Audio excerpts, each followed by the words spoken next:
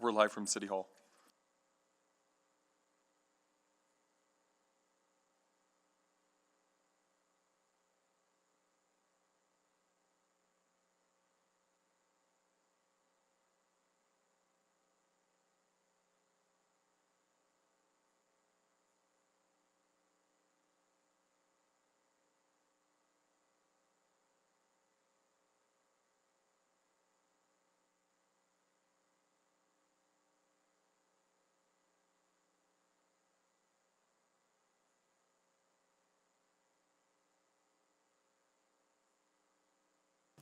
Well, good morning, everyone. I would like to call this meeting to order. At this time, I would like to acknowledge that we are meeting on the traditional land of TD6 territory and acknowledge the diverse indigenous peoples whose ancestors' footsteps have marked this territory for centuries, such as Cree, Dene, Sotu, Blackfoot, Lakota Sioux, as well as Métis and Inuit, and now settlers from around the world. And I will do a roll call of council members. Councillor Wright. Good morning. Councillor Knack. Good morning. Councillor Principe. Good morning. Councillor Stevenson. Good morning. Councillor Paquette. Good morning. Councillor Tang. Good morning. Councillor Hamilton. Councillor Hamilton. Councillor Rutherford. Good morning. Councillor Salvador. Good morning. Here you go. Councillor Hamilton is here. Councillor Cartmell. Well, Councillor Cartmell will be joining us in the afternoon. Sorry, he did send us a note. Yeah. Councillor Rice. Good morning. And Councillor Jans. Good morning. Good. All right. Adoption of the agenda. I will move adoption of the January 23rd public hearing agenda. Okay. Second. Second by Councillor Rice. Any questions on the adoption of the agenda? Seeing none, please vote.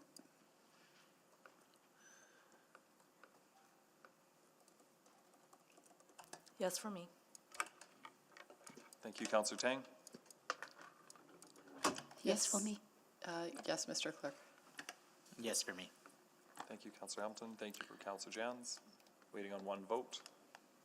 Yes for me.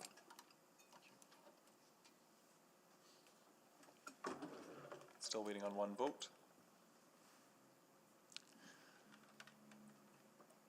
Councillor Paquette.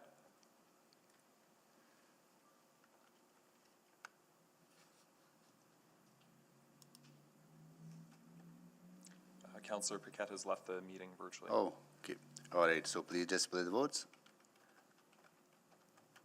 That is carried. Protocol items. Councillor Rice. Thank you, Mayor Sohi. Good morning, everyone. I'm honored to welcome all of you into the Lunar New Year. Today, just the second day of the year of the rabbit.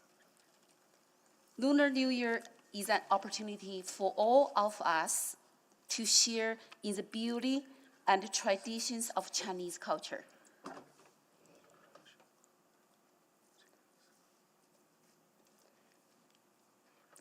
So I'm a little bit excited of this. Celebrates the many viable contributions of the local Asian community and show pride in our diversity. Lunar New Year occurs annually and is one of the most important holidays in Chinese culture.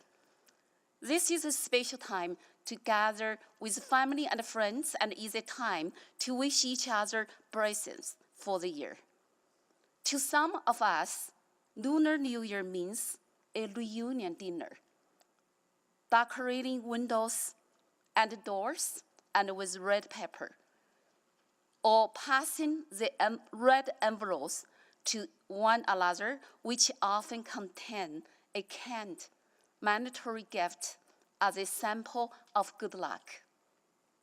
When I was a child, this was the most exciting time of the year, as I always looked forward to the big red envelopes and from my parents and other elder relatives. So definitely right now, I don't have opportunity to get the big red envelope because my parents not here. And then where there are many ways to celebrate, Lunar New Year also presents the opportunity to reflect on the past year and dream of the possibilities for the next year.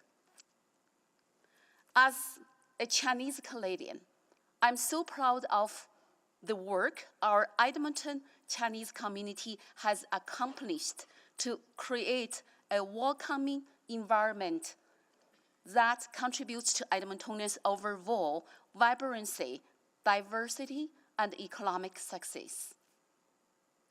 Today, I would like to introduce a few members of our Chinese community who play an important role and then in activating and strengthening our Chinese community in Edmonton.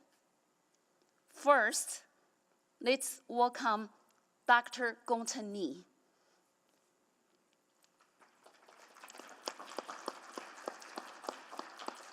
So Dr. Li is a volunteer with the Edmonton Multicultural Innovative Society, plus volunteers with the Seniors Innovation Fund program in the Twin Brooks Community League for over past 8 years. He and his teammates initiate many programs to help seniors connect with one another and bridge cultures and generations, and also provide support for seniors in need of fighting COVID-19. Thank you, Dr. Gongchen Ni, and for your great volunteer work to support our seniors and promote multicultural and in the community. Second, let's welcome Dr. Fang Fang.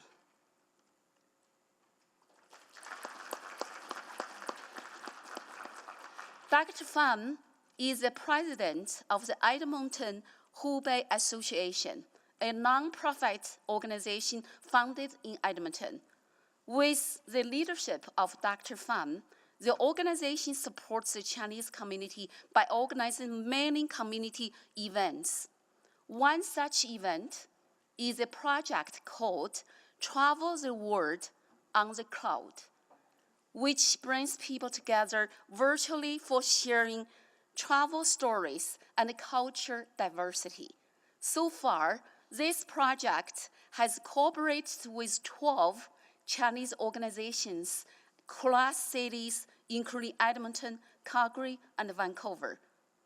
There are more than 5,000 members from all partnerships actively participate in this culture project. Thank you, Dr. Fan, and for your passion and leadership to contribute to our city's multicultural diversity and inclusion. Next, let's welcome Dr. Fulin Wang.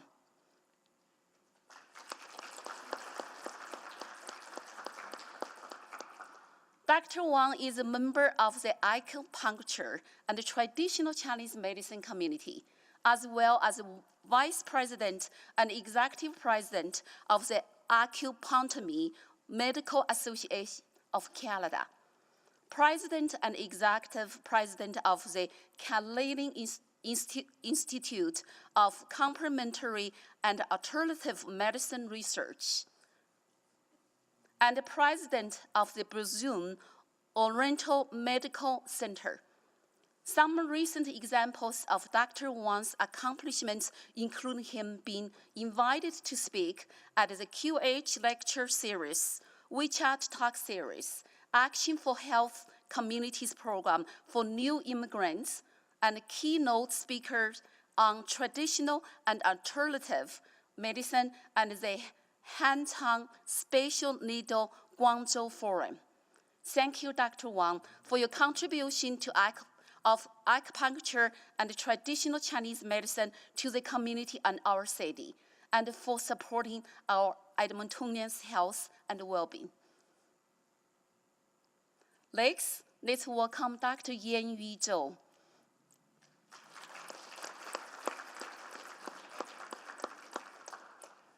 Dr. Zhou is the Vice President of the Alberta Artificial Intelligence Association, Program Coordinator for Adult Literacy and Skills Development, Action for Health Communities, and a broad member of the Canada-China Friendship Society of Edmonton. During her presidency with the Edmonton Chinese Writing Club, Dr. Zhou initiated and organized many cultural seminars, events, and activities. She developed innovative lifelong learning projects to help immigrants, newcomers, and community members improve essential skills. She holds the first artificial intelligence leadership training for community leaders and initiated the first AI literacy club in Edmonton to introduce basic knowledge about AI. Dr. Zhou has a dream to become a culture bridge to integrate Eastern and Western cultures and make our city a better place for all Edmontonians.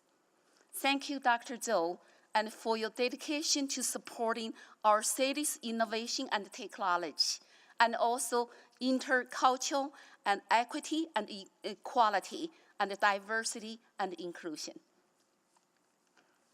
Last, let's welcome Mr.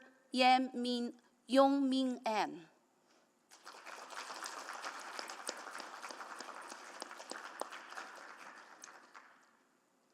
Mr. An is the president of the Edmonton Golden Sun Chinese Senior Club. He came to Canada at the age of 65 and became a role model for many elder new immigrants. He is an important volunteer with our Chinese community, and among his contributions, he is a volunteering photographer and offers free training session to for photography enthusiasts. As president of the Edmonton Golden Sun Chinese Seniors Club, Mr. An has made many achievements such as organizing 120 online and in-person activities and information sessions for elderly new immigrants to help them integrate into Canadian society. This year, Mr. An is helping more than 200 new seniors visit and get familiar with our Edmonton downtown pathway system, as well as show them even how to order a famous coffee and in our country at Tim Hortons. Thank you, Mr. An, for your great volunteer work to support our seniors, specifically elder newcomers to our city. I want to thank you all and for your dedication and contributions that positively impact our community and our city. I wish you all a successful and prosperous New Year. 祝爱城华人社区所有的同胞们兔年吉祥快乐，万事顺心如意，健康快乐，恭喜发财，恭喜发财。Thank you.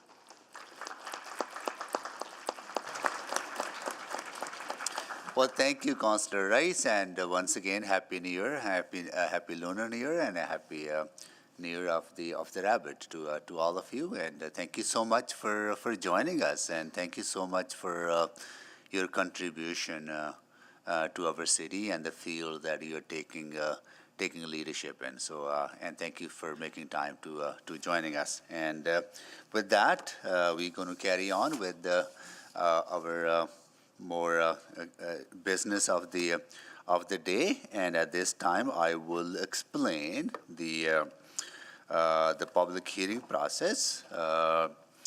The clerk will call out the bylaws to be dealt with.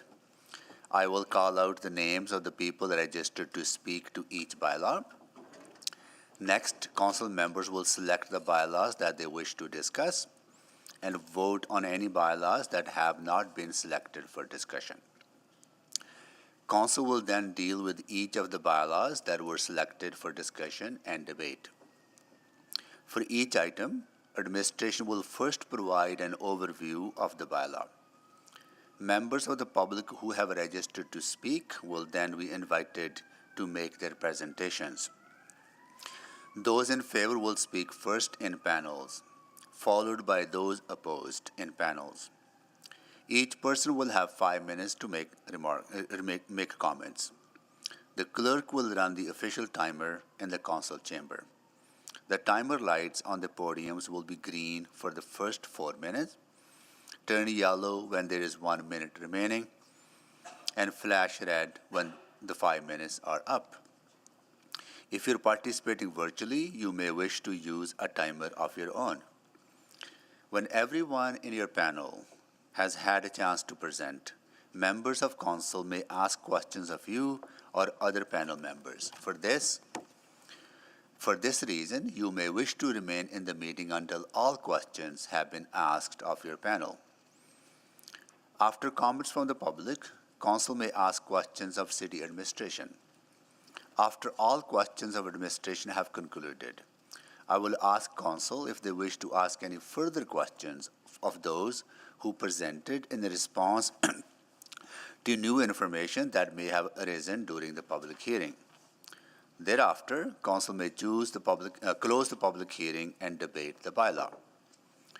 If you're participating virtually, please remember to mute your microphone when you are not speaking and refrain from using the raise hand function as it creates issues of fairness and decorum.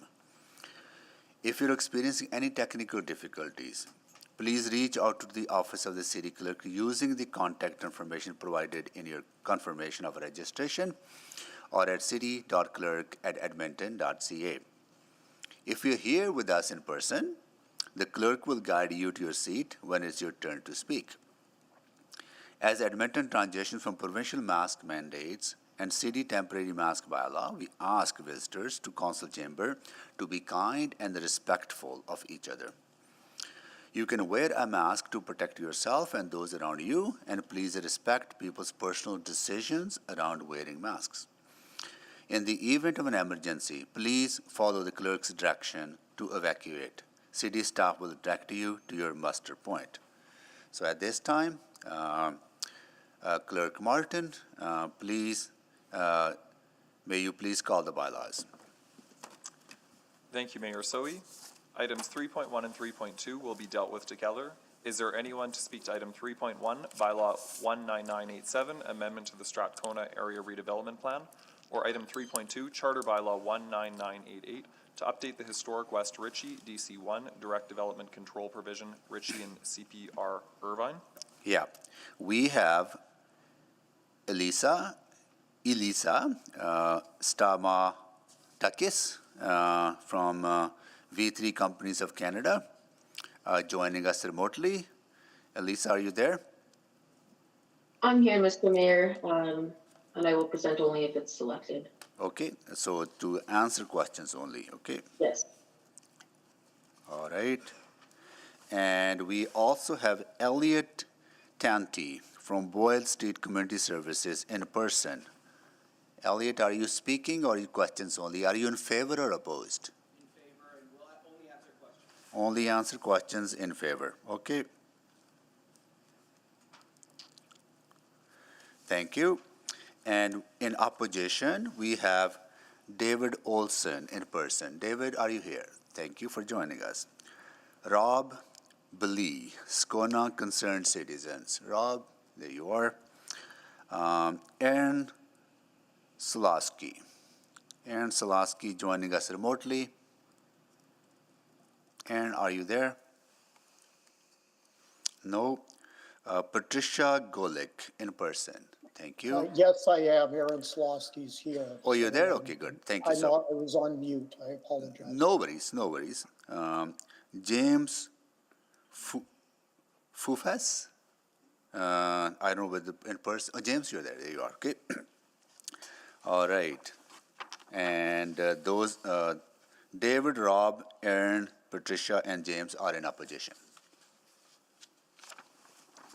Thank you, Mayor Sohi. Is there anyone to speak to item 3.3, Charter Bylaw 19937, to allow for small-scale infill development, Pleasant View?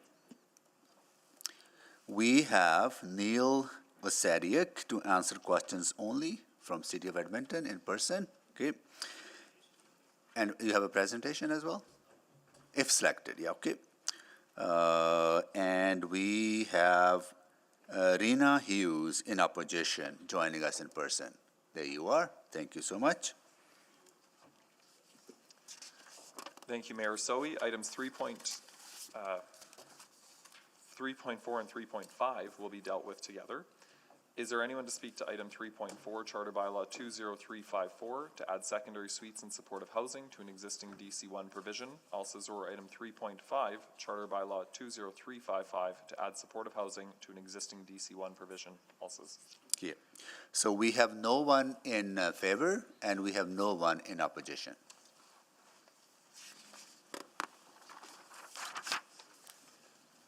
Thank you, Mayor Sohi. Is there anyone to speak to item 3.6, Charter Bylaw 20358, to allow for a mix of small-scale housing, Calder? We have Iman Al-Mikdad to answer questions only in person. Yes. There you are. And no one is in opposition.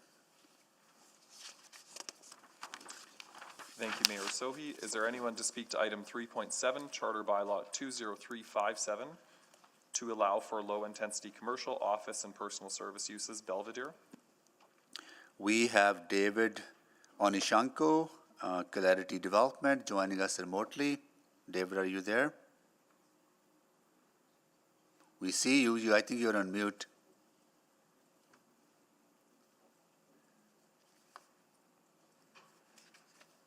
Okay, are you here to make a presentation or just answer questions only?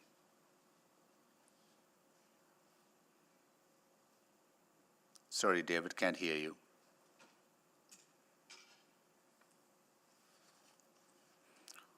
Maybe clerk will check with you whether you to answer questions or maybe, you know what? Give me thumbs up if you're making a presentation.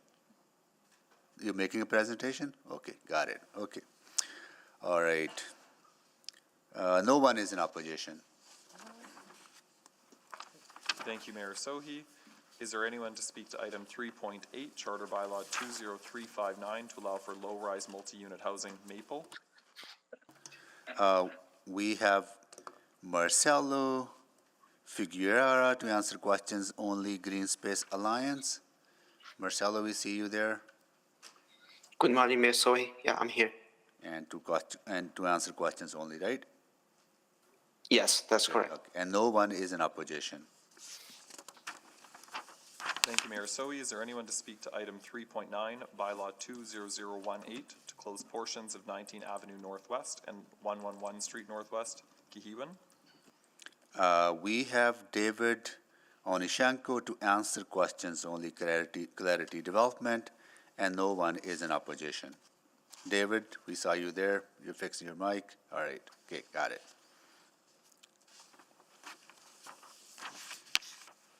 Thank you, Mayor Sohi. Is there anyone, items 3.10 and 3.11 will be dealt with together. Is there anyone to speak to item 3.10, Bylaw 20349, to amend the Eau Claire Neighborhood Structure Plan, or item 3.11, Charter Bylaw 20350, to allow for row housing and school park uses, Eau Claire? We have Ryan Edick to answer questions only in person. There you are, Ryan. And Andrew Olson to answer questions only also in person. Okay. And no one is in opposition.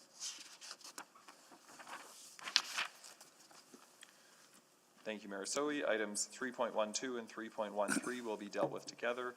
Is there anyone to speak to item 3.12, Bylaw 20352, Amendment to the Rosenthal Neighborhood Structure Plan, or item 3.13, Charter Bylaw 20353, to allow for shallow lot row housing and low-density residential development, Rosenthal?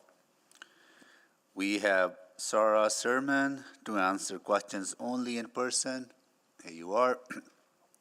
And PJ Pescod to answer questions only in person. Okay. And no one is in opposition. Thank you, Mayor Sohi. Is there anyone to speak to item 3.14, Charter Bylaw 20362, to allow for convenience, commercial, and personal service uses, Thorncliffe? We have David Onishenko from Clarity Development. Then we have Renin Present. Sons as well, and both in favor. And in opposition, we have Hujan Liu, and joining us in person. Hujan, are you here? Or joining remotely?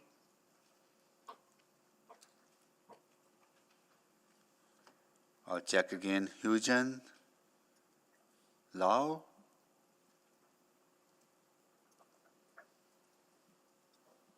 In person or remotely? No, we'll come back. Go ahead. Thank you, Mayor Sohi. Is there anyone to speak to item 3.15, Charter Bylaw 20348, to allow for medium-rise multi-unit housing, Queen Alexandra? We have Jeff Booth in favor, and no one is in opposition. Jeff Booth, are you there? Yes, I am, and I'll just present if the item is selected. Okay, questions only? All right. Thank you, Mayor Sohi. Is there anyone to speak to item 3.16, Charter Bylaw 20361, to allow for medium-rise multi-unit housing, McKernan? We have no one in favor and no one in opposition. Mayor Sohi, we did just have one speaker register On this one? on item 3.16. 3.16, in opposition or in favor? In person, it's Neil Dubois. For questions Neil only. Dubois.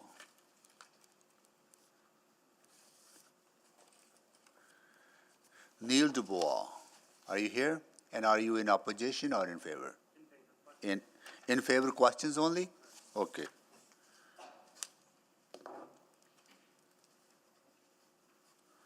Okay.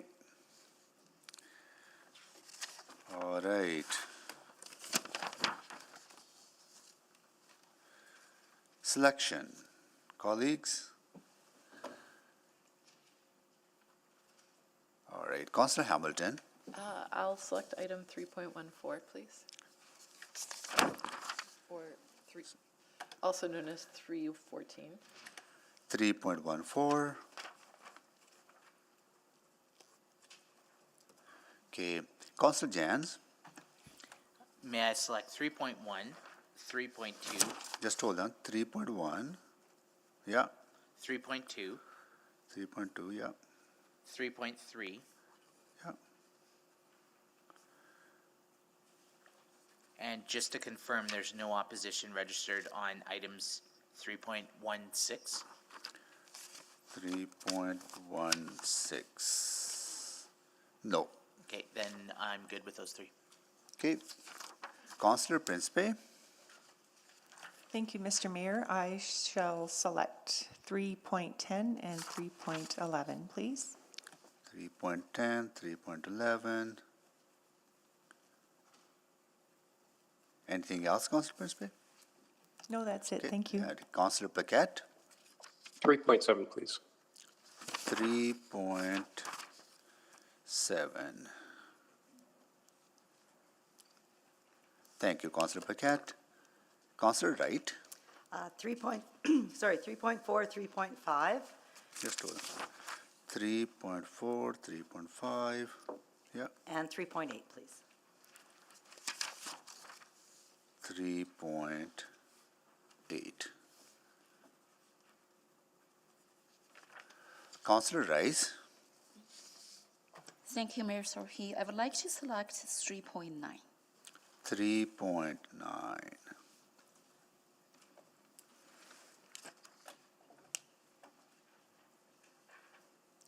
Okay. So 3.1 is selected, 3.2 is selected, 3.3 is selected, 3.4 is selected, 3.5 is selected, 3.7 is selected, 3.8 is selected, 3.9 is selected, 3.10 is selected, 3.11 is selected, and 3.14 is selected. Okay. Can someone move the balance? Yes, Mr. Mayor, I'll move the balance of the items. So I'll move closure of the public hearing. Yes, or is the public hearing never open? I always forget. It's the first reading. First reading of items 3.6. No, No, just. Council, sorry, you do need to close Yeah, public hearing. close public hearing first, yeah, yeah. So I'll close public hearing on items 3.6, 3.12, 3.13, 3.15, and 3.16. Second. Second by Council Salvador, please vote.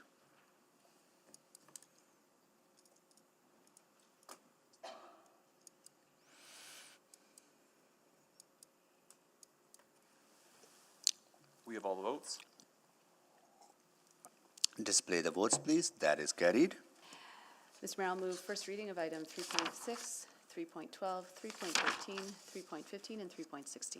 Okay. Second. Second by Council Salvador. We have first reading on the floor for these items. Anyone wish to speak or say anything? Seeing none, please vote.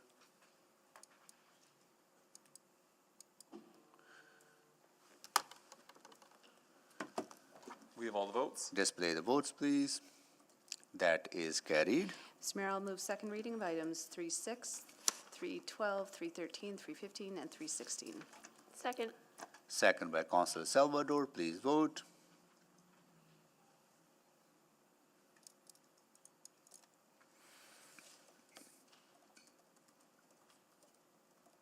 We have all the votes. Display the votes, please. That is carried. Mr. Mayor, I'll move consideration of third readings for items 3.6, 3.12, 3.13, 3.15, and 3.16. Second. Second by Council Salvador, please vote for the consideration for third reading.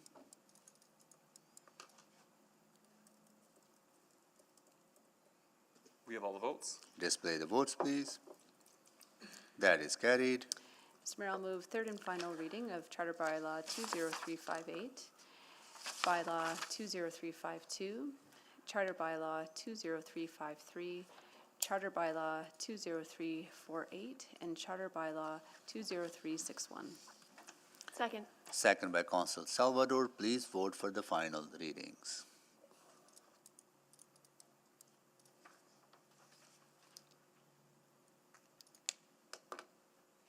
Just waiting on one vote. We have all the votes. Display the votes, please. That is carried. Okay.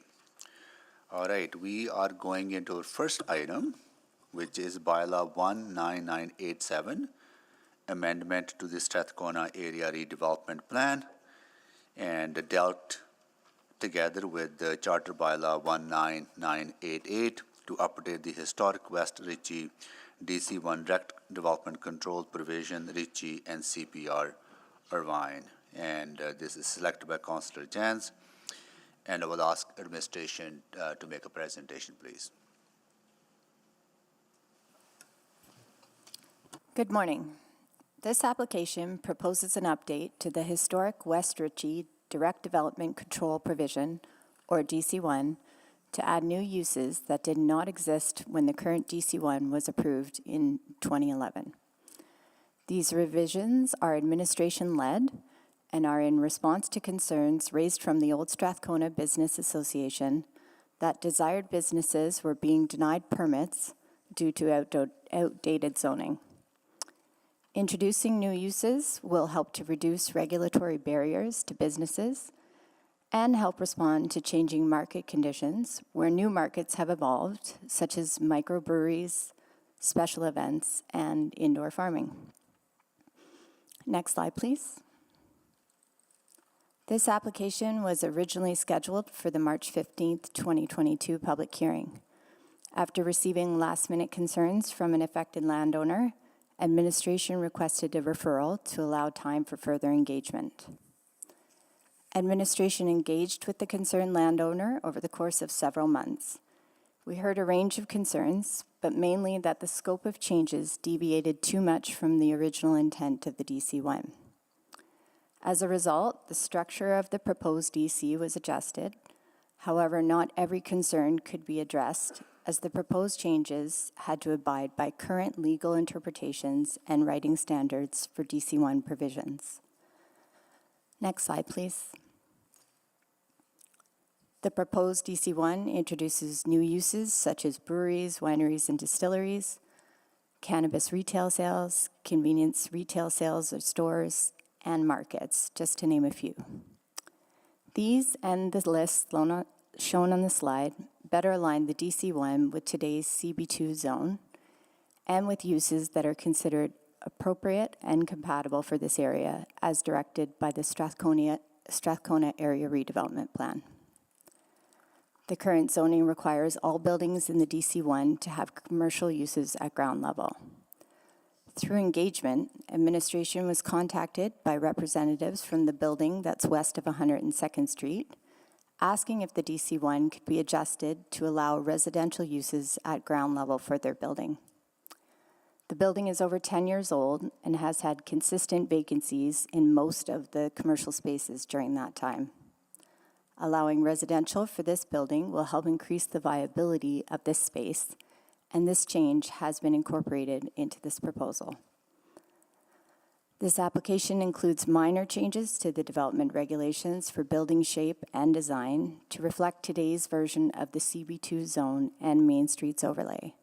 However, there are no changes to scale or intensity of development, such as height and floor area ratio. Next slide, please. The Strathcona Area Redevelopment Plan's intention for this area is to build on West Ritchie's existing qualities so that it can become a vibrant, historically referenced urban village with quality urban design and architecture. The proposed new uses are compatible with this area and are allowed on surrounding blocks where there is CB2 zoning. There are proposed amendments to the plan to reference up-to-date overlays and to change a figure label to clarify that the building west of 102nd Street can have ground floor commercial uses or be entirely residential. The rezoning area falls within two primary corridors under the city plan, and primary corridors are intended to have a wide range of activities supported by mixed-use development. This application aligns with these goals by introducing new uses. Next slide, please. Administration notified nearly 300 landowners of this application in November 2021 and again in October 2022 after revisions. We received support from the Old Strathcona Business Association and from other landowners, indicating that the proposed changes will make it easier for new permits to be issued. We continued to hear concerns from the affected landowner, whom Council's motion directed administration to engage. Administration addressed several requests for information and met to share information and better understand their concerns. Ultimately, we modified the structure of the proposed DC1 to address as many of them as possible. More recently, administration has heard concerns that a health hub with the potential to include an overdose prevention service is being considered at a site within the DC1 area. We heard confusion that this rezoning application is to facilitate the health hub, and many questions on whether this type of use is permitted under the current and proposed zoning. To be clear, this application is limited to updating the current DC1 to today's standards for uses and regulatory language. It is not to facilitate or further regulate a contemplated use, such as a health hub. Next slide, please. This past Friday, a letter of support for the application was sent to City Council from the Old Strathcona Business Association. Administration understands that they have concerns about how some of the design requirements in the Main Streets overlay may be at odds with the unique boomtown design and architecture of the West Ritchie area. Administration has reviewed and agrees that clarification is needed and has prepared an amendment to the regulations if Council wishes to consider adjusting the DC1 through a motion. Next slide, please. In summary, administration supports this application. It modernizes business opportunities in the area and ensures landowners will not face unnecessary regulatory barriers for new businesses while respecting the unique character of the broader area and the intent of the current DC1 provision. Thank you. Thank you so much for the presentation. Before I go to the speakers, just need some guidance from our legal counsel, Mr. Johnson.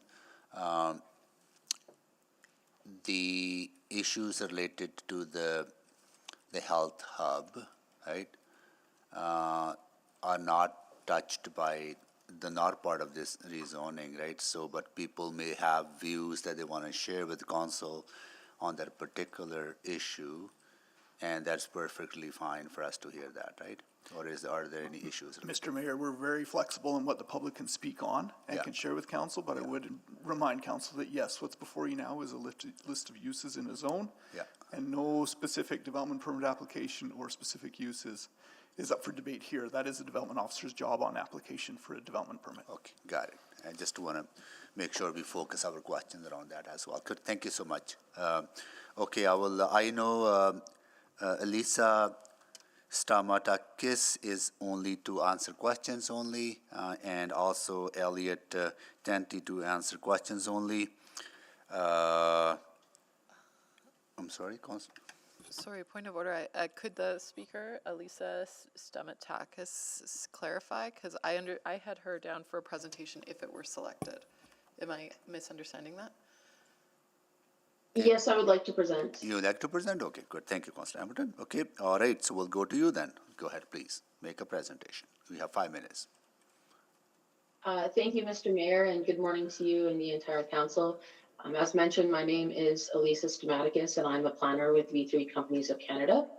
I'm here today representing the owner of the Station on White, the building at the corner of 82nd Avenue and 102nd Street, and one specific component of the application presented before you today, which is to allow residential uses at the ground floor of the building that fronts 102nd Street, presented under Charter Bylaw 19988 under Section 4.9.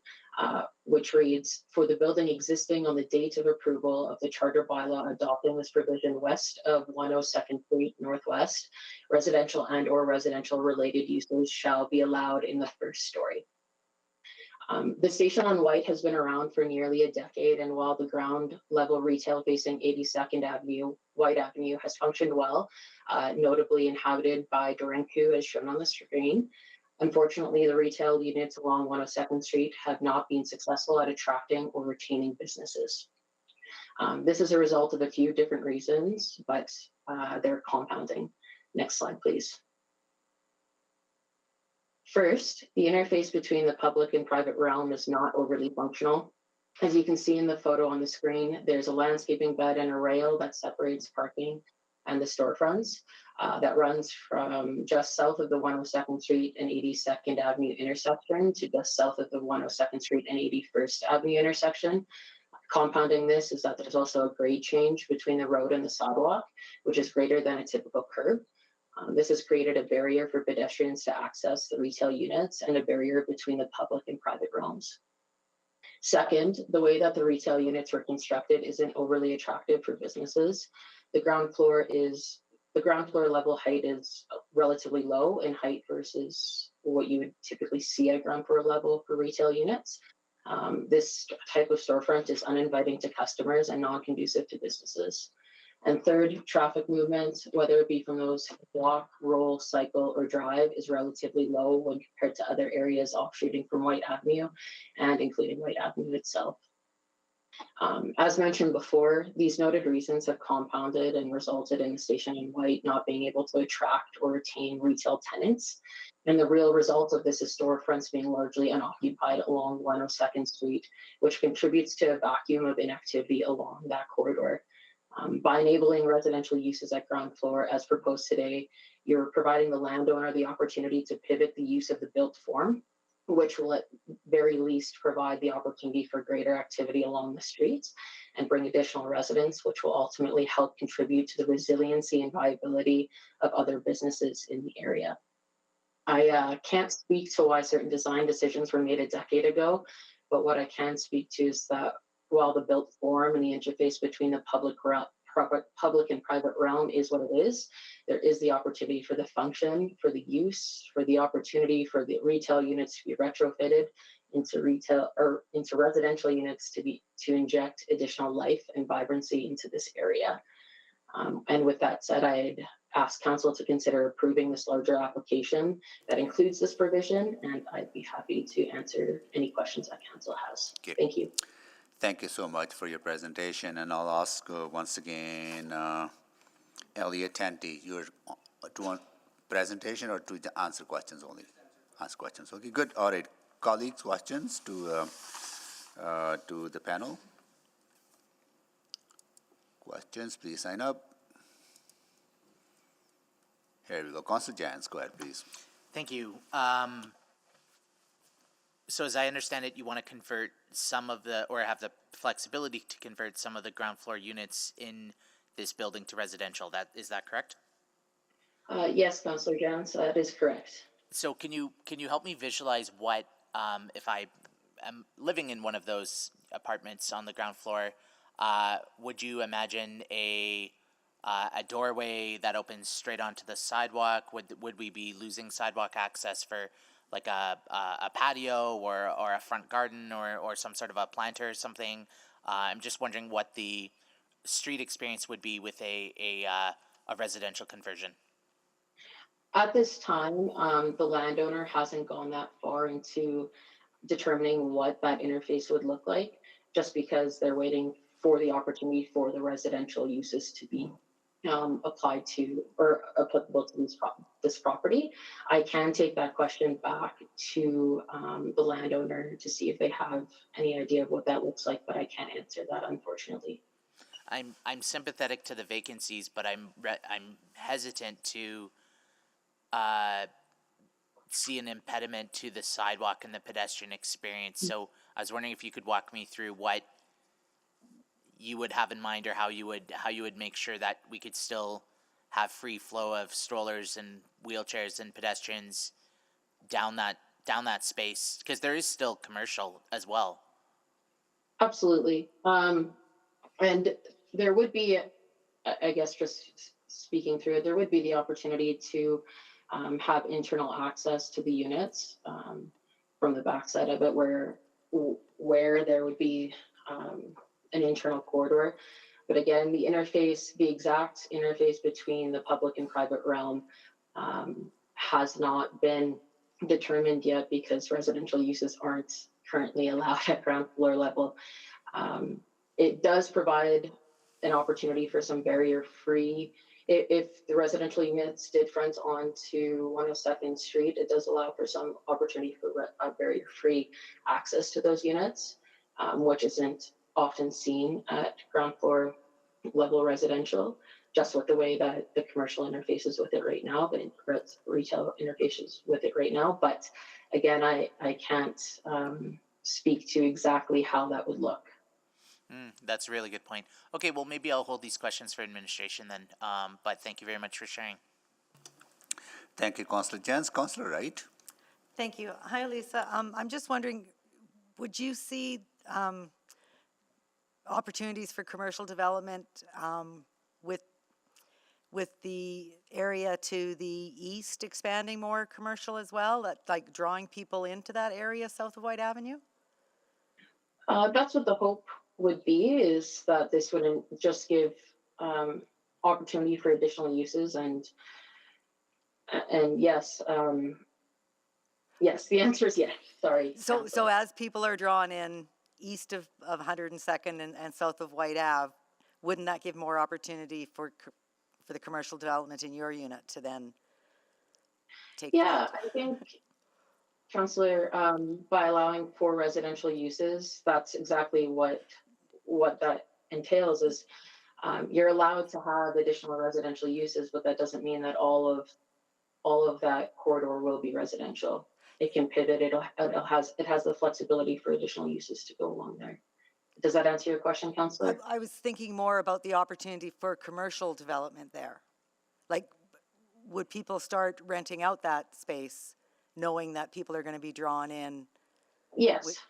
Councillor. So is there, I'm just wondering about the need to change it to residential, as Councillor Jans was saying about, like, maybe closing off that sidewalk and restricting access overall. Sorry, can you ask your specific question again?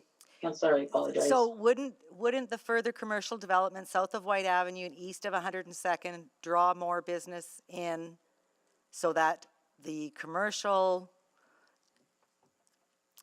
areas in your building would then start to pick up? Well, to date, it hasn't. And it's been there for around a decade. And so, I mean, the hope would be that there is a commercial uptake, but that hasn't been seen in the past. Okay, but now with this rezoning overall, that might happen. And it very well might, Councillor. But again, allowing for residential uses is just that. It's allowing for residential uses. If there was the opportunity for other additional commercial tenants, then I'm confident that the landowner would want to pivot to have commercial tenants in those areas as well. And it would be another retrofit. So the use being allowing for residential uses doesn't mean that every storefront will be converted to residential uses. It's just allowing for that use to occur. Okay. All right. Thank you very much. That's all I have. Thank you, Councillor Wright. Any more questions to folks in favor? Seeing none, so we'll go to members of the public who are in opposition to this application, and I'll call your names. Please come to the front, and clerk will guide you to your seat. David Olson, in person. Please come here. You'll be number 1. Rob Billy, please come down. You'll be number 2.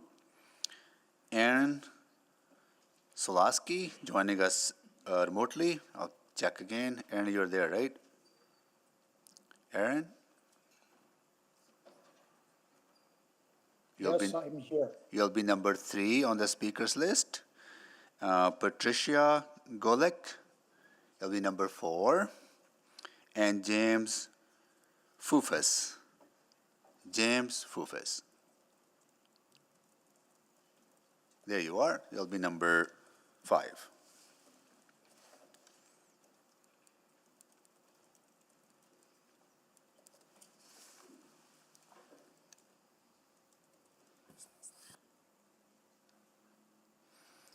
And once again, I will briefly explain the process. Each of you will have 5 minutes to make your presentation. Once everyone has concluded their remarks, then council members may have questions to you. So please go ahead. We'll start with David Olson. Good morning, everybody. Thanks for hosting the meeting here. I'm a commercial real estate agent here in Edmonton, an associate with Lazat & Associates going on 14 years, and worked on several BRZs in Edmonton, 124 and 118, 104 and 104 Avenue, 142 to 156th Street. So some tough areas to revitalize and to generate retail business as well as development. I also work with multiple developers and investors here locally and globally that do look at Edmonton as a positive area to invest money and to develop. And I do see the significance of these type of facilities here in Edmonton with a growing drug and epidemic problem, as well as the issues we're dealing with both downtown and White Avenue, which are trickling over. And also this is a personal thing for me too, as well as being a recovering alcoholic, 2 years sober, and dealing personally with the individuals in Edmonton youth and adult communities on a daily basis, and helping them alongside doing my job, which is helping bring retail business to Edmonton's downtown core and White Ave. I understand the significance of this, but I definitely feel that there's better areas suited for this type of facility. It's not something that should be sugar-coated or blanketed or hidden. This is a problem that's obviously very, very out there, and it affects everybody on all levels. The biggest thing for me is not only for the ownerships, like some of them are third generation in that area that own that land, and have invested a lot of time and money into property there. And when West Ritchie was very exciting to see it going on to this new era where they were going to develop. So you had Pele Developments build a Pele Vorskona. You had Ivan Beljan build his project. You had Aaron Sloshky take over the Dirks building, invest millions and millions of dollars into this area. Not only the money, but the vision and taking the risk on an area which they didn't really see a lot of vibrancy, and now you see it. And I walk that street every day. I work in that area every day. I work with the tenants. I work with the residential people that occupy the vacancies there, and it's just not something that I feel is suited for that area. I feel there's many other buildings within the vicinity that have been vacant for a very long time that are still very, very good candidates. This kind of caught me by surprise when it was represented in the papers too as well. And it was alluded to that they had received a DP or were getting a DP. So obviously my clients were quite upset with that, and it was quite concerning to a lot of residents and new retail tenants. Going into Christmas break, we had the former Dirks building at 8111 102 Street fully leased. And when that article came out, it went vacant. All the other properties, the Pele Vorskona too as well, we have vacancies in there. The moment that that article got released, those two retail deals were retracted. We're at about a 50% retention right now on getting those deals back on track, and a lot of those deals are pending the approval of this use. So again, I am definitely for and support people that are trying to better their lives. I'm definitely for the revitalization of West Ritchie on a retail stand. I believe and have been told on many different occasions that Strathcona Business Association has been given multiple buildings to choose from over the last 2 years and have chosen to turn them down. And working closely with the businesses on White Avenue, I definitely know that it is a problem and something that they definitely want to have addressed. Thank you for your time. Thank you so much for joining us and sharing your thoughts with us. Next, I'll go to Rob Billy. Please go ahead. Thank you, Mayor Sohi and City Council, for the opportunity to speak with you today. My name is Rob Bly, and for over 30 years, our family has owned Klondike Insurance Agencies, which is a business and a building on 81st Avenue, right in 102nd Street, in the middle of the zoning that we're talking about today. Klondike is a business that has been successful and now employs 27 people, and they all work out of that West Ritchie office. And we're directly affected by the proposed bylaw and zoning changes that we're discussing today. I'm also a member and a founding member of the group Skona Concerned Citizens, and that's a group of residents and employees and business owners who care deeply about Old Strathcona and West Ritchie. There's over 100 people in our group, and these are people from all walks of life. They've invested and contributed to the success of the area, and I do have to say, one of the best successes that we have here in Edmonton. The members include people that are renting apartments, buying condominiums, living in seniors' homes. They renovated old buildings, as Dave discussed, and they're building new buildings. And they've created some phenomenal destination attractions to have people come to the area, things like restaurants, hair salons, activity centers for children, daycares, gyms, art shops, and more. So as a business owner and a member of that group, I'm deeply concerned with what was briefly discussed on the street drug consumption site that's planned to be located in our area. And I understand that's not the primary topic of the zoning discussion, but this introduction I think is necessary to understand my point.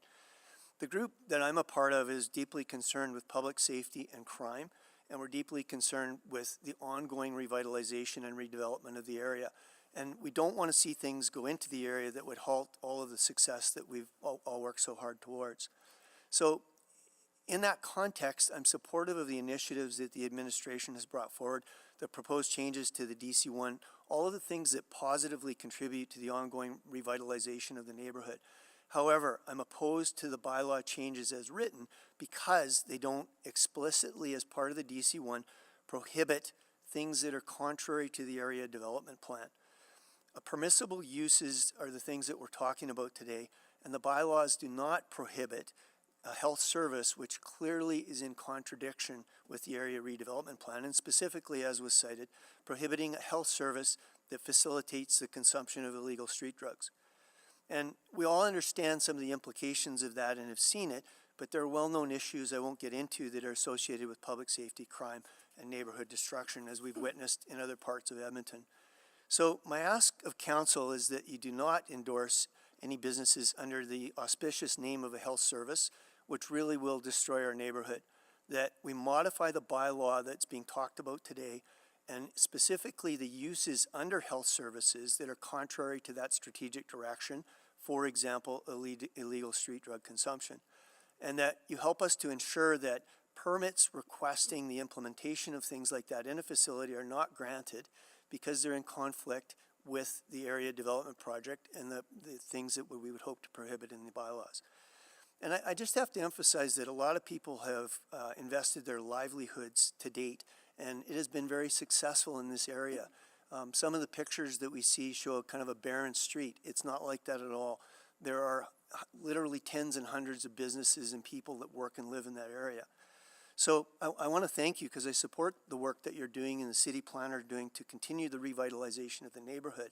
But I'm very clearly opposed to changes as written because they don't include the appropriate exclusions. And by the way, many of the changes in the bylaws that you're reviewing do include exclusions, and I'm therefore advocating this should also be added. None of us want to have a reoccurrence of the issues of neighborhood destruction that we've seen in other parts of Edmonton, and we trust in council to help us to make sure that doesn't happen. So thanks very much for the opportunity to speak to you today. Thank you so much for joining us. Before I go to Aaron Slosky, I wanna first of all welcome some visitors to the Chamber Hall. We are joined by students from Earl Buxton School. They're here along with their teacher, Crystal Kolka, and they are from Ward Fihissewan. Thank you so much for joining us. Your Ward Councillor, Representative Councillor Cartmel will be joining us in the afternoon. So thank you so much for being here. Yeah. Are you here for as part of the city school or just for the day visit? You're just walking and taking a tour of the city hall, then going to go see other amenities here in the downtown and get on the LRT, I understand? No? Okay. All right. Not quite yet. Oh, good. All right. Okay. Well, have fun. Stick around as long as you want to stick around, and probably see you in the hallway during the break. Okay. All right. Thanks. Now I will go to Aaron Slosky. Go ahead, please. Hi there. Do you mind just confirming if you could hear me? Yes, we can. Please go ahead. Okay. I want to, since we have limited time, I wanted to just quickly address a couple of the comments made by the administration. We were involved in public engagement with the administration, and in fact, no changes other than one change that was obviously an error in the original proposed rezoning were made as a result of our extensive engagement. The issue of writing standards, it initially began with the administration explaining that they couldn't cite the uses of an underlying zone, so they couldn't cite the CB2 zone as in a DC1 as being determinative of the uses because that was improper drafting. But as it turns out, they have cited the CB2 zone and MSO overlay to determine what the development regulations will be for the DC1 instead of specific regulations for the DC1, which confuses us greatly. And in their submissions to council, they submit that the changes were made in order to satisfy stakeholder concerns. Our concern was that there weren't regulations specific to the DC1 and that they were being made by incorporating general zones that don't necessarily apply to the DC1 by its very nature. With respect to the submissions on changing the entire composition and purpose of the DC1 by putting residential uses on the main floor of a development that spans 40% of the DC1, just in response to those comments, there's been no application that was made public for that request. Within that application that was non-extant, there's no explanation as to how changing the ground floor to residential would be in line with the purposes, objectives, and goals of the ARP, which would be necessary for such an application.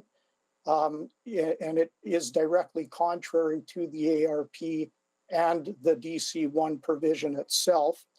I'm very sympathetic to the vacancy. I don't like to see it. It doesn't help any of us.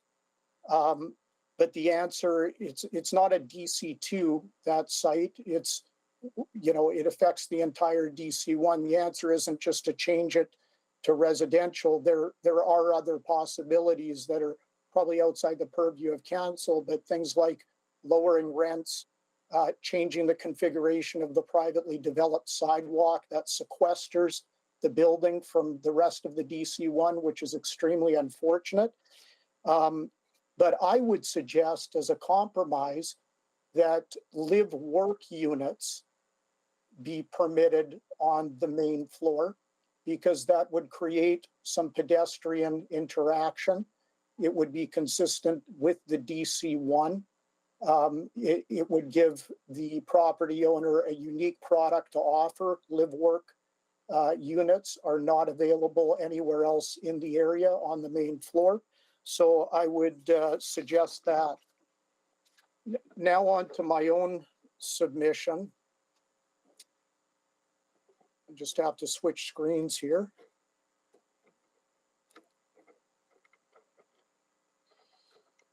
So the purpose of the West Ritchie DC1, I quote, is to preserve the unique architectural character of a portion of 81 Avenue, provide for new commercial and compatible mixed-use development opportunities. That is the purpose. The DC1 was introduced in 2011. It also was introduced to facilitate streetscaping improvements, which can be found in the city administration's 2011 presentation to council and within the ARP in a number of areas. Mr. Swalski, I'm going to have to stop you here, unfortunately. Your 5 minutes are up.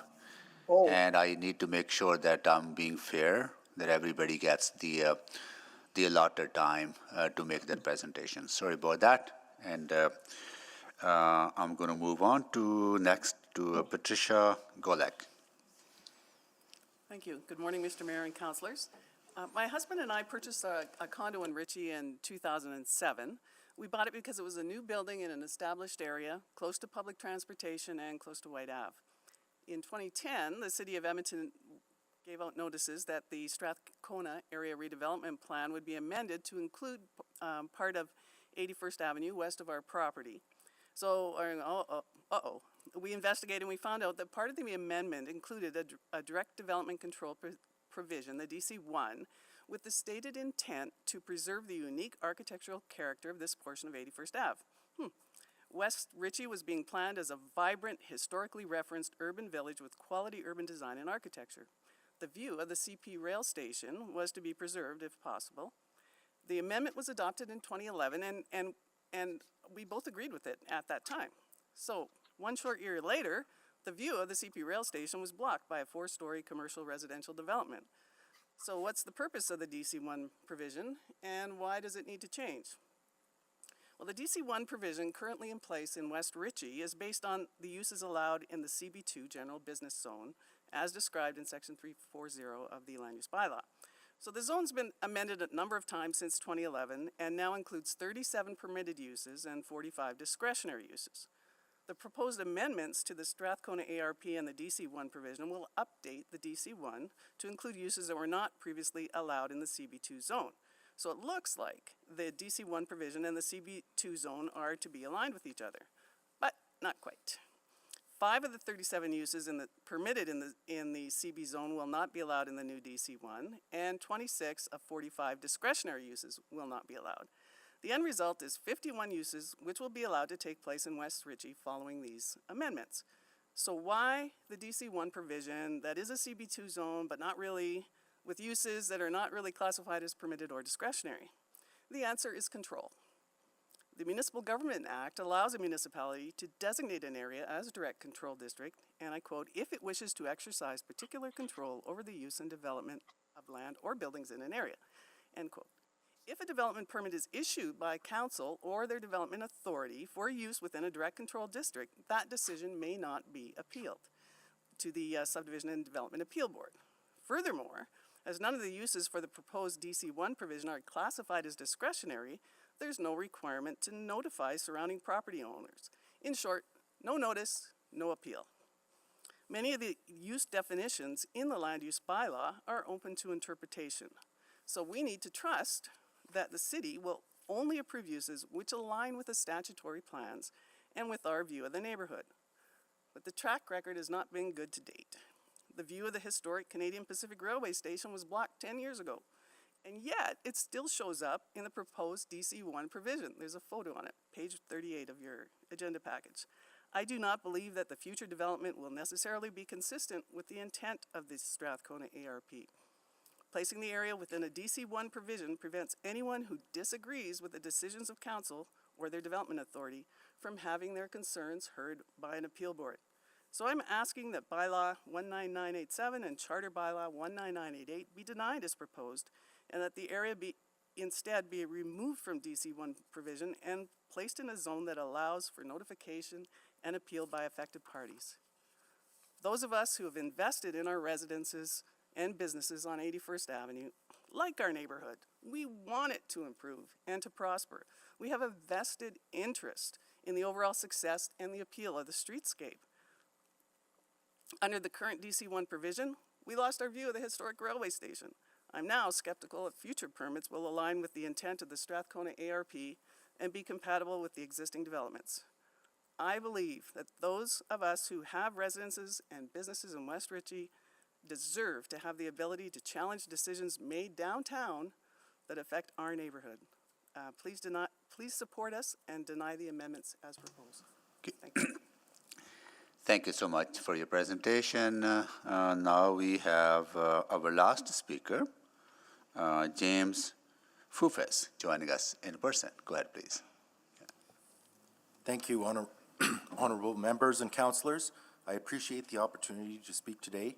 My name is James Fufes. I'm a building owner on 81st Avenue within the historic West Ritchie DC1 area. The mixed-use building I own houses a well-established retail bookstore, a massage studio, and 4 residential suites that cater to predominantly young people, often female. My building is frequently featured in photos of the area as an example of the historic nature of the avenue and its period-relevant facades. I am appealing to Council as per bylaw 12925 to consider that the current DC1 zoning as well as the proposed changes to the DC1 zoning substantially disrupt the objectives and policies outlined in the ARP. I understand the purpose of this zoning change is to amend the allowable uses to align with the goals and objectives of the area and to restrict other uses appropriately to ensure this. The long-term plan of the Strathcona ARP is to create an active pedestrian-oriented environment with all permitted uses on 81st Avenue advancing this goal. One of the intents of the ARP is to emphasize retail uses at ground level on what is currently a cohesive retail block. The closing of one business and the opening of another which caters to limited clientele disrupts the intent of the ARP, which is to create a high-quality public realm that will offer a range of experiences that contribute to local identity, livability, and character of the neighborhood. In the MSO, Section 819.1 states that the purpose of this overlay is to encourage and strengthen the pedestrian-oriented character of Edmonton's main street commercial areas by providing visual interest, transparent storefront displays, and amenities for pedestrians. All future occupants of 81st Avenue should adhere to this provision. Development Regulations Point 12 requires that the principal entrance to a building be from the front sidewalk to encourage pedestrian traffic along the avenue. Several recent applications have been made by the city, to the city, which are in direct conflict with these bylaws and in the spirit of the ARP. I worry that the pedestrian-oriented priorities set out in the zoning guidelines will be further eroded by allowing these uses and proposed amendments to the DC1 provision. I feel it is incumbent upon our council to restrict uses that may have a detrimental effect on safety, business opportunities, and a thriving commercial area that is pedestrian-friendly, family-friendly, and unique to West Ritchie. This is mentioned again in bylaw 17-831, which states that the development should not unduly interfere with the amenities of a neighborhood or materially interfere with or affect the use, enjoyment, or value of neighboring properties. In addition, bylaw 19-126 requires commercial development outside of White Avenue commercial area to be of low scale and intensity and to maintain a pedestrian orientation onto the street with emphasizing retail and service uses at ground level. Any development that could disrupt the flow or walkability of the street front is in direct contradiction to the intent of the ARP in this bylaw. Among the current permitted uses in this DC1 area is health services. In my review of bylaw 18706, the definition of health services is listed as a development used for the provision of physical and mental health services out on an outpatient basis. Services may be preventative, diagnostic, treatment, therapeutic, rehabilitative, or of counseling nature.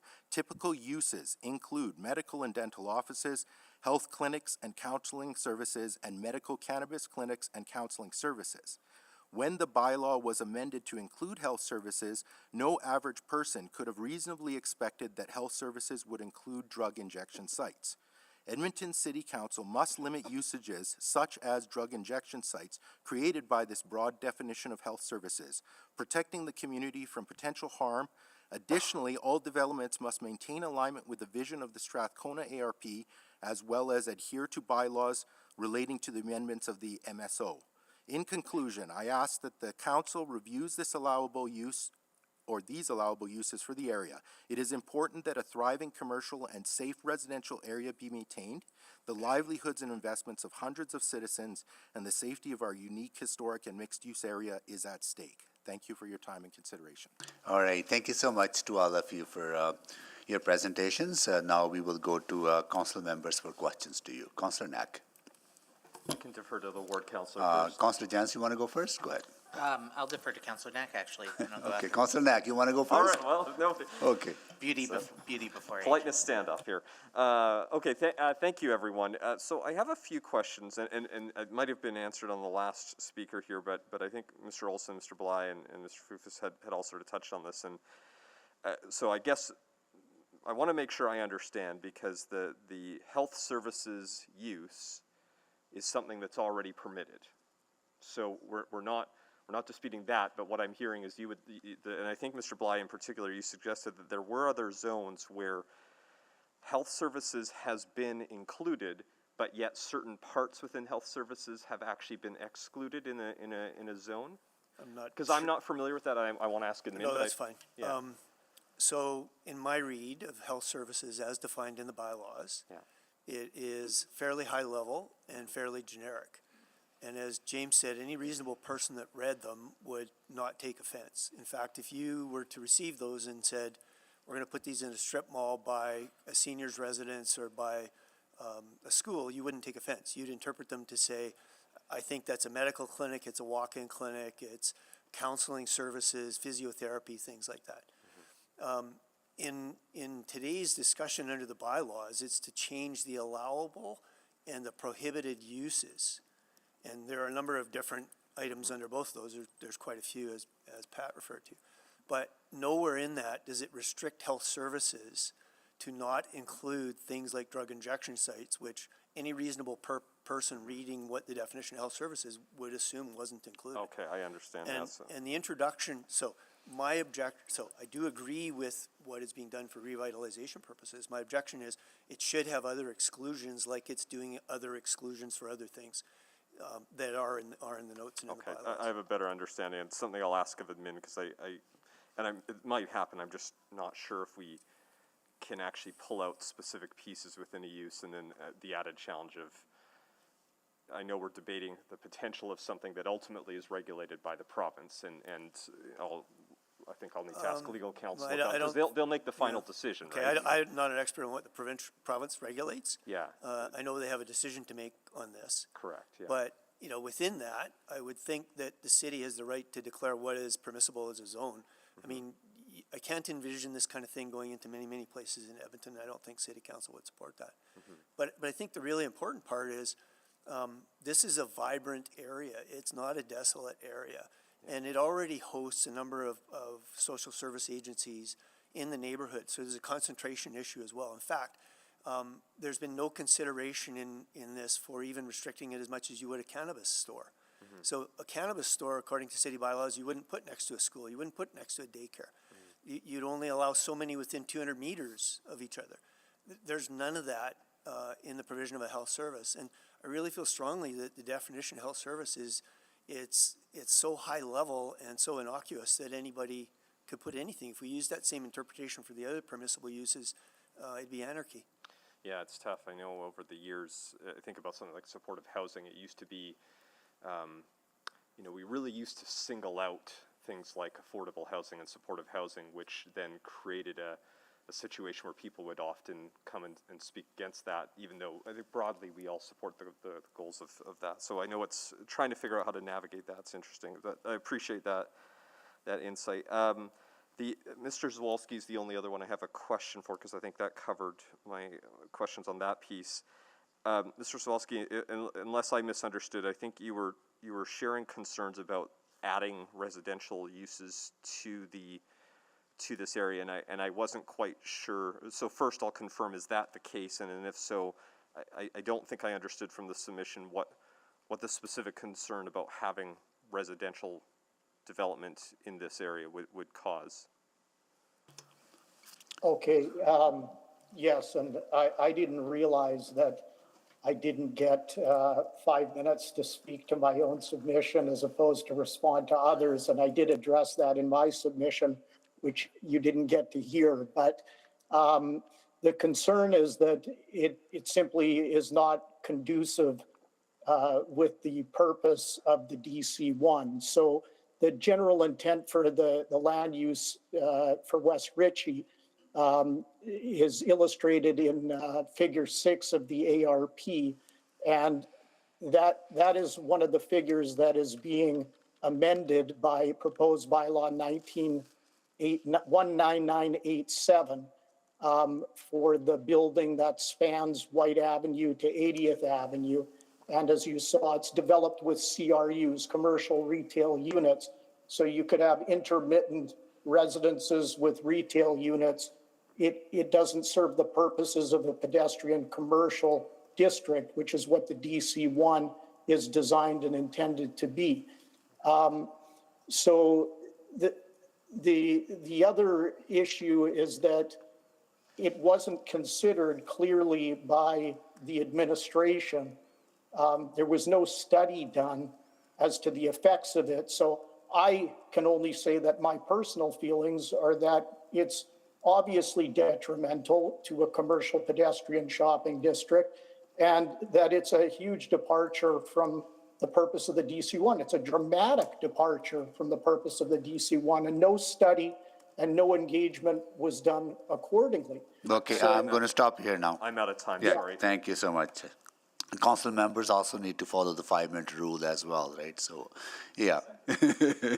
You know, so, yeah, no worries. Okay, Councillor Jans, go ahead. My questions are for others now. Councillor Knack covered my questions. Okay, got it. Councillor Wright? Thank you. I'm going to try to stick to zoning and not,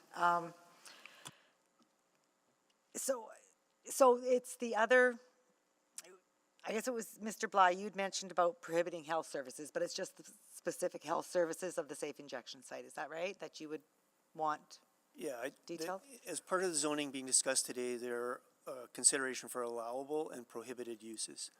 And I do believe that there's a need for some definition under prohibited uses, under health services, which is very broad, high level, and ambiguous, to exclude things that are contrary to the area development plan.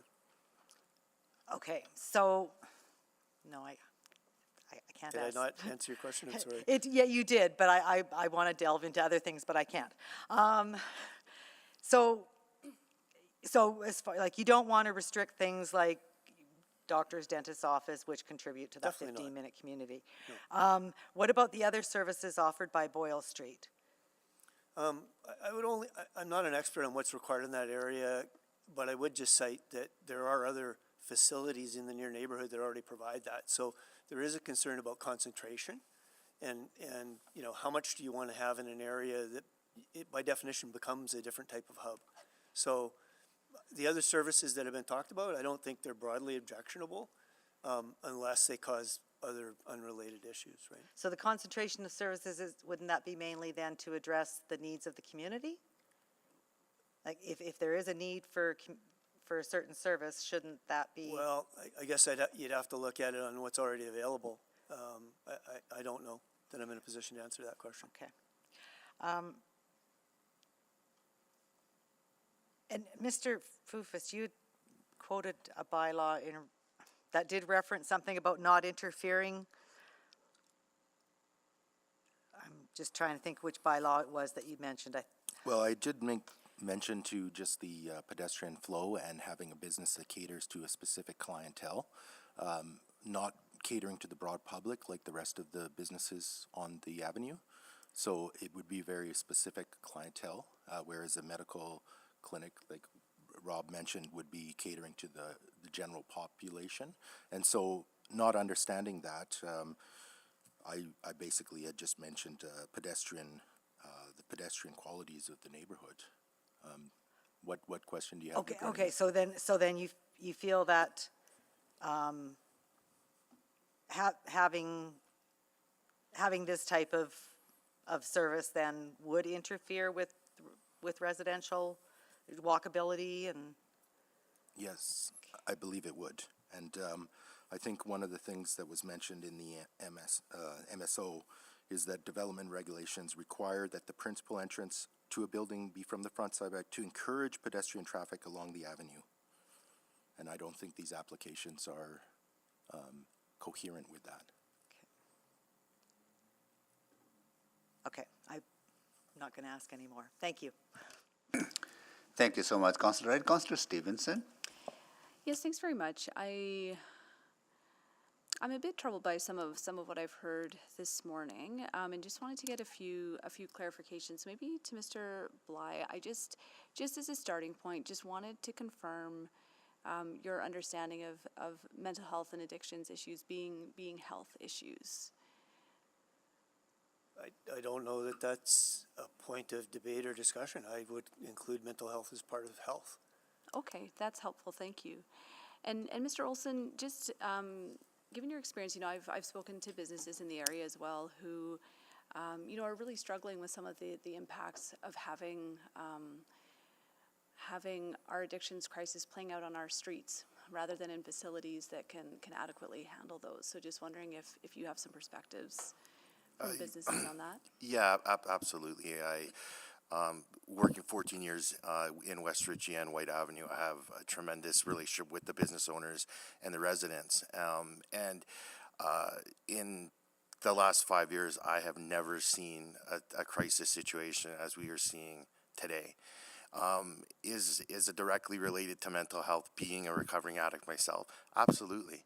Is it to deal with the COVID situation, unemployment, property taxes doubling every year in that area? Absolutely. And this is not only on the participants that are taking in the drugs and the alcohol consumption. It's also to do with the stress levels on property owners, trying to maintain properties to keep their rents at a reasonable rate that they can actually facilitate paying a mortgage without foreclosing on a property, which doesn't leave anybody in a good situation. I want to reiterate that there's multiple buildings within a 6-block radius of that proposed site that have been vacant for a long time and that are better suited. And to agree with Mr. Bly here, there is lots of concentration in the area with services, which I'm a huge supporter of Boyle Street, Mustard Seed. You have to be community conscious, especially in my business. I mean, I'm here to help bring business to Edmonton. I don't want it not to succeed. And a lot of the businesses that we're seeing hitting White Avenue are, I would consider your B to C list, and that doesn't mean they're great, but they don't have great credit. They don't have life savings. All those people got wiped out the first round of COVID. And so now we're dealing with people that are struggling. And so we all have to work together. And again, there are other alternatives, and I think that we're all very intelligent here, and we know that there is a problem, and we want to help. Mm-hmm. Great, thank you for that. I really appreciate it. And maybe just to Mr. Fufas as well. So there are a number of health services in the area. You know, I personally go to a chiropractor in the Roots on White building. There's massage, and again, those health services are there. And I mean, you know, I would suggest that the clients of those groups are fairly selected. It is, I mean, I wouldn't consider myself part of this, but you know, athletic. People who are physically active. So again, just wanted to clarify your comment about sort of targeting specific demographics. I think many of the businesses in the area do target specific demographics. Sorry, I mean, essentially what I was trying to mention is that the nature, there are mental health facilities that have opened up in the last year, and I think a lot of those have been to support the Mustard Seed and people that have come into the area. Rob had mentioned concentration. It is a concern of mine as well. But I think the nature of what we consider to be health services is very different from, that's why we're shocked with the allowing of the drug injection site, is because I am now concerned about security significantly. So I don't think any of us are concerned about mental health services that are available to the public, but we're concerned about security issues that might arise from a use that was unseen or unpredicted. Coming to the neighborhood. And in particular, I had mentioned my residential suites, which are immediately adjacent to the proposed site. I often house students and female because of the cost nature. It's a much more cost-effective solution for the neighborhood. Yeah, and I think you know, thinking through those safety issues is absolutely paramount for me as well, and it's considering what services can help support safety the most. So thank you again for being here. No further questions. Councillor Stevenson, I may just add, it's Rob Bly, if I may. I don't mean to come across as being opposed to the need to address drug addiction or to provide these services. We're not saying that. We're saying that it needs to be done in such a way that it doesn't cause other collateral damage to businesses and residences and people in a vibrant area. You have to be very careful of where these services are provided and put, and whether that's access from the street or whether that's crime or other things. That's what we're asking to be considered. Good. Thank you so much. Thank you so much. Are there further questions to the panelists? Councillor Jans, you have more questions? To the next, to administration? Yeah. Okay, good. All right. Councillor Rice, go ahead. Thank you, Mayor Sohi. I do have a follow-up few questions, and then in terms of the concentration of social services, do you have specific data and how many social services in that area already? I would assume the city does. I don't have a list in front of me, but I can certainly get it. I mean, a walk around the neighborhood shows you that there are mental health sites, there are different counseling agencies and things that are available. Child services. Yeah. So we'd be happy to provide that back to council if that would please. Okay, also I will follow up with administration for that question. And specifically, is there any like daycare services in that area as well? Yes, there are. I think there are 3 and maybe 4. Okay, wonderful for that conversation, for that answer. And then in terms about the impact on the business residentials and also security issues, and I heard and then almost everybody talk about city council need to find a different solution to address it, because this is not only in White Avenue, it's in the different area, cross city as well. So can you comment on, and from your perspective, is there any specific practical solution you can make to us? And then, so. I would say that this isn't an easy topic. It's not an easy issue to begin with, but I think it basically boils down to concentration, and it boils down to what was the original plan for West Ritchie, and how far have we deviated from that, and I think that to answer your question on an exact basis, we would all have to do a great deal of a study. Just from a commercial real estate professional standpoint, I do know that there are multiple buildings that have sat vacant for 5 to 10 years that have been proposed to the Strathcona Business Association that for whatever reason have been turned down. And it just seems odd, like what Mr. Bly has said, is no rational business person or community member would think that under health services, a safe injection site would be prohibited. When I see a rezoning sign go up and I see health services, I automatically see a family doctor, pharmacy, chiropractor, etc. Again, I'm not saying this is not something that needs to be brought to the area, but there's better alternatives. I truly believe that. I appreciate your answer, and specifically from land use perspective, because right now we're discussing land use. So is there anything you would like to add, and from land use perspective? Because right now I heard the concern about DC1, and I heard about DC2 might be work. Can you tell us a little bit more and your understanding, and if the rezoning change and differently, and then between DC1 and DC2, what change could be on the impact and for that area? Could you be more specific in your question in regards to use? Yeah, for the land use specifically. For specifically, land use. Yes. I'm not opposed to what Mr. Sloshky had mentioned about the live and work units. I believe that GWL site, as far as a land and building perspective, it's definitely going to give you. I've worked on that project for a number of years with no success, and there's many reasons why that building has been successful.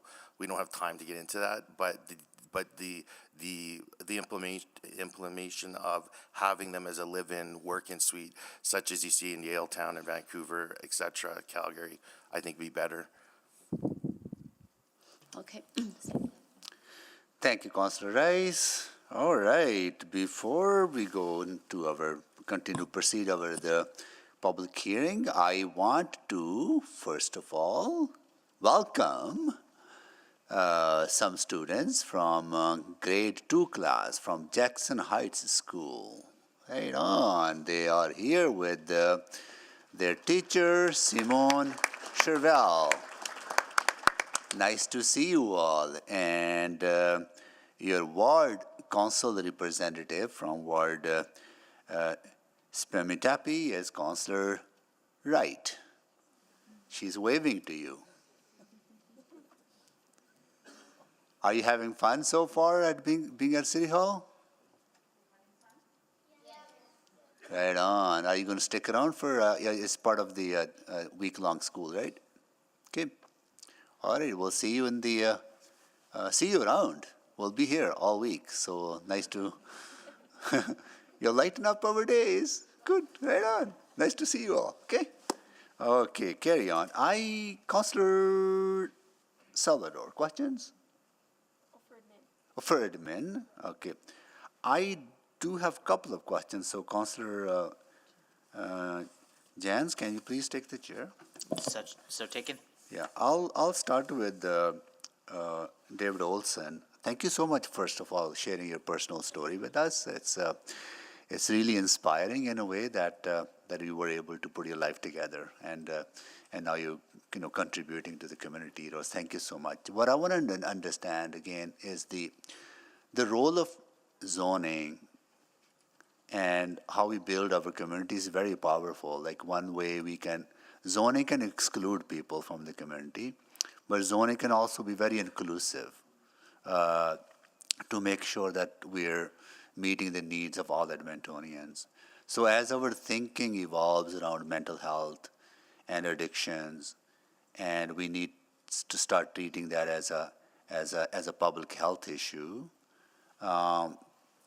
just want to get from you, shouldn't our thinking about what is included in health facilities be also evolving to meet those needs? Because when people struggle with addictions, they're basically struggling with an illness, right? And illness people should be able to access those services in the community that they're part of, right? So just want to get a sense from you on the role of zoning in that. Yeah, thank you for your question. When I look at a lot of the facilities, detox facilities or centers for rehabilitation, they're not on Jasper Avenue. They're not on White Avenue. They're pretty private, and there's reasons for that. There's reasons for that privacy. There's privacy for families. There's privacy for the people that are using the facilities. There's a lot of mental illness that's involved that is spread out onto the street. So that's why you do not see a 150 unit rehab facility on Jasper 115. You see it out on an acreage, or you see it 3 hours outside of Red Deer, like iRecovery Center, that take old facilities and refurbish them. And it also, from somebody that's gone through the process, it gives you an escape. It gives you an escape from the reality that you know, and the reality is buying drugs on the street and doing them on the street. Now, all of a sudden, I'm a user, and I'm buying my drugs on the street, going around the corner of the street I bought my drugs on, and doing them in a safe environment, and doing that repetitive cycle. Any sense from a logistical standpoint? Okay, I think we're going into more of what is the better treatment, right? But what I want to understand is that as we build inclusive communities, people struggling with mental health and addictions, should they not have access to services not in a humongous facility that you're describing, but at a kind of a low scale facilities in every area, in every neighborhood, so that they don't concentrate. There's no need for concentration of services in one area. What I would suggest, Mr. Mayor, is the ability moving forward on some of the newer projects that are being built in Edmonton, and implementing those type of changes into those, rather than taking an area that is old as West Ritchie, that's already been transitioning, and just plopping that use in there. I think that 100% that proposing those for new developments that are happening throughout the city, 100%, because they should be accessible in all areas. Okay, good. I'm going to follow up with our administration on that as well, right? Because we really need to grapple with this from building an Edmonton for all of us that should be accessible to all Edmontonians in the neighborhoods that they live in. Thank you so much for that. So that Councillor Nack, you have more questions? Okay, so that concludes the questions to all of you. Thank you so much for joining us and sharing your thoughts with us. And now we will go to administration for for questions from council members. Councilor Jans, go ahead. Thank you. And guest Tanti, how would I ask questions of them without entering You would have the opportunity after you have concluded our questions to administration. Then if there's new information to which you have questions, then you can go to folks in favor or in opposition to ask questions at that So time. opposition, administration, in Then favor, new, and then new information. Got it, Yeah, thank yeah, you. yeah. Okay, so I think we've heard three kind of sets of themes today. There's the concerns over the permitted health use and definitions there. There's the concerns over the historic nature of the area, of which I have an amendment, and then there's the concerns over residential conversion and those potential impacts around public space and public sidewalks. So I guess I'd ask maybe legal counsel first, are these germane to the hearing today? And you often gently reprimand us if we skate outside of the ice. Where can I go with my questions? So questions related to the residential uses and where those are permitted are completely valid. There's no issue there. Discuss that as you wish. Questions related to whether health services is a viable use within the zone is completely permitted. That use is proposed, so that puts it on the table.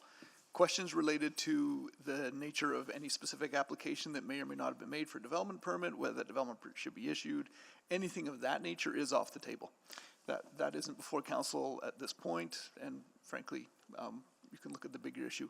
There is an authority to put subsets into general uses, but we generally discourage that. It gets difficult to interpret those and what they mean, and I'd let the planners weigh in on that, of course, as they wish.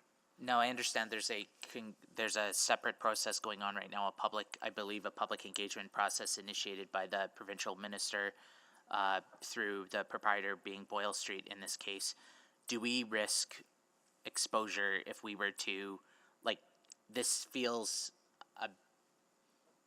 permissible but a bit tangential to process? Is that, I guess, has something like this? I'm looking for guidance here. Councillor, I don't believe you risk exposure, and not in the true liability sense. I'm not concerned in that regard. What I think I'd invite council to do is be mindful that when you're approving a zone, you're improving the whole bag of rights, and you're approving it for years to decades. You're looking at what is the vision for an area through a direct control zone. That's what's before you. And when we get bogged down in the details of a specific development permit, we lose sight of that, and we do a disservice to the zone as a whole, if that makes sense.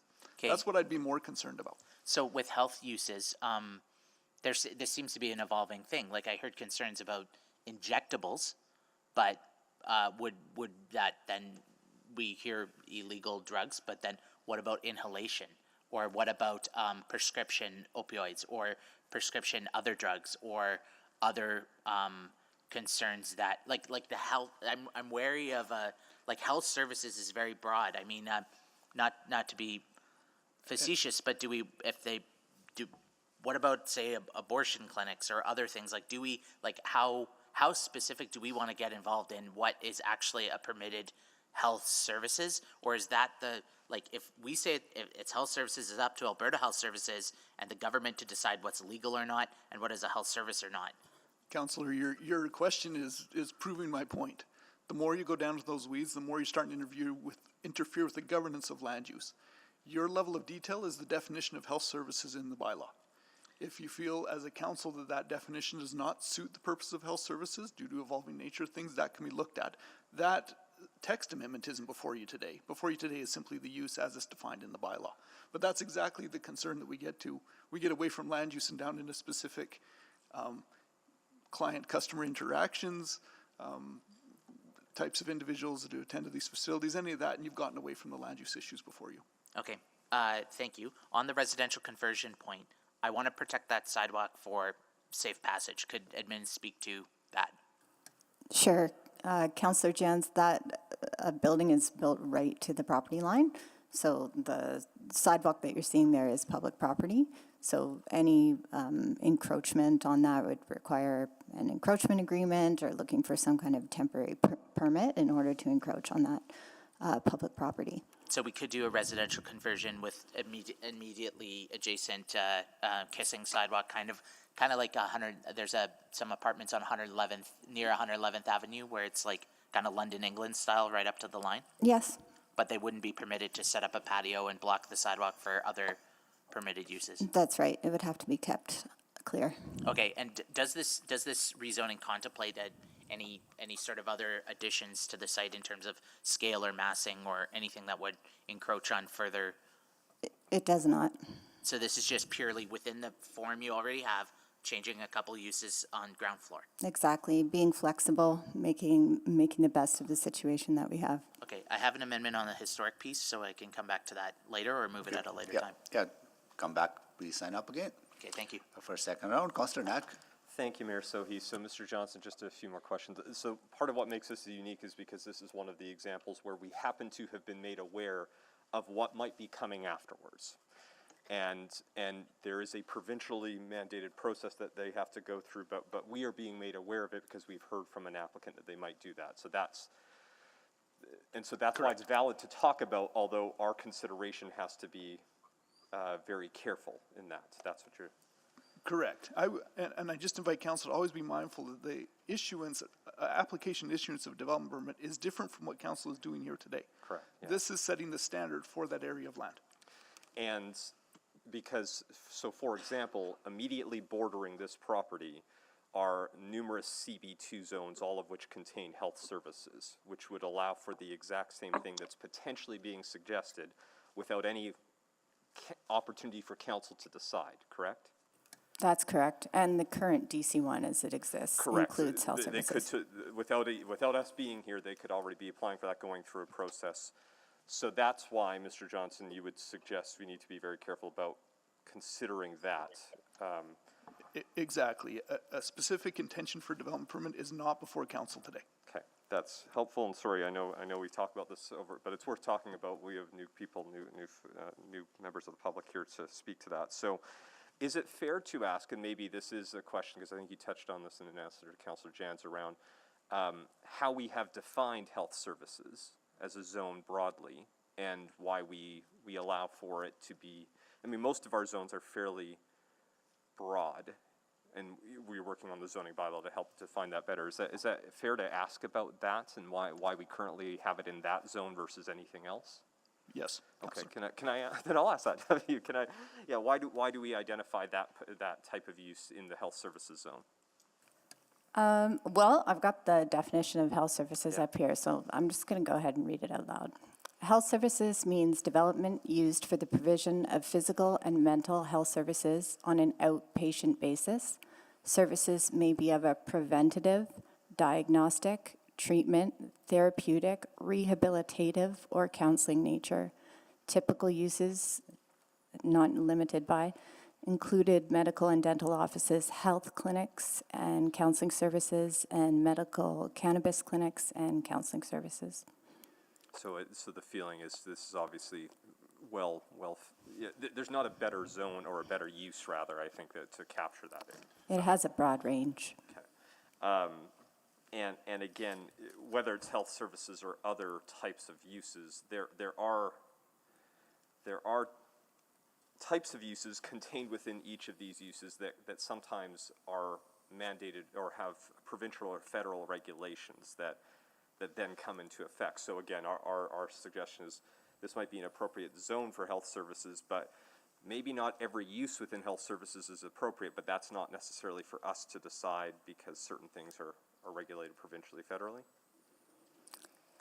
Is that a fair question? Councillor, I think just to reframe that question, to take the example of a daycare or a child care center. So there's the City of Edmonton regulations, and in order for that child care facility to operate, they have to also meet the provincial regulations. What we're here in general, through the approvals of any zone or the uses within that zone, is the approval of does that general use of child care services, is that appropriate in this zone at that location, or in that broad sense of where that zone is stipulated from. So there's a number of steps of approvals. It's not necessarily contingent on one or the other. Absolutely. Okay, that's helpful. And so maybe my last question on this is that part of why you have continued to allow health services in this zone? That I've heard two reasons, or there's maybe a couple reasons. One, current use today allows for that. Two, immediately surrounding that site, you could have the exact same health uses. Uses broadly are permitted almost all along White Ave, adjacent to it on 80th Avenue, on Calgary Trail. Like this is a health services is a pretty well-used zone citywide. That's correct. And yeah, thank you, Councillor Knapp, for bringing us back around to the purpose of the zoning, the proposed zoning in front of you today is really to change as little as possible from the original direct control, including the intent, and to introduce more uses for more opportunities for more and different businesses. Okay, that's helpful. I might have another question, but I'm out of time, I think, right now. Thank you. Thank you, Councillor Knapp. Councillor Salvador? Yeah, thank you, Mr. Mayor. How long has health services been a permitted use under the current zoning? The inception was 2011. Before that, it was a CB2 zone. Health service has been in CB2 zone since the original writing of the zoning bylaw. As Councillor Knack was saying, health service is a widely used or a widely placed use in our zoning bylaw. It's included in everything from RA7 upwards. So it's in residential uses, it's in commercial zones, it's in industrial zones, in some of the business industrial zones. So it's found throughout the city. Yeah, okay. Well, thanks for that clarity. So this is not like we're adding something new that was not there before, and it is something that is widely seen and used across the entire city. All right, just to close the loop around the concerns we're hearing about a potential application within the health services use, my understanding, and please just clarify for me, this is a conversation for the development application stage, not necessarily best suited or best practice to be discussing that today as part of this land use hearing. Correct.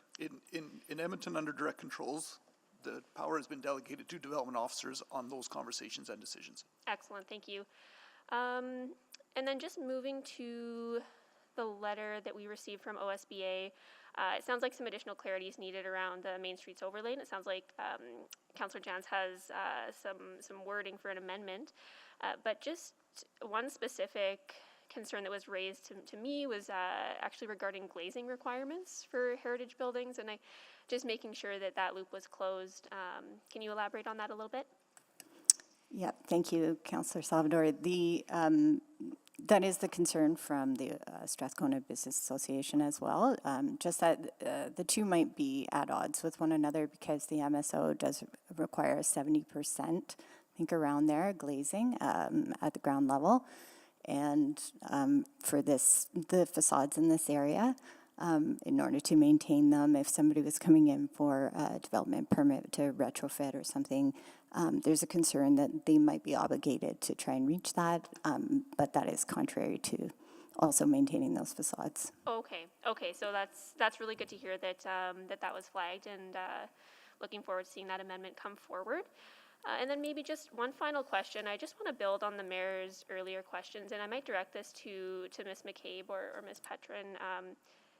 As part of the zoning bylaw renewal, can you elaborate on the importance of embedding equity and inclusion into land use?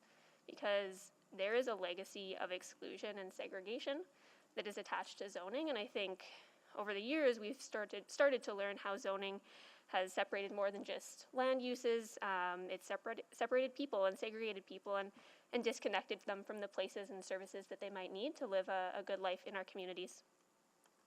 Councillor Salvador, you've summarized it quite well there. Absolutely, that was one of the key principles for conducting the work for the zoning bylaw renewal in terms of promoting equity and inclusion within all communities across Edmonton.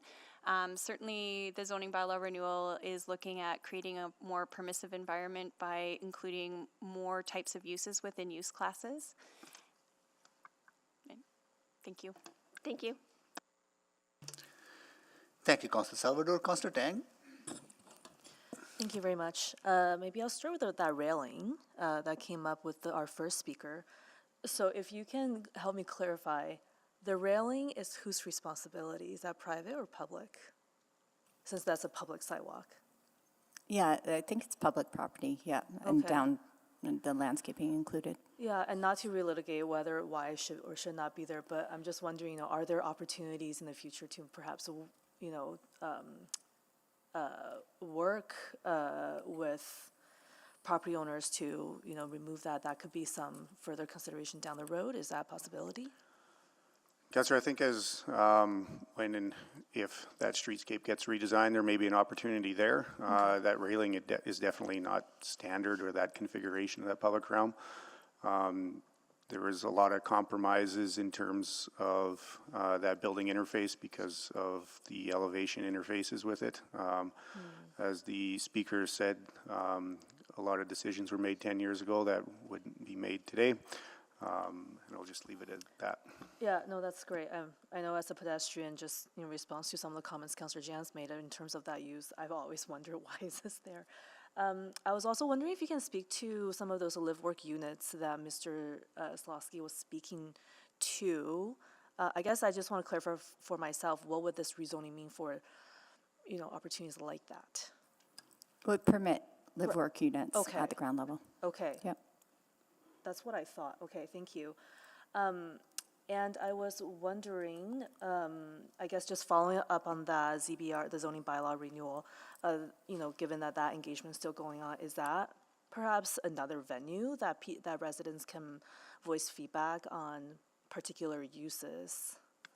Councillor Tang, through the zoning bylaw renewal engagement that concluded at the end of 2022, we did hear some comments around health services and the use class in the new zoning bylaw draft. And so the team is looking through that. One of the comments was to not allow for health services or some types of health services within residential uses.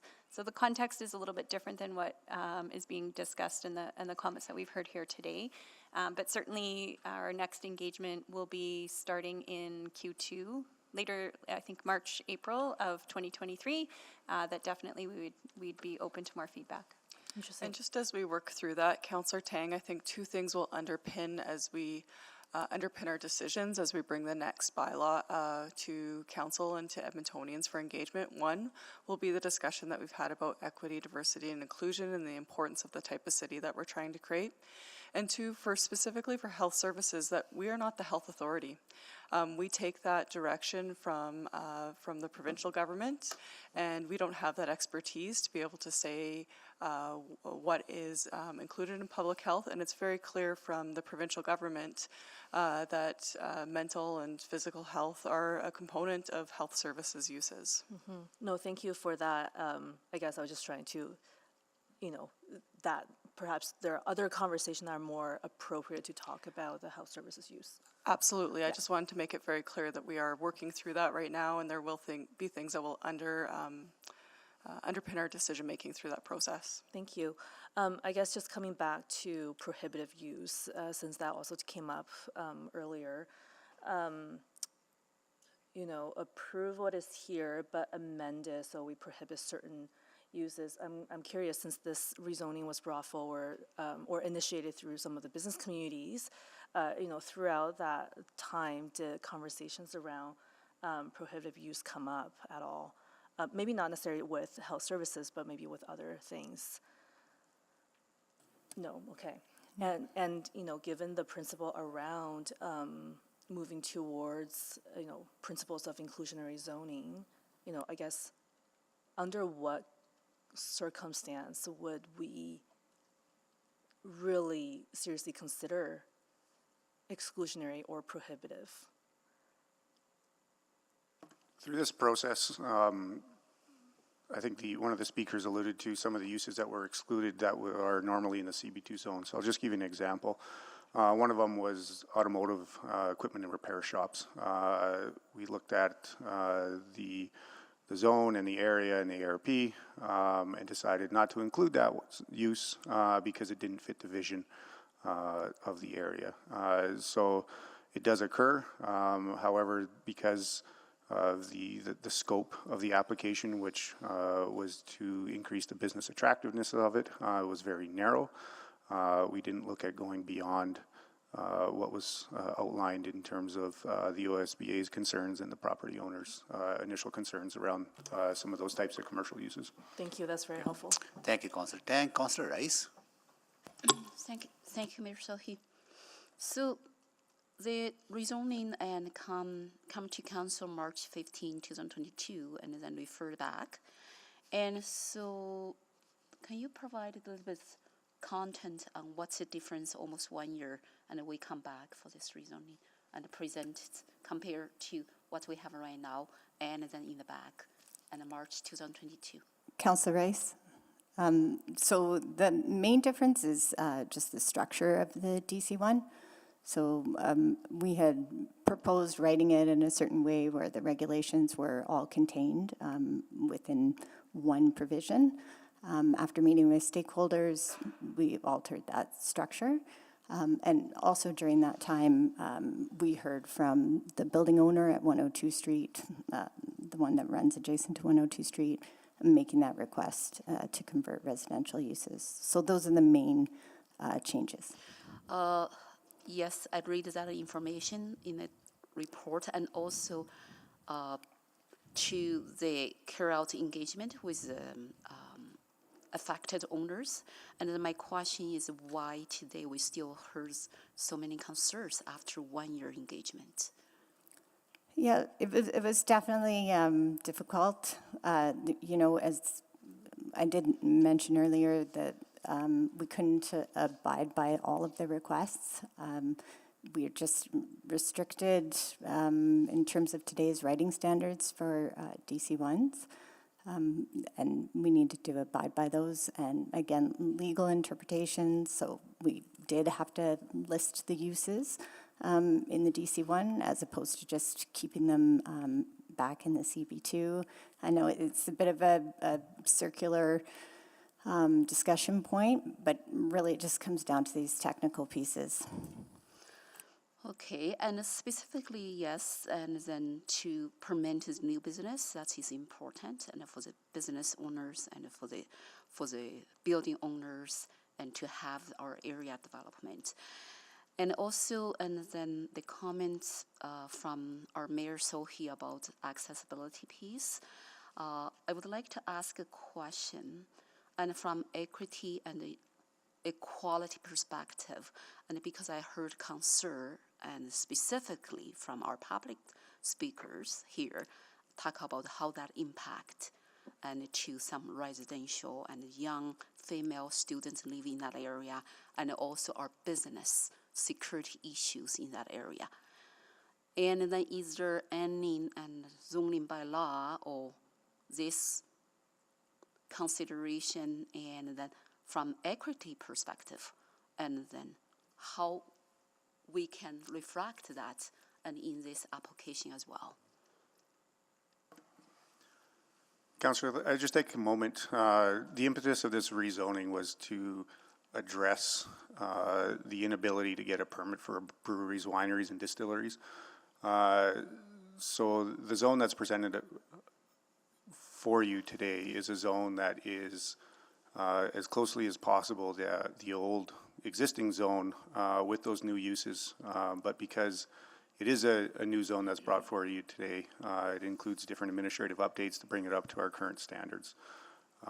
In terms of a particular use or a particular definition of a use or a interpretation of that use, we did not entertain that for this application or look at different measures in terms of how that particular use would affect the equitability and access for the surrounding area. On the equity standpoint, what we can say is what we changed in this zone was to make it more equitable with the surrounding zones, such as the CB2 zone, to allow the similar sets of uses that would be allowed in the nearby blocks. How does the zone reflect the impact on the security issues to the residential and business around that area? And then when we do the zoning and to really to consider land use purpose, but we also at the same time for the decision-making process, we have to consider the impact as well, right?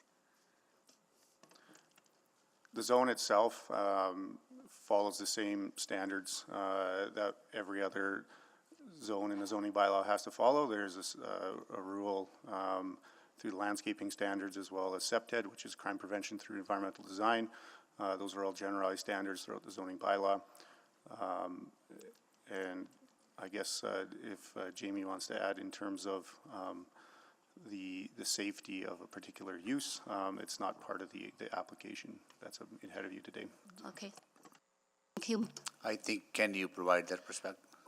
Just to reflect the same comment, the zoning is a higher level than you would see as far as the safe discussion on any particular use. That is at the development officer stage. That is also up to, we have community standards bylaws, we have EPS, we have all these other resources that are outside of zoning that are very much a part of that process as well. Good. All right, thank you so much. Councillor Jans, can you take the chair, please? Yes. Yeah, I just want to follow up on Councillor Salvador's questions that I was asking earlier on about to the members of the public. I know it's not specifically related to this, but it's related to zoning in a way that in our efforts to build inclusive communities, in efforts to build 15-minute communities where local needs are met within that geographical area, our zoning has to be broad enough that everything can be included within that area. Yes, agreed, Mr. Mayor. That's the concept with the renewal, the zoning bylaw renewal, is that we want to make it easier and clearer what could be in that zone. Okay. I know the public health issue is provincial, but if someone need access to mental health services living within that community, whether that service is harm reduction or counseling, whatever, that's defined by the provincial public health, but our zoning should not be excluding uses that it can be accommodated within that community. I would agree with that. That's correct. Okay, and that's the kind of a lens we're going to apply, continue to apply as we look into as we revamp our regulations. Absolutely. Okay, good. Okay, that's what I just needed to know. Good. All right, and I will take the chair back. And second round, Councillor Jans. No. Sorry, we need approval. Actually, we need a story. Mine's for the next round. Sorry. Yeah, but we need it. You need it. So are you done with administration? I'm done with administration. I have a question to Got it. the person. Any in more favor. questions to administration? No more questions to administration. Or at this time, Councillor Rice, you have more questions to administration? Okay, can someone move the second round? So Councillor Nack has moved the second round. Second. And Councillor Principe seconded. Please vote for the second round.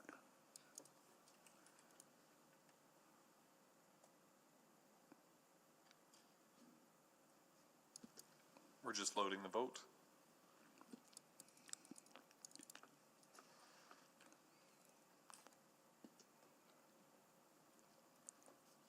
Just waiting on one vote.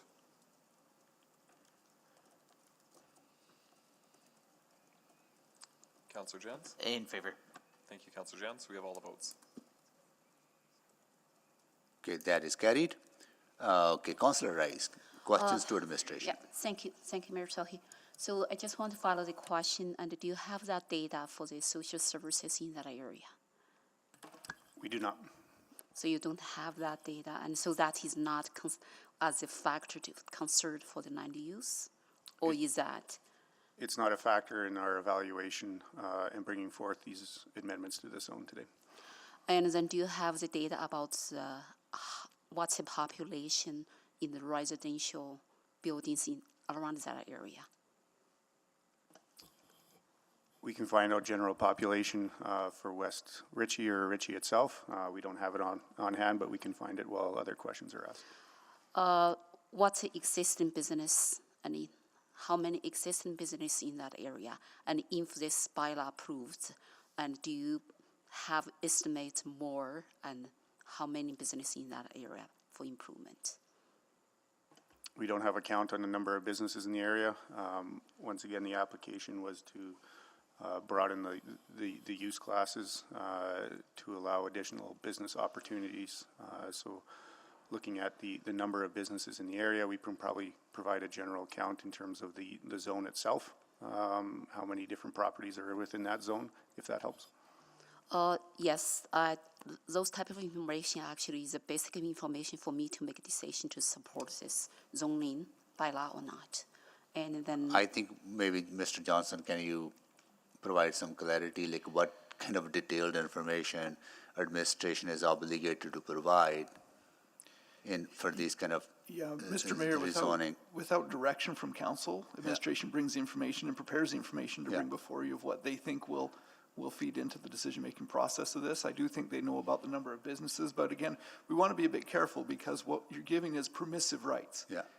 Not directing that businesses open under those rights, not directing which type of business is open under those rights or which ones are even needed in the area. Yeah. It's the permissive bag that you're offering here today. So it's not probably relevant information. I'd want to be careful how far you go there. Okay, got it. Carry on, Councillor Rice, please. okay, so a lot of information, and then is there any school and playground nearby?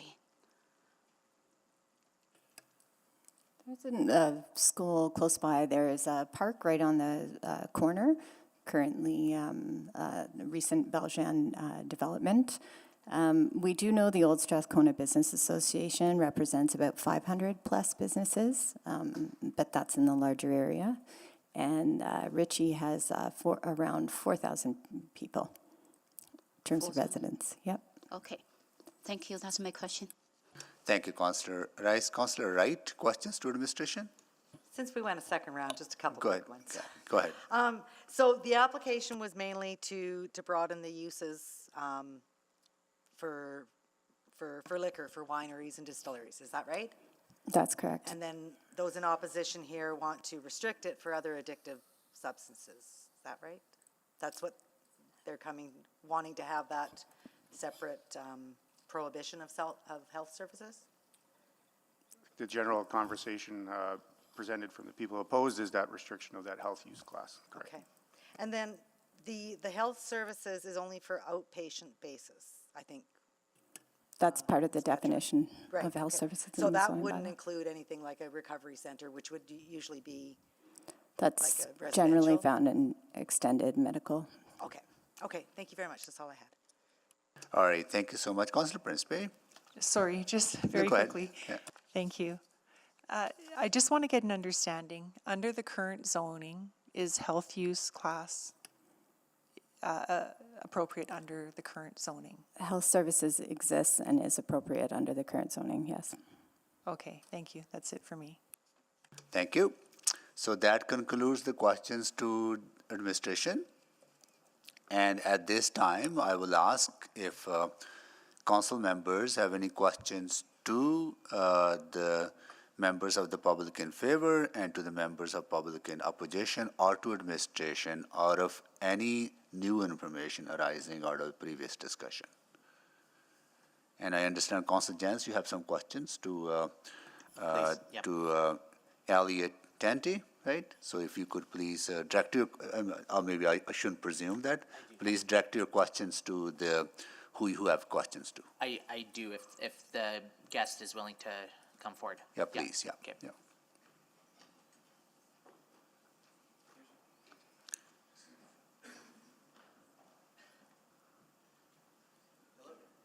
Can you turn your mic on, please? Good now? Yeah, go. Thank you. Wow. Councillor Jans, go ahead, please. So I wasn't expecting to get into this application or hyper-specific consideration around this overall broad permitted use piece, but as it has come up, I thought it would be just fair to give yourself an opportunity if there was anything you wanted to share. I have a couple specific questions, such as, is there a process underway and an engagement underway about the specific site, and what are the next steps and timelines, if you're able to share, regardless of whatever decision is made today, like how can you share with council what's happening? Yeah, absolutely. And I should introduce myself. My name is Elliot Tanti. My pronouns are he, him, and I'm the Senior Manager of Communications and Engagement at Boyle Street Community Services. Thank you for having me, and thank you for your question. Yes, we do have to go through an extensive process with the provincial government to obtain a license to operate an overdose prevention site. As part of those requirements, there's a number of things that we're required to do, and one of them is extensive community engagement. We're in the middle of that process right now. The community engagement piece has a number of stated outcomes or goals, but the primary piece of that is informing the community of what these services are, how they will operate, and ultimately creating a good neighbor commitment that we have to amend based on community feedback and adhere to, and not only in order to obtain a license, but to maintain a license to operate these services in that space. So there's a number of very valid concerns and considerations that have come up from guests today. Where is the path forward to have those conversations in your mind? Yeah, so absolutely. What we had done is we've done some initial conversations with some key stakeholders, your office being one of them, the local MLA, Business Association, and a couple of the community leagues. From those initial conversations with what we called larger representative bodies in the community, we created a number of commitments that we were willing to make as an organization in order to move forward. During an engagement in the middle of December, we presented that to community. We also presented it, in addition to that, to the key stakeholder groups that we spoke to, and we've made a number of amendments to those commitments. We've again shared those out to community, and we'll be taking more feedback from them a week today on the 30th. And I'm loose on the process here, but it's the provincial government through, I believe, Minister Milliken. Yes, who yeah, basically addictions said, and mental health. Who said there shall be a new safe consumption site in Edmonton, and they then said it shall be in West Ritchie. Good question. So the story around this actually starts about a year and a half ago, 2 years ago. I'm sure members of the council are aware a horrific tragedy occurred just outside of Chinatown where 4 individuals passed away of overdose in a community. And as an organization, our executive director, Jordan Reininger, alongside our board, decided that we needed to do additional advocacy as an organization. We said that there was an ongoing problem with drug poisonings in the community, and so we made it an organizational goal to push forward for additional overdose prevention sites in Edmonton based on what had occurred and what we were seeing on the ground consistently. And I would remind Council, I'm sure you're aware, some additional and very horrifying numbers came available on Friday. 4.5 Albertans a day are dying from drug poisonings. So from that process, we identified a number of areas in Edmonton in which additional services were needed. One was the East Ed, 118th Avenue. One was additional services downtown. One was on the West End in Jasper Place. And one area of concern was Strathcona. Through that advocacy and those conversations, the provincial government awarded us a contract to explore opening the first of those sites in Strathcona, and that's where we are at today. So did Minister Milliken identify this particular block and this particular address? No. That was done through another process. So I it's through. don't think so. That's No. Okay. Well, I'm just getting clarity. So, but they did say Strathcona neighborhood or Ritchie neighborhood? Exactly, yes. Strathcona, old Strathcona area, where we had identified an area around, up and down Strathcona based on heat maps, AHS data, and fire prevention data. So not Bonnie Doon, not Kenilworth, stay west of the ravine, east of Calgary Trail? No, what we had decided, so in order to make the selection around this specific site, what we did was once we received funding for this position, our health help developer went out into community, spoke to community groups, spoke to organizations like the Mustard Seed, yes, already operating in the area, and they'd identified an area between Jasper and Gateway in that sort of area, and then we began the process of looking for sites that fit it from a zoning perspective and also from a costing perspective as well too. Right. The one guest today shared that there had been 5 other sites that OSBA had recommended. I was unclear there. OSBA had recommended. My Councilor Jans, We just need to be careful we're not completely heading into the development not permit side relevant of to this. this application. Be careful how far in the details you're going here in. I guess okay, maybe let me come at it this way. So regardless of if this DC1 was changed, that there were no permitted health uses, are there other health uses in the area that have been explored?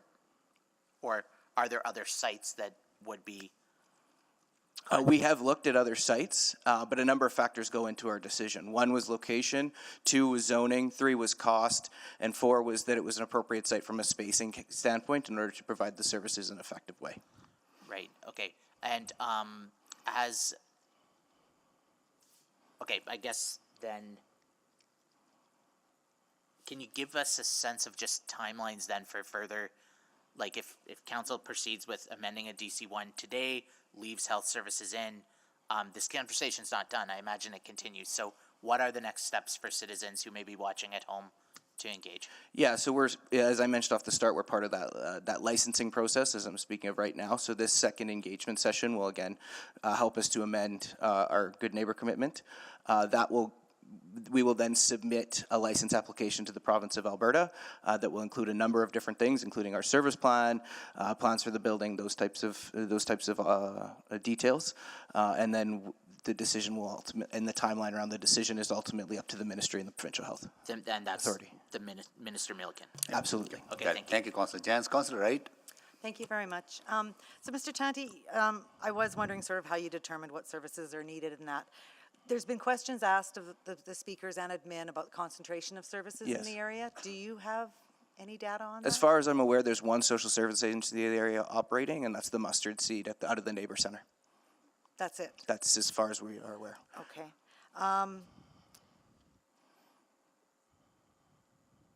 Okay, so it's a needed service that you're providing, Yeah. or there's a gap in services? Yeah, Is that I right? think there's a couple things that go into that. One, it's heat map data from AHS, Edmonton Fire data, which has been really important. But we've taken great care to ask our community, substance users in the area. We also, you may know, Boyle Street Community Services owns Higher Good, which is a social enterprise that operates out of the bathrooms there on Gateway Boulevard. And they provide services in that space. We also consulted them as well as our partners at Yes and so on and so on. Okay, and, okay, no. Thank you so Question much. escaped me. Thank you. Okay, that's it. That's all the questions there were for new information. So that concludes the questions to administration and everyone else. So at this time, we are ready to move forward on closing the public hearing on this bylaw. Can someone move? Mr. Mayor, I will do that, but I have an amendment. Am I to table the amendment now, or? Oh, Yes, the amendment should be tabled and moved before closing the public hearing. okay. What is the amendment, Councillor Jans? The clerk has a copy, if they'd be so kind as to display it, and it is that Charter Bylaw 19988 Schedule B be amended by adding a subsection to Section 4.1 that reads, A, the development officer may exercise normal variance power for those regulations of the CB2 General Business Zone and Main Streets overlay in accordance with Section 11 of the zoning bylaw. That Charter Bylaw 19988 Schedule B be amended by adding the following subsection to Section 4:12. Notwithstanding the development regulations of this provision, the development officer, in consultation with the heritage officer, may vary any regulation within this provision where, in the opinion of the development officer, such variances would lead to better retention of character defining elements for any building on the register of inventory of historic resources in Edmonton. And by way of introduction, very quickly. Just hold on, we need a seconder. Second. Second by Councillor Knack. Go ahead, please. By introduction, very quickly, this is designed to enhance and protect and grow the heritage considerations that we heard about from speakers as well as correspondents. The Old Strathcona Business Association wrote a letter in suggesting this amendment for the historic character, and so this would go into the future design considerations, and the specific text was written in consultation with administration as per those feedbacks. Got it. Any questions on the amendment to administration or to the mover? Councillor Paquette. Yeah, thank you, Mr. Mayor. Just quickly to administration, this is the amendment that you mentioned that you had prepared at the beginning of your presentation? That's correct. Okay, thank you. All right. Any more questions on the amendment? Is the public allowed to ask a question? No, sorry. Public is not allowed to ask questions on the, council members can ask you questions, but not the other way around. Sorry about that. That's the process that is established and we follow. Okay, we have amendment on the floor, so let's vote on the amendment before we break. Please vote. In favor. Thank you, Councillor Jans.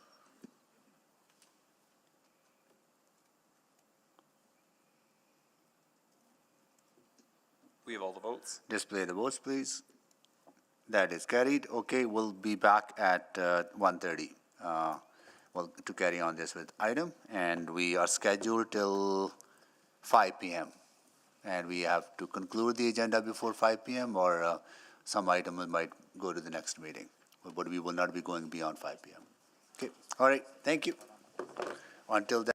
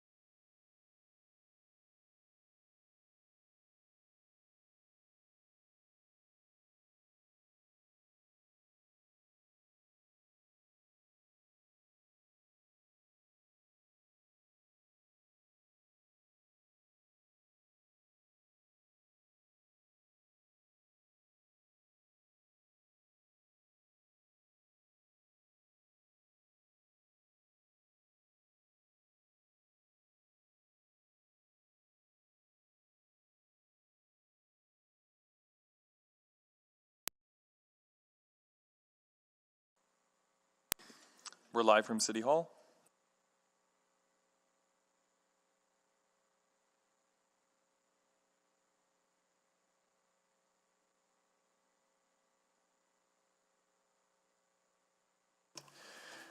All right, good afternoon, everyone. I would like to call this meeting back to order and do a roll call of council members. Councillor Wright, Good afternoon. Councillor Knack, Good afternoon. Councillor Principe, Hello. Councillor Stevenson, Councillor Paquette, Good afternoon. Councillor Tang, Good afternoon. Councillor Hamilton, Good afternoon. Councillor Rutherford,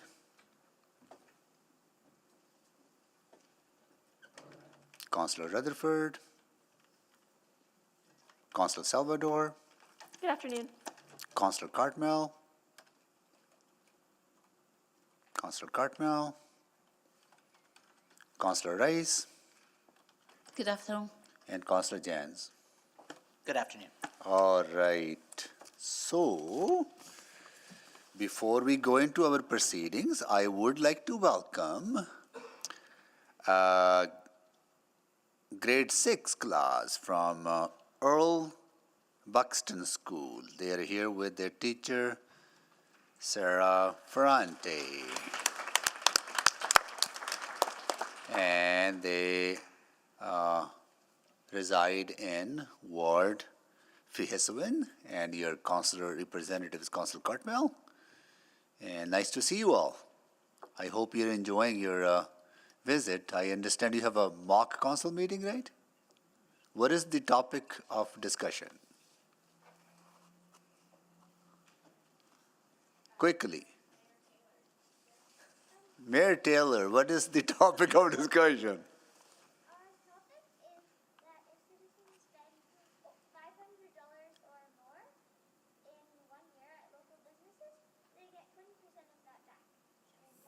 Oh, so if somebody spends $500 supporting local businesses, they get 25% back, right? Cool. Let us know what decision you make on that. Good. Okay, good luck with it, okay?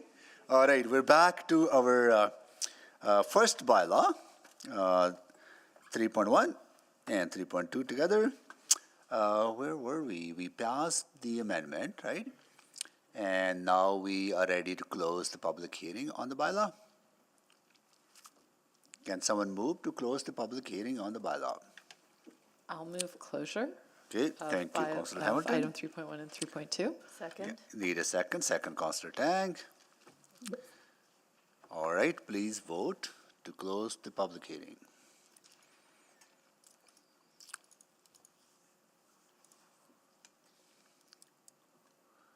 I'm a yes. In favor. Thank you, Councillor Rutherford. We have all the votes. Display the votes, please.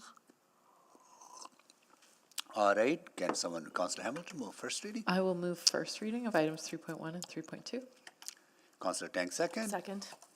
Okay, we have a first reading of the bylaw on the floor now.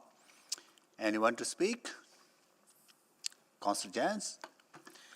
Thank you. So first of all, I'd like to start by thanking administration for pulling together this item. It does appear a little bit unique because it was at the behest of some local businesses that wanted to locate in the area, and they wanted to do something creative in the space, and unfortunately it wasn't zoned accordingly. So administration added this and helped bring it forward, and I think that's really important. Secondly, I want to acknowledge the flexibility there with, I love ground level commercial. I think we all want to see more thriving commercial in that urban village mixed use factor, but unfortunately, under some conditions and times and places, it's not always viable. And with a lot of other thriving commercial in the area, there's this potential to include some flexibility here that has come up. So again, I think hearing the assurances that it's not going to affect the pedestrian experience and still that this could be a very interactive streetscape, I'm willing to support that as well too. And then third, we heard from a number of constituents about a very parallel concern going on right now. And I think it's important to acknowledge that there are some very valid concerns, that there's been open questions about safety and security and just operational concerns about the SCS or the overdose prevention site, the OPS, and potentially what a health center could mean for the neighborhood. I think there's still a lot that's being worked out. That the proprietor of that site, you heard Boyle Street, is still working with the community here, and there's a parallel process happening with another public meeting happening in 7 days. So I'm reticent to accept any sort of change that would, and I realize it's not being contemplated or amended, but I just want to acknowledge their concerns, that there are going to be pathways to look at that and to raise those concerns and have those answers, and to make sure that the minister who has proposed this intervention is going to be fully supporting it, and doing the work there to make sure that it can be successful. So that being said, when I remove those concerns and I look at the balance of what's been brought forward by administration, I'm prepared to support the recommendations today, and I do think that it's going to add to the vitality of West Ritchie. And my favorite part of the presentation, I'm not sure if you caught it, there was a map, and it had the crossing at 80th Avenue on the train track. And I just can't wait till we can cross there legally. Thank you. Thank you, Councillor Jans. Councillor Knack. Thanks, Mayor Sohi. So, yeah, similar to Councillor Jans, a few things. I mean, I think the amendment that was made just before the break helps address one of the concerns. The idea of having residential here doesn't bother me at all. I mean, we as a city are trying to do far more and more mixed use, so I'm very comfortable with allowing that. So really for me, the focus of the conversation was related to that. It's just some of the feedback we heard around health services and that use. So I'm reminded of a few things based off our conversation today and guidance from our legal counsel, Mr. Johnson. You know, this is a site that already has health services, so it's the concerns that were raised, and I want to come back to those.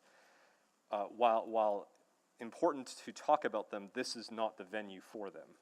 This is not at all an appropriate venue. This is not an appropriate discussion related to land use. Health services is permitted there. Health services is permitted literally around the entire site, immediately to the south, immediately to the east, immediately to the north, and to the west. And so any concern around what might be contained within health services would apply around this entire development, not just this development. So I'm comfortable with having health services continue. I know that was one of the requests, should we pull out health services? And I can't see from a land use perspective why we would remove that use for a site that already allows it and that already has that ability to use it all around. So similar to Councillor Jans, I also don't want to dismiss the concerns we heard, because I think it's easy to just say it's a provincial issue, which it is. I mean, to be clear, this is entirely a provincial discussion, the concerns that they have. I think the challenge, of course, is that rarely, you know, there's not this type of process with the provincial government. You know, residents can't come in front of their elected representatives at a public meeting like this and talk about it in this way. You know, there's going to be a public meeting a week from now. I'm sure some folks will attend, but nothing like what we do on a you know, every couple of weeks. And so this is their outlet, and I don't want to diminish any fear that might exist about any potential uses of that health services zone. But I hope that folks will understand that for today, I think it's very clear that health services continues to be an appropriate use here, and that I hope some of those other engagement opportunities through that meeting a week from now, through engagement with their MLAs and other provincial, sorry Siri, I didn't mean to trigger you there. But I just think we need to make sure that while there are at least valid concerns, and I don't know, like, I'm not an expert in this. This is the problem, is that I shouldn't be the one to decide whether or not a safe consumption site will work here. I'm comfortable with the zoning that would potentially allow this to happen, and I'm comfortable with the fact that the provincial government has a process in place that would allow them to then decide if this specific concern, this specific use, might work on this site or any site around there. So separating those two things quite clearly, I think there is no reason to say no to this application, because It is very similar to the old application. It is just modernizing it. So I'll be supporting it. Thank you, Councillor Knack. Councillor Rice. Thank you, Mayor Sohi. So I would like to start to acknowledge all the work and from our administration specifically. This is already referred back from last year, almost 1 year, and March. And lots of new information, lots of good information. So I really appreciate, and then the specific one of the purpose for this bylaw is actually allowed the new business and in that area. And then I think that is a great, and for our business community, specific for our city's economy, recovery and growth perspective, and we do need to attract more business and in our downtown core, and then also in White Ave area as well. So that is definitely a wonderful point, and for this rezoning. And then also I would like to say thank you very much for the community engagement as well. And even though they may have more community engagement under the way and coming in, and for more details development involved. So I do want to say I'm very struggling for the decision and I'm making, because based on the question I asked, I still identify the gap and what's the impact for this land development, for this land use, and how we address the concerns from the owners, land owners, building owners, and also around the area, and for the peoples, for the residentials. And then specifically, I understand, and from land use perspective, we may not get into that detailed information. However, if you look at what happened right now in our downtown area and in our Chinatown area, and how our business is suffering and due to some security concerns, and then I can share you example with you. I was at White Ave a few times, and then in the restaurant, and specific speak to the restaurant owners. They talk to me and address the concerns, the windows broken, and then on White Ave a few times.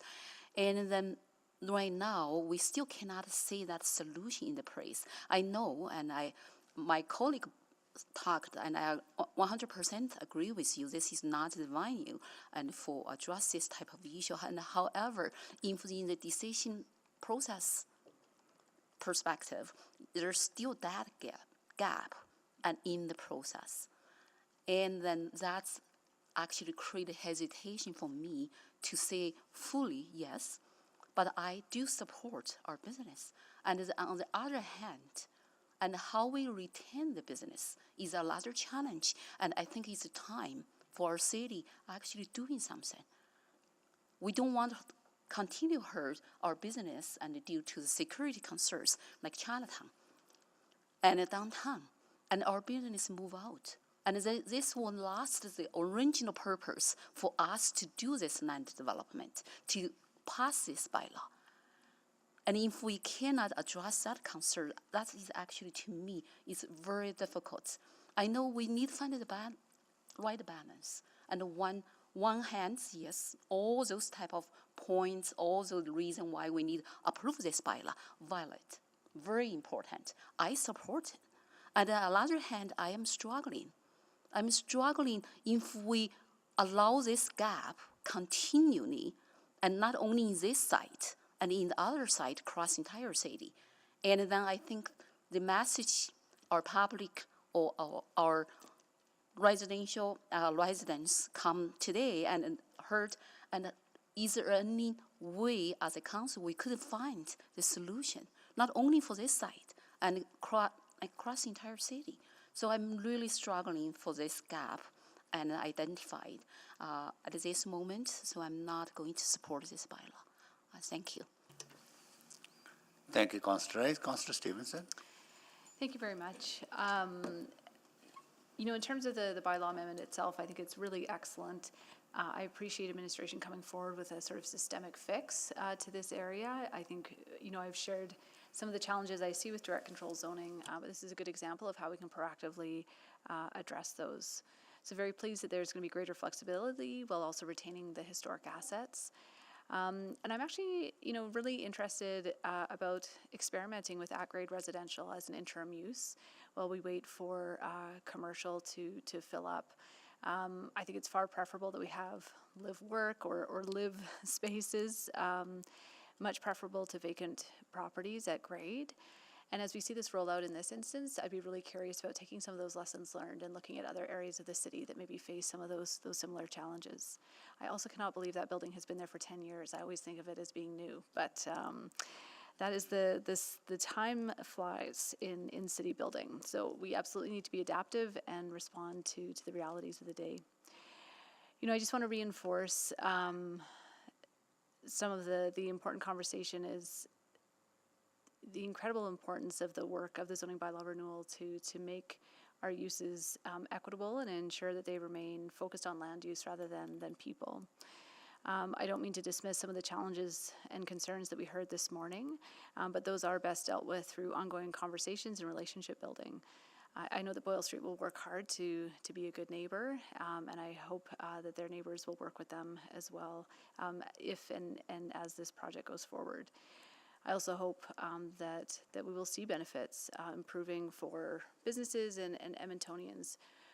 We are dealing with an addictions crisis, and having facilities where that can be dealt with in a managed and dignified setting, I hope will relieve pressure for businesses and residents alike in the area. So I'm pleased to support this. Thanks again to admin for the great work. Thank you, Councillor Stevenson. Councillor Salvador. Yeah, thank you, Mr. Mayor. So before I speak to the land use decision that's in front of us, like several colleagues have already mentioned before me, I do just want to address the comments that have been made regarding the potential applications for overdose prevention services. It's really important to acknowledge that there is an ongoing crisis happening in our communities. As was cited, 4.5 Albertans a day are dying from drug poisoning. Edmontonians have been calling for action for years now, as has this council. And we know that the drug poisoning crisis playing out on our streets is harming community members, businesses, and families. So, yeah, I actually see overdose prevention as a form of health services, clearly, but that is not the question that's in front of us today necessarily. When looking at this DC and looking at the land use, I think it's a really exciting opportunity to introduce several new uses, which will help respond to the changing market conditions and better align with what we expect to see in this area. I think that was the initial intention behind this body of work, and I want to commend administration for working alongside the BIA and the landowner to bring forward a modernized DC that will move us closer to the type of vibrant 15-minute communities that we're striving for. So I'll keep it brief and just encourage colleagues to support this rezoning. Thank you. Thank you, Councillor Salvador. Councillor Tang. Thank you, Mr. Mayor. I think with this rezoning, there's a couple aspects to the conversation, and to me, they're quite separate issues. So first, I think moving towards a general direction of allowing zoning to be more flexible, I think that's important, and I think this rezoning and the amendment supports that direction. There were a few concerns about public realm that I think there are opportunities down the road to remedy that. And I think the other side of this conversation we heard today, as pertaining to this rezoning, because there were some feedback around amending it to exclude certain uses, to exclude certain types of health services, which is part of the current zoning. It's not part, I didn't hear that was part of the original conversation that was the impetus for this application, and I find it problematic from several fronts. This kind of move is, to me, contradictory to the inclusionary approach that we have been taking with zoning and city planning in recent years. Throughout history, exclusionary zoning have led to racial and class segregation, and I'm not okay with those kinds of practices. And in fact, when I worked as a social planner with the city several years ago, I spent some time in West Ritchie, understanding the landscape and challenges both from quantitative and qualitative perspectives. I think that was a great question around data. I will argue that the city has some robust GIS mapping, 211 data, and ethnographic research and conversations with residents and businesses in the area. And what that showed was, in fact, a growing concentration of needs, not services. In fact, there are service gaps. And so even if we were ever to contemplate, exclusionary measures, it would not resolve the concerns that have deep roots that were there to begin with. And I think the other element that I want to comment on is, the feedback on house service zoning. Of course, there's other opportunities to discuss this, as already mentioned by my colleagues. But when I was listening to the definition of the health services use, I think about the crux of this debate, which I think is obviously beyond this room. And I think the crux of it is, in fact, is drug addiction a public health issue or a criminal issue? And this council has had a lot of conversation about this. We've made decisions to support a public health lens. And when I listen back to that definition, a few people have given, I think an overdose response center is a preventative and public health service. And it's not based on opinion or ideology, but it's based on science and research. And so, obviously that's not what we're talking about, but I want to provide some of those thoughts, and I hope that the engagement now continues to be done by the provider, the health provider, and their partners will help to answer people's questions and concerns. I know this is a much broader discussion, and I'm very appreciative of those bring their experiences and concerns to this table, and but I do think the goal I think the actions that people are seeking is not going to resolve, I think, the fundamental challenges that's led here. So for those reasons, I'm supportive of this application, and just wanted to provide some of those thoughts. Thank you. Thank you, Councillor Tang. Councillor Jans, take the chair. Fine, yes, I'll take the chair. Yeah, I absolutely want to support this, and I think it's very good changes that administration working with businesses and community is proposing.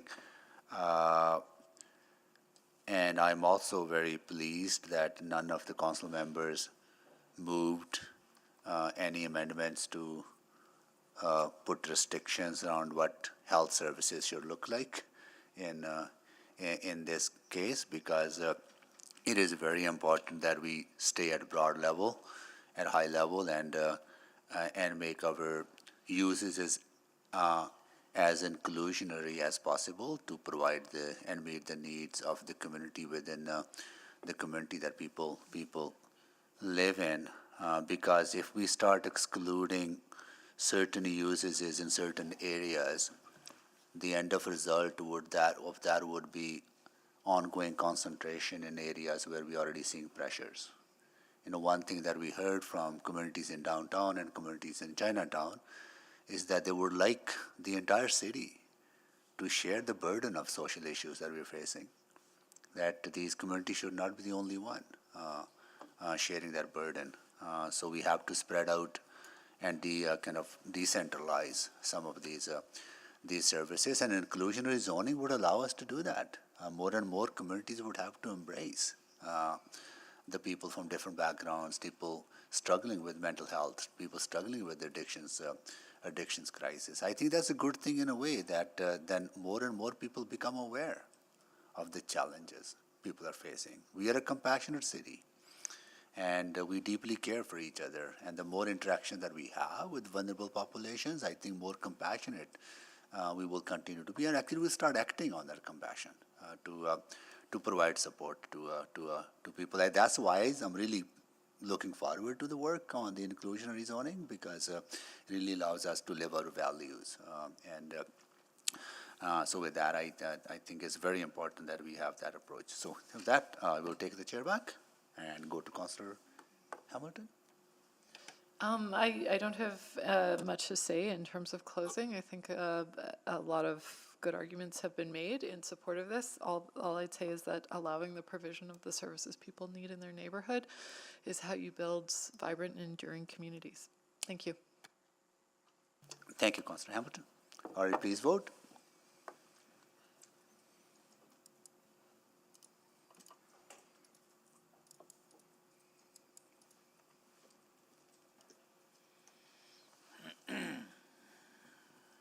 Just waiting on one vote. In favor. Thank you, Councillor Jans. We have all the vote. Display the votes, please. That is carried. I'll move second reading of items 3.1 and 3.2. Thank you. Second by Councillor Tank. Please vote.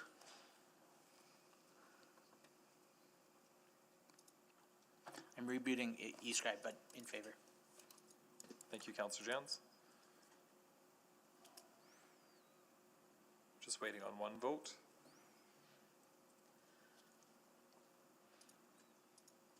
Councillor Paquette. It looks like I've got an error. I am a yes. Thank you, Councillor Paquette. We have all the votes. Display the votes, please. That is carried. I will ask for, I'll move consideration of third reading. Second. Okay, consideration for third reading. Please vote.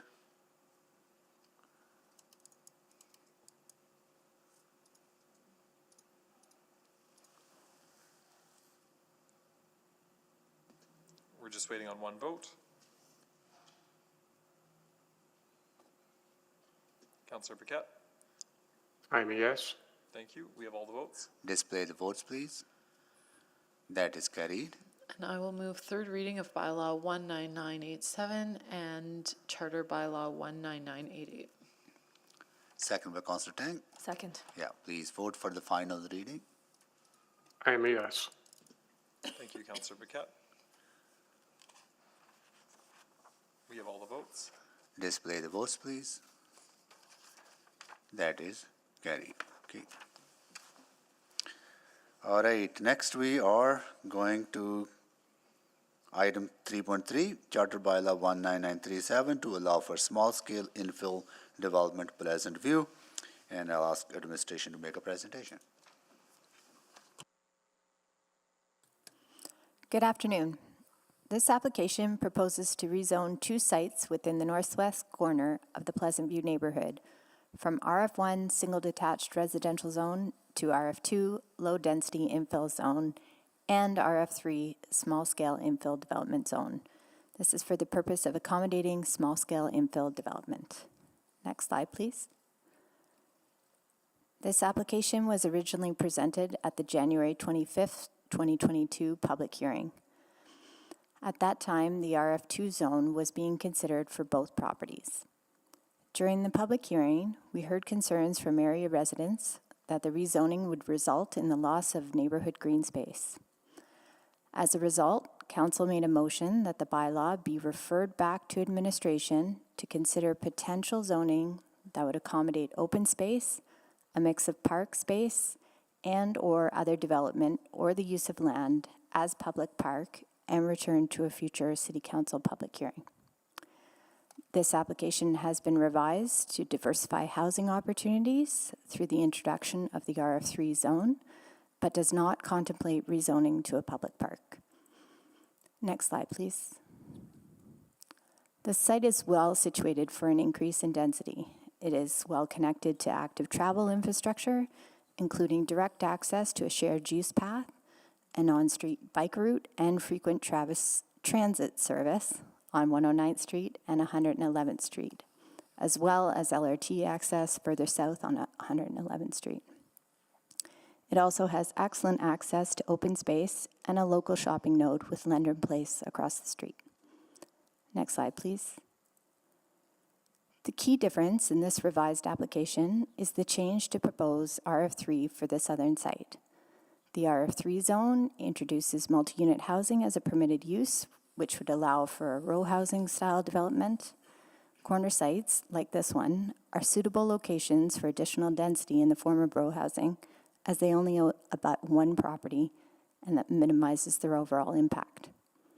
For both the proposed RF2 and RF3 zones, the zoning regulations limit the building height to 8.9 meters and require a front setback in general conformance with abutting properties to ensure further compatibility with the existing neighborhood. Next slide, please.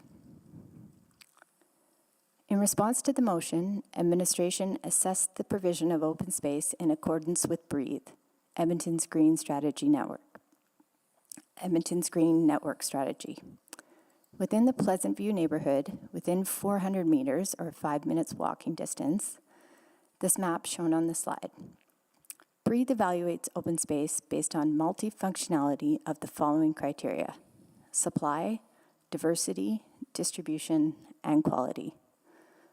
The Pleasant View neighborhood scored well in all 4 of these categories, as it is served by a supply of open space that is accessible, serves a variety of functions, and is well connected. Specifically, in terms of supply, Pleasant View is achieving 2.8 hectares per 1,000 residents. This excludes the Mount Pleasant Cemetery. This is higher than the target of 2 hectares per 1,000 residents set in the Urban Parks Management Plan, which are the standards for open space in new neighborhoods. If municipal parks within 400 meters of the neighborhood are also included, the number would be 5 hectares per 1,000 residents. As such, the subject site is therefore best used for residential purposes as proposed. Next slide, please. From an engagement perspective, there have been several touch points with the community, including the original advance notice and an Engaged Edmonton webpage that was hosted by the applicant for feedback on the revised application.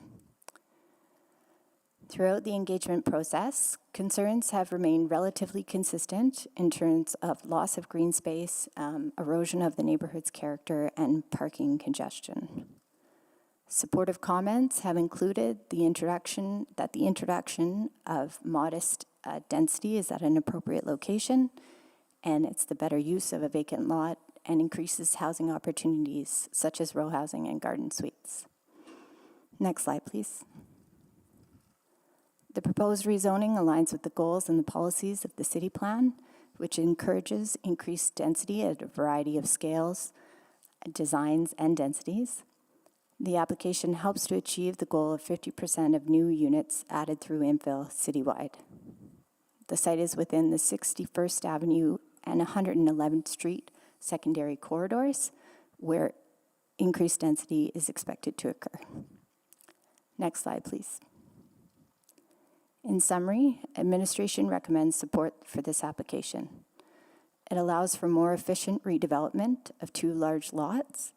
It is compatible with the existing surrounding uses, and it provides the opportunity for increased density. Thank you.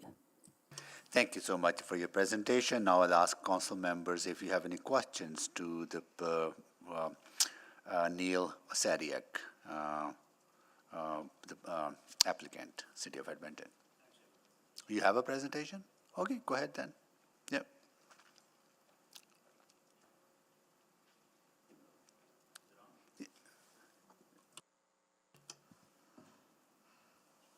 Can you try again? Is it working? Yeah, it's good. Okay. Good afternoon, Mayor Sohi and members of council. My name is Neil Ozaduk, and I'm the Director of Land Development at the City of Edmonton. Our team plans and delivers on land development projects on behalf of the city. Today, I am here as the applicant for the proposed rezoning of city-owned surplus parcels in Pleasant View and to respond to council's 2022 motion regarding our previous rezoning proposal for these same parcels. Next slide, please. Before we get into the specifics of the redevelopment proposal, I'd like to provide a bit of background on how a city-owned property gets to this stage of development. In order to ensure city-owned lands still have a municipal need, administration conducts regular land inventory reviews.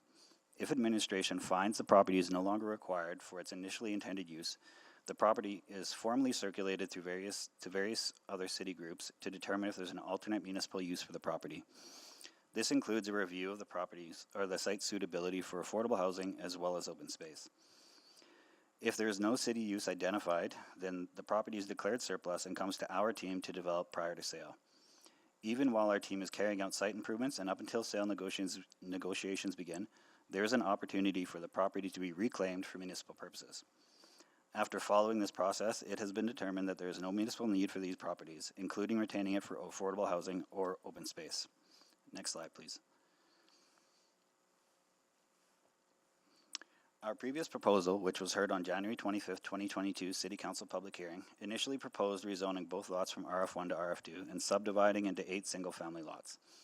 The intention was to add density to the neighborhood through the infill redevelopment that wasn't in conflict with the existing neighborhood's character. At the public hearing, there was a mix of support and opposition, and ultimately, Council passed the motion on the slide to to refer the rezoning back to administration to consider accommodation of open space and or other development. Next slide, please. Our team took this motion back, and firstly, we looked at the open space in Pleasant View. As noted in Planning Coordination's presentation, the open space assessment confirmed that there is adequate open space within the neighborhood.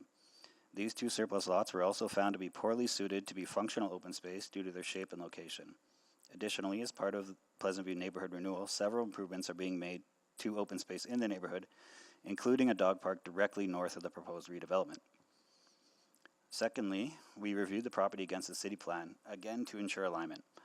Although the property is adjacent to the 111th Ave secondary corridor, it is not directly accessible from that corridor.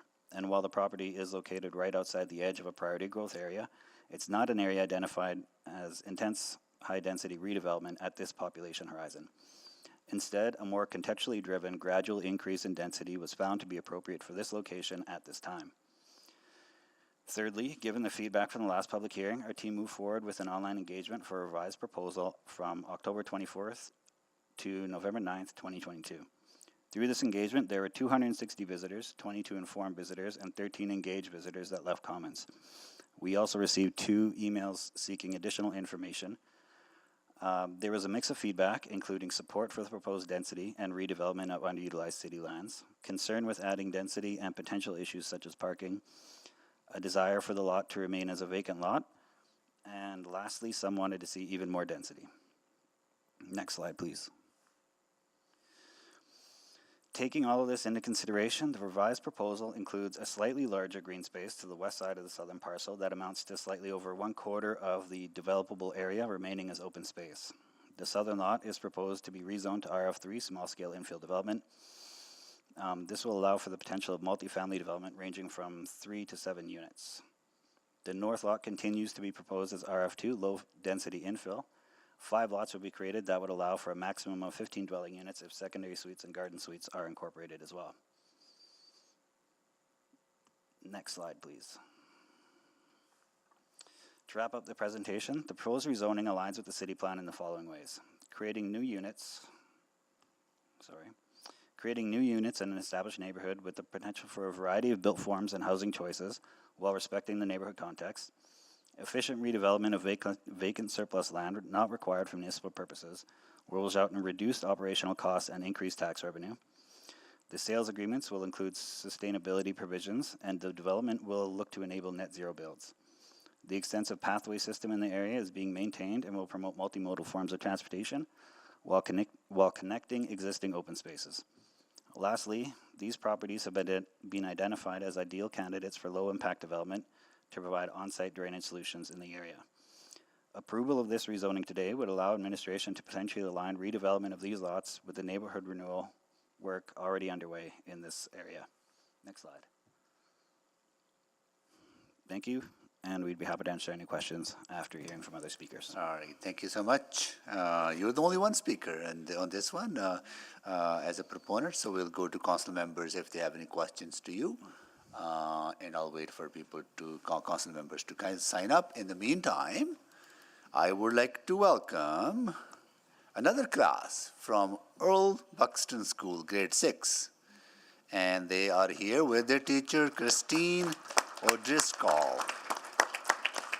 Nice to see you all. And your ward city councilor is Councilor Cutmel, and Ward Haseman, and he's off today for some personal reasons. Lovely to see you. And I understand you're also part of the mock city council, same issue that the other class was debating. So good luck with it, and see you around. Cool. All right. Councilor Rice, questions? Yeah. Go ahead, please. Thank you, Mayor Sohi. So the first question, and because the development site and right now is a green spaces area, so, right? It is not technically open space. It's zoned as RF1, but it is a vacant lot that kind of functions as a little bit of an open space in the neighborhood. Okay, so that is from like neighborhood perspective, that is like open spaces and green spaces as well? Most likely. Okay, so if this bylaw was approved, what's the impact and for that green spaces in the neighborhood? If this bylaw is approved, then we would move ahead with the development of these lots. What's the impact? And specifically, I recall cities has a specific the ratio about the population and the species. So is this decrease or increase that ratio? This wouldn't, so in that, in open spaces analysis on the adequacy of open space in the neighborhood, this area wouldn't have been included in that because it's not an actual open space. So it's not. So this wouldn't affect the ratios that you seen in administration's presentation. It would still be 2.8 hectares per 1,000 people. Okay. Specific 111th Street and 61 Ave both are very busy major roads. And what's the traffic impact? There would be a slight increase in traffic, I suppose. The lots, the density increase would be slight. I don't think there would be a major impact on either of those roads from this development, but I may look to administration to provide a better answer on that. Okay, so then I will defer that question then to administration. Thank you. That's my question. Thank you, Councillor Rice. So that concludes the question to you. Thank you so much for your presentation. Now we will go to a member of the community in opposition, Rena Hughes. Please come up, and you will have 5 minutes to make your presentation.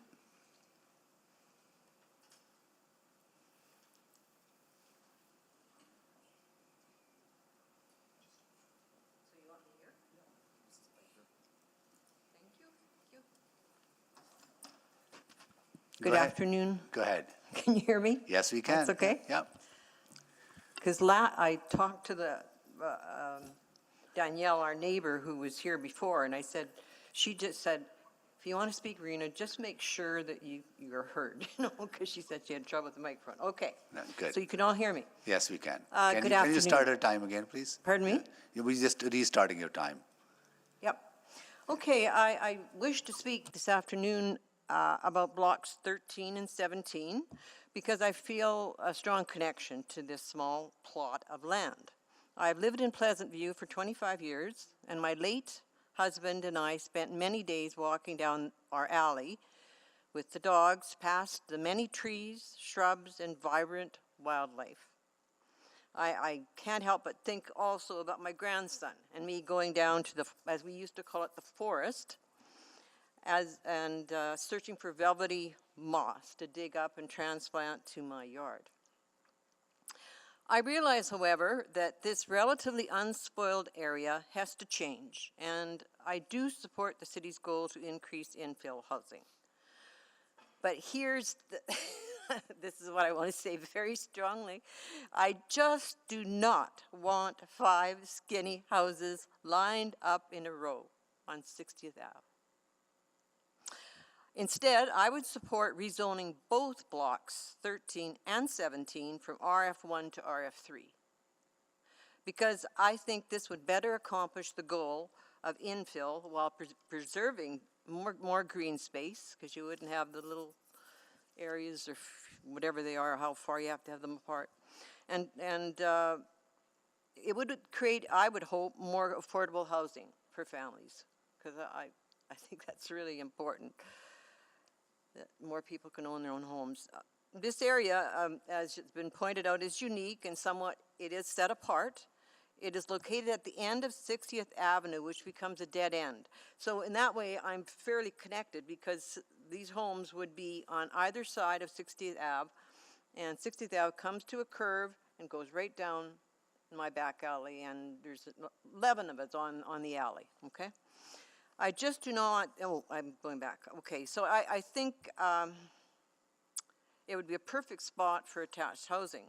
As you know, there are many names for this type of housing: townhomes, terraced homes, and row homes. Row house homes, I guess you'd say, which I gather is something I've heard referred to as middle housing, and I think we need more of it. These attached homes would have wonderful light with east-west exposure and more green space preserved. Over the last 10 years, my observation of rezoning in Pleasant View, and it's been a lot, is that the smaller the lot, the larger the house, at least relatively speaking. I have two skinny homes at the end of my street, and right beside them are three modest bungalows. These homes are 2,200 square feet and sell for close to $800,000. In my opinion, this type of housing is not compatible with our mature neighborhood. The house covers so much of the lot that there literally is no room for a shrub, let alone a tree. I do not want to see this type of housing for blocks 13 and 17. And I gather that right now we've got our RF3 for 13 and RF2 for 17, but I would rather see it be consistent, both 13 and 17. Instead, I envision attached housing that would be attractive and blend with the neighborhood. I've seen many pictures of attached housing that are very pleasing to the eye, with similar roof lines, some with verandas or stoops, and some which are taller to allow for lofts. I don't know, that's just an add-on. Because Block 17 is fronted by wide boulevards, which is really neat, there's lots of space, tree planting would greatly enhance the structure. The homes would further be framed by extensive green space, which includes the space now designated to become an off-leash dog park. Affordability is another issue. I believe these homes could be affordable for families, particularly if the cities were to set up some type of covenant to limit the square footage. The homes would attract couples with children, and I know the green space, which stretches all the way to Southgate, would be an enticement. In conclusion, these 5 attached homes on Block 17 and 3 attached homes on Block 13 could be as impressive as some of the terrace homes I've seen in European cities and elsewhere. Hence, I think they could become a real showcase for this kind of infill in Edmonton. Thank you. Thank you so much for joining us. There's some questions to you, so please stay. Councillor Knack. Thanks, Mayor. So I'll just check to see if the ward councillor wants to go. You go ahead. If Councillor Knack had, Jan had questions, he could have signed up. Sure, okay. So please go ahead. All right, thank you. Thanks for coming. So I do just want to ask, because it's been a year, so it's still been a while since the last time.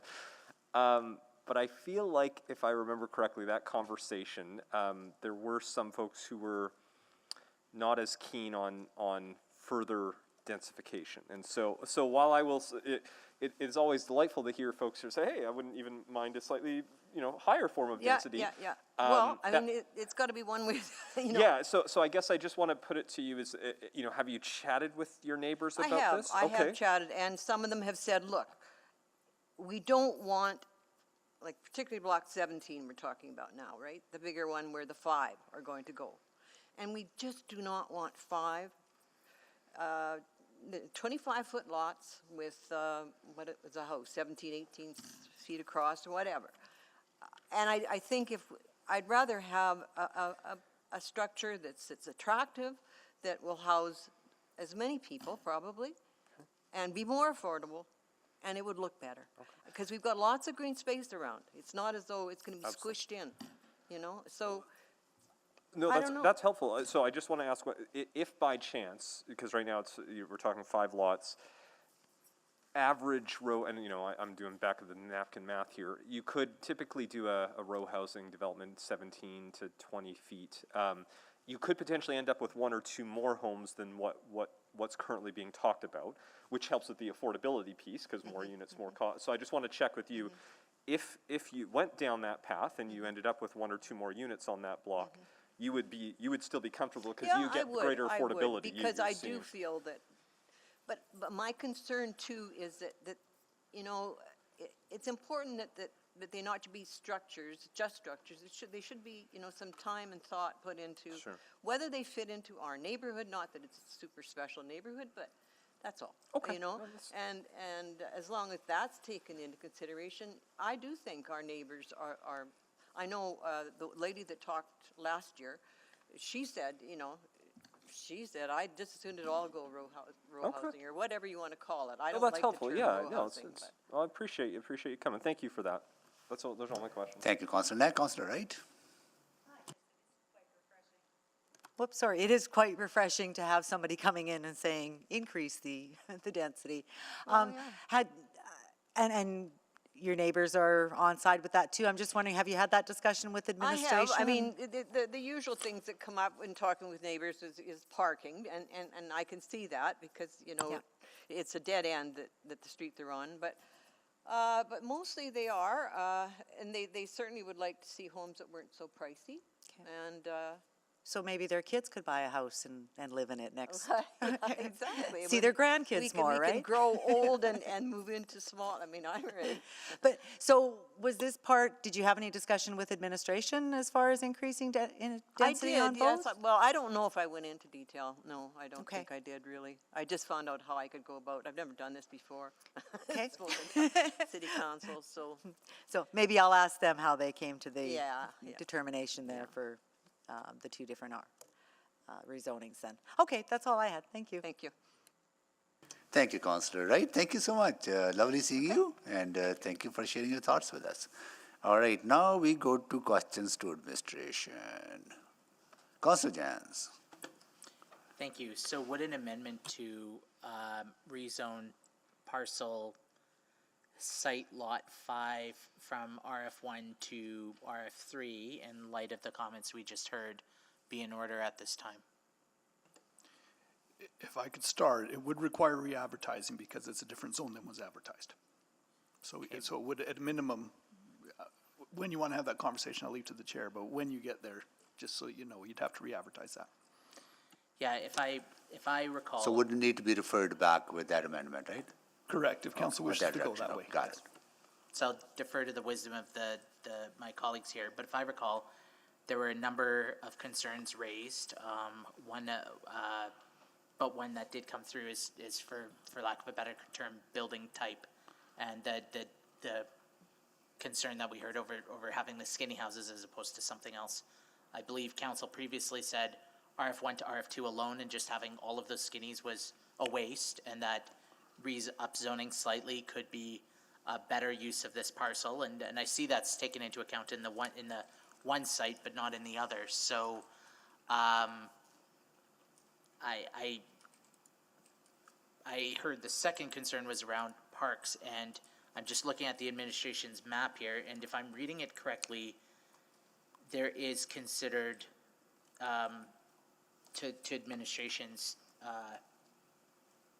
judgment here on slide 5, a adequate open space in Pleasant View, even were these parcels not to be developed. Is that correct? That's correct. Although I'm a little confused how the cemetery is included. The cemetery is not included. If I could just ask clerks to bring up slide 5. Am I misreading that green parcel there? Yeah, to the north is the larger park. To the south, you can see it really lightly, is the cemetery. Oh, I see. Yeah. Okay. All right. Yeah, then, well, hearing, I guess if how would the administration react if this was to be referred back for an upzoning of the north parcel to RF3? Well, I'd have to defer to the applicant. What's before us is RF2 and RF3, which we've done analysis and review and consider it to be appropriate. I will add that under RF2, you can have semi-detached housing. So it's possible to have 2 sets of semi-detached, just looking at the site and looking at the size of the parcel. So there's an opportunity for other forms, duplexes as well. Okay. Just to add, Councillor, if you were to make such a motion, you wouldn't be directing the different part of administration, which is Mr. Osidiarix, sorry for the name pronunciation, to do anything other than get the best return for the city. You're not directing them to do row housing because the RF3 allows for single semis and row housing. You would be allowing them to do that opportunity, but it wouldn't be specific in terms of go forth and do row housing. Okay. I see others on the board. I'll keep listening. Thank you. Thank you. Now, Councillor Wright. Thank you. So I'm just wondering, so the property became surplus because nobody wanted to to build single family? The property was in the city's inventory, and the administration looked to see which parcels could be surplused. It went through the surplus circulation, which includes parks and open space, in which they determined that it wasn't necessary to serve the area. But I guess, I'm trying to understand it, if we couldn't, like, was the property put up for sale? Like, did people have the opportunity to buy the single lots? This is the opportunity for the public sale. Okay, so we don't, okay. I The- guess, so do we know there's a market for it there? This is part of the analysis Okay. completed by the applicant and subsequent to the surplus review process, so. Okay, maybe I should have asked the applicant when he was up here, okay. You can ask under new information. Under new information, okay. Okay, I will then, thank you. Thank you. Councillor Rice. Thank you, Mayor Sohi. I have a very quick question, and because this site development, these two sites, actually at the end of 111th Street. Right now, 111th Street, and because due to the traffic increase, actually back up lots to South Edmonton, impact many. Did city considered, and for this, when this site development here, and to leave some spaces and for the future long-term infrastructure and how we can reduce the negative traffic impact for South Edmonton? Councillor Rice, as far as this development is concerned, there will be minimal impact to traffic. You're looking at 6 to 10 additional trips during the peak hour. 111th Street does have LRT running underground. It is part of the frequent transit network as well. As far as future aspirations related to these corridors are concerned, it is very much transit focused. So if you look at our 1.25 million transit network, 109th Street and 111th Street are maintained as high frequency transit networks. So in terms of widening the infrastructure, that is not needed. It is rather repurposing and managing the demand through alternative modes. I understand the point, and you brought, and yeah, that's totally fair. And however, if you look at the current traffic situation, because that is just at the end of 111th Street intersection between 61 Ave and 111th Street, this side is just at the corner of the right, and then from South 111th Street, and then so the concern I have.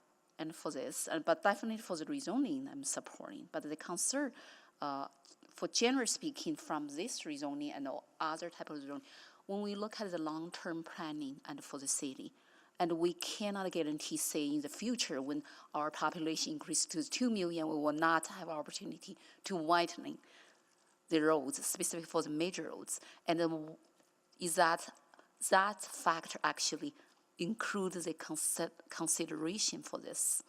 And then because we don't want and get into this situation in the future, say we don't have opportunity even to widening the traffic and for 111th Street, you can imagine LRT there, traffic there, and then for to meet the needs for the growth population. So I'll just reiterate that the road right-of-way is not needed for widening. We currently are using that road right-of-way for active modes. It is the shared use path connection that is being formalized, and part of Lot 13 will be dedicating road right-of-way for that purpose. Because by looking at the map here, and if you look at RF1 to RF3 here, and then it's really the separation and between the site development and the 111th Street is really tight. Councillor, through the surplusing circulation, the review would have been through various city departments, including operations as well as long-term infrastructure and mobility planning, and they've indicated that it was not required for any future or planned widening if there is such a thing on 111th or for any of their needs. So it's part of that surplus review that these different agencies look at it, including mobility and open space, and it came to the conclusion that this area is surplus, which is why it's trying to get development ready to go to market to be sold. Yeah, but thank you for the explanation, but I still want push that concern to be heard and represent the South Edmonton. And specifically the 111th Street actually right now is a majority and use it load and for the South Edmonton. Thank you. Thank you, Councillor Rice. Councillor Salvador. Yeah, thank you.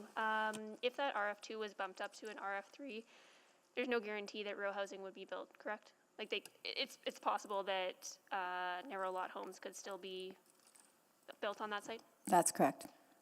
Okay, so if there was an amendment brought forward, we'd essentially be looking at a recirculation, so a delay without any certainty or surety that the end built form would actually be any different.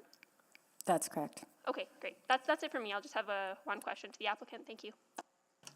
Thank you, Councillor Salvador. So that concludes questions to the administration. At this time, I'll ask if council members have any questions to administration or to the applicant or to the member of public and any new information arising out of the previous discussion. Councillor Wright.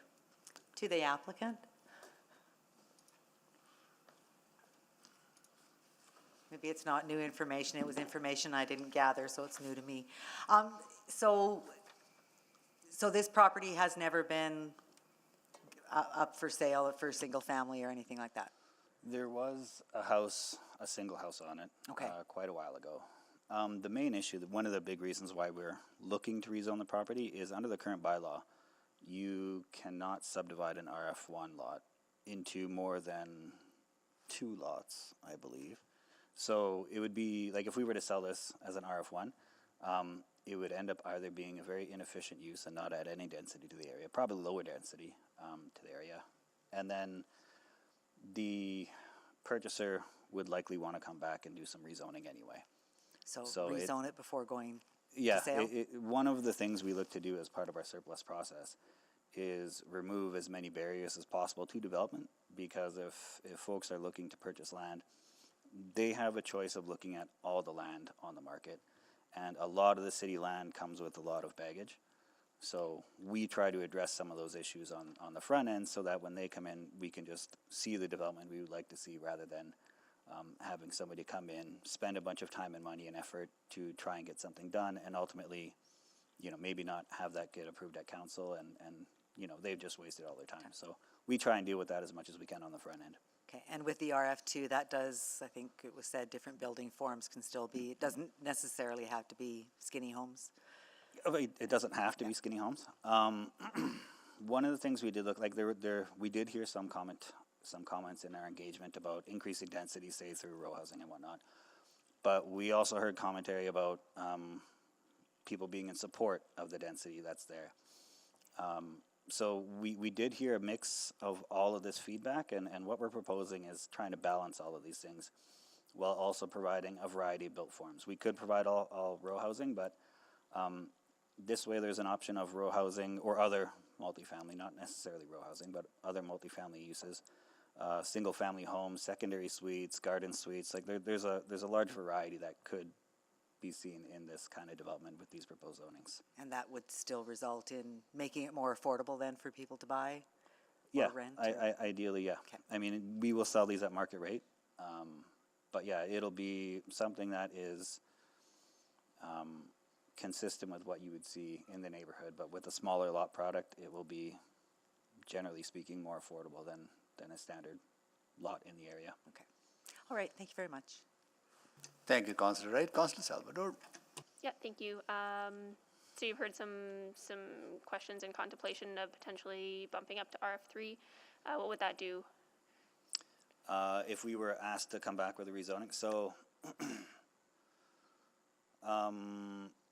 depending on, I don't know exactly what the process would be. I don't know if we would have to submit another application and go through the whole process again. If we did have to do that, we would for sure miss our window to align our work with neighborhood renewal. We're already super tight as it is, but I think we can still make it. But if we didn't get this approved, and we were directed to go back and look at some other zoning types, I'm sure we would miss that window and have people come out maybe speaking against that forum. Okay, that's helpful. Do you, sorry, siren. Do you think that if it were to go to an RF3, that would change the end built form? It would be hard to say. That would be on the purchaser to decide. I would say, market-wise, single-family homes are still what people really want to own in the city. And while skinny lots might be a smaller form of that, they are still single-family ownership. So I think there would be a strong desire for anyone who's buying these lots to want to create a lot product that falls in line with that. But again, that's speculation. It's subject to market demand. Yeah. No, I appreciate that, and just trying to get a bit of that market perspective. And I appreciate you sharing that. That's it for me. Thank you. Thank you so much. So that concludes questions on new information. With that, can someone move that we close the public hearing, please? I move to close public hearing. Councillor Wright, need a seconder. Second. Councillor Tang, please vote on the closing of the public hearing.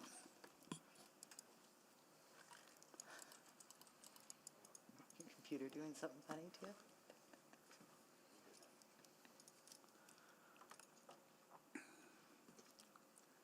We have all the votes. Display the votes, please. That is carried. Councillor Wright, you want to move the first reading? I move first reading on item 3.3. Second. Councillor Tang, please. Oh, sorry. We have first reading on the floor. Now to speak. Councillor Rice. Thank you, Mayor Sohi. I think this type of rezoning is really important and for our city's development, and especially prepare us for the 2 million population growth.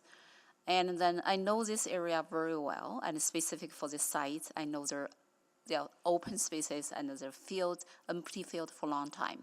So I appreciate the city take actions and then to plan for the potential development.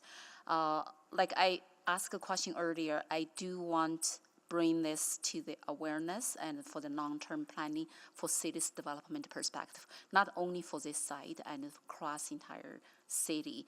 And when we do infrastructure, mobile, long-term planning, and look at the impacts for the traffic. And because right now we heard our Edmontonians specific talk about the traffic and how they impact our go to work, we go to school, and our daily life, and specifically in the winter, the road condition and is improved, and specifically and in some certain actions and busy roads, not only about road condition, is about any future opportunity for the improvement. So if that type of factors could be included and in our land use rezoning, and I think it will reduce a lot of effort in the future and save our time and save our city's money as well. And from cost effective and also from efficiency perspective, I think it's better and for the long term and growth and development. So I will just put my point there, and I will support this. Thank you. Thank you, Councillor Rice. Councillor Wright, to close. I'm in support of this, and I think it'll provide a good variety of different build forms, I think, to increase density in the area. Thank you, Councillor Wright. So please vote.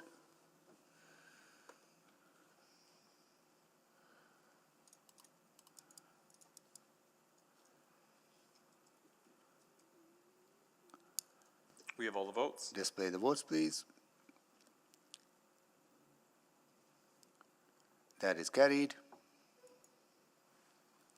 I move second reading of Charter Bylaw 19937. Second. Second for Councillor Tang, please vote.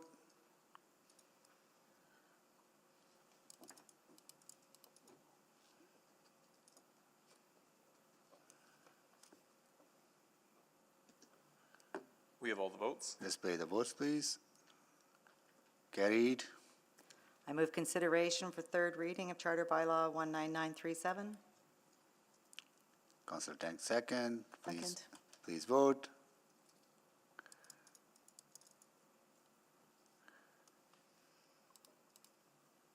We have all the votes. Display the votes, please. That is carried. And I move third reading on Charter Bylaw 19937. Second. Okay, please vote for the final reading.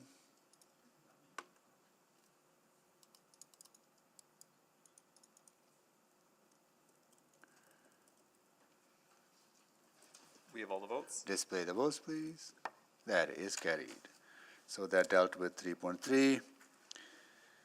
Next one, our Charter Bylaw 20354 to amend secondary suites and supportive housing to an existing DC1 provision, ELSIS, that's what, ELSIS? Yeah, ELSIS, yeah. And 3035, Charter Bylaw 20355 to add supportive housing to an existing DC1 provision, ELSIS. Okay. Councillor Wright, you selected this, and I'll go to, geez, just hold on. Mayor Sohi? Just hold on. So give me 1 second. No one is in favor, no one is in opposition. Do you need a presentation? No, and I actually don't need anything now because I've had my answers, or my questions answered this morning. So I would like to just go straight to. Okay, close the public hearing? Okay, Go close ahead. the public hearing on Charter Bylaw 20354 and Charter Bylaw 20355. Okay. Second. Second by Councillor Tank, please vote.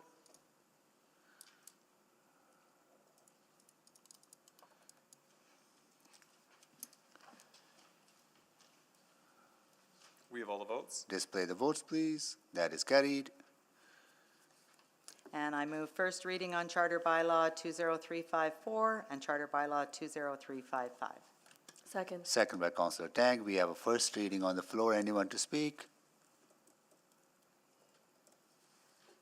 I'll just speak briefly Councillor that Wright. Go ahead.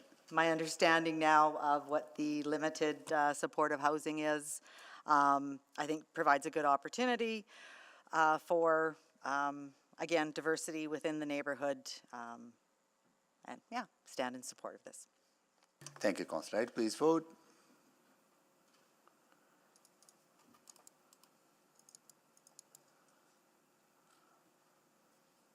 We have all the votes. That is carried. I move second reading of Charter Bylaw 20354 and Charter Bylaw 20355. Please vote. Sorry, second by Councillor Tank. Second. Please vote.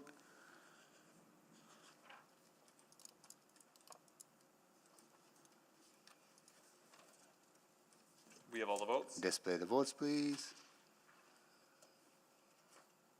That is carried. And I move consideration of consideration for third reading of Charter Bylaw 20354 and Charter Bylaw 20355. Second. Second by Councillor Tank. Please vote.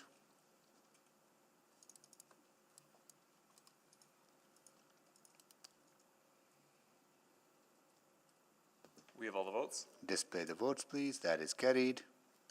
And I move third and final reading of Charter Bylaw 20354 and Charter Bylaw 20355.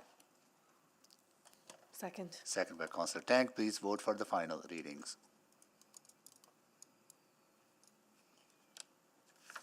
We have all the votes. Display the votes, please. That is carried. 3.6 was dealt with. 3.7, Charter Bylaw 20357 to allow for low-intensity commercial office and personal service uses, Belvedere, selected by Councillor Paquette. And Yeah, thank you, Just- Mr. Mayor. I'm just not hold sure on. if I need a Just hold on. presentation unless anyone else would want one.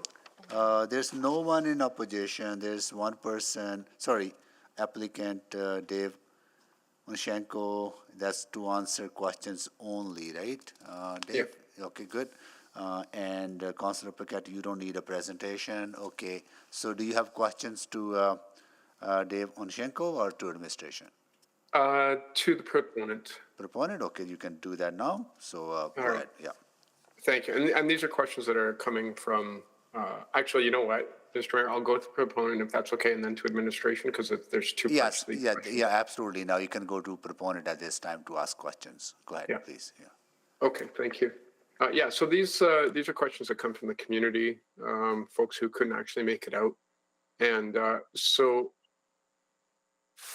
the first question I have is this proposal related to the current commercial uh, um, buildings that are like adjacent to the site? Sure. Can you expand on what you mean? Is it related to it? Because it does include that lot. Same ownership? Yes, it is. Yes. Okay. Okay. So one of the questions that came up, it's from seniors, and they say that their claim is that and they back it up with their 311 calls, that the sidewalks have not been maintained, and so it makes it extremely difficult for them to navigate in front of this property, and they're just worried that this is just going to add more difficulty there. So your response to that? No, that's great feedback, and we can take that to the owner. That is, we did hear back from administration about some of the concerns that came in from accessibility in the alley. I saw notes about the sidewalk there in the notes to council. These are operational issues that we can take back to the owner of this. Just to expand on that, these folks had to call in multiple times just to get some action. And last year there was up to 4 inches of ice. So the maintenance is actually it's not just feedback; it's a serious concern. And I'm assuming that you actually, in your role here today, cannot answer those concerns. Is that right? That's correct. Yeah, we're just acting on behalf of the owner for the site for the rezoning component alone. Okay, and there are currently vacancies in the existing space. So the question that folks have is why expand if you can't fill what you have right now? Yeah, they're looking, the owner of the site is looking for additional opportunities to expand for some of the uses found under CB1. They're looking for professional services and looking to reconfigure the space further to the south and integrate it with that commercial plaza to the north, allow for a mixed use of uses as well, including some residential on that. So this allows that opportunity. The current occupancy, of that site and vacancies, notwithstanding, it's allowing for some of these additional uses and being able to construct a building that fits within kind of the vision, the city plan. 137th kind of being one of those key arterial roads, and providing additional opportunity for commercial professional services in that. Yeah, no, I understand all that. Yeah. So, yeah, no, not to interrupt, it's just I only have limited time. And, this was all included in the report. So the next question then is, there's, as far as maintenance again, there happens to be, because Belvedere Station is there and there is some services for folks with in dire straits, there is some cleanup around, like right along the edges of the site that just doesn't happen as far as discarded needles and things like that. And will the owners be taking more responsibility for that? I mean, if you can't answer these questions, that's kind of unfortunate. Councillor Paquette, Mr. Johnson is looking at me. Yeah, I understand. We're talking about land use, but the land use has an impact on the neighborhood. And so if we want to approve this kind of land use, but we already know what is happening with the maintenance of the area, that does raise a bit of concern. So I'm just wondering what my leeway is here. Okay. If I Mr. could provide some guidance, we just want to be careful we're not focusing on ownership or practices of the owners. This is about the uses on the land, and ownership could change tomorrow. So we really do try and focus on whether these uses are appropriate on that site. Yeah, no, and I appreciate that. So that's it for the proponent. For the questions from the public. Thank you, Mr. Mayor. Thank you, Councillor Paquette. Any more questions to the proponent? I see none. Then no one is in opposition, and go to administration to questions. Councillor Paquette, you want to carry on? I'll start your time again. Yeah, thank you. Yeah, I appreciate that. Yeah, and I understand. When it comes to the land use, we hear about shadow effects and things like that for proposals after the fact. So after the fact, we may be hearing more about these other things. So one of the questions then is about the alleyways, and the alley there's a lot of heavy trucks that have been using the area, the alleyway is degraded quite quickly. But the residents have been told that it will be years before that is addressed, and they're wondering, okay, so that's all well and good, but this land use does impact the infrastructure. And so, is there any consideration there for the residents? Councillor, we have looked at the alley situation there, and the proponent has been advised that with the redevelopment of this site, alley will be required to be upgraded to a commercial standard. There is a road right of way available. It is just that currently it is a 4-meter carriageway. It will require to be widened, but that is associated with the redevelopment. If there is a small change of use as part of the development permit, then that ask will be subject to further review. Okay, so I can go back to the residents and let them know that that is being looked at. Councillor Paquette, it's Kim Petrin here. Just one comment I wanted to make on the feedback you've heard from residents around sidewalk maintenance, etc. I will take that back with my colleagues in community standards. So just wanted to close the loop on that. While it's not related to the application before you, we hear you. Yeah, and I understand that, but I've got a lot of seniors, and these are their concerns, and this is the only time that they may hear these questions be asked. So I appreciate the leeway, Mr. Mayor. Okay, well, those are all my questions. We'll put a pin in some of those concerns, and I guess we'll watch closely, and maybe we can get a little more eyes on the property going forward.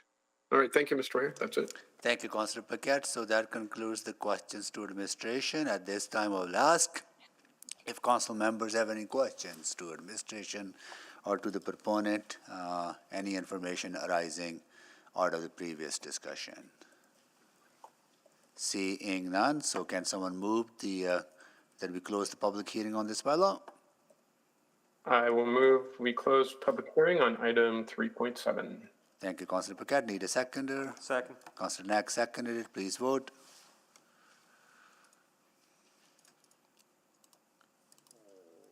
And I am a yes. Thank you, Councillor Paquette. We have all the votes. Display the votes, please. That is carried. Councillor Paquette. Thank you, Mr. Mayor. I will move first reading of item 3.7. Second by Councillor Knack. Second. We have a first reading on the floor. Anyone to speak? Yeah, I'll speak really quickly, Mr. Mayor. I understand that with your indulgence. Yeah, just give me 1 second. No one else is signing up, so please go ahead, you make the closing remarks. Okay, yeah, thank you, Mr. Mayor. I understand that some of my questions are a little bit outside of the realm of precisely what we should be looking at. That tends to bleed out because we do consider the land use, but also how the impact of the land use has to be a part of that conversation in some way or form. This is in Belvedere, and for those who know, Belvedere has been facing some challenges,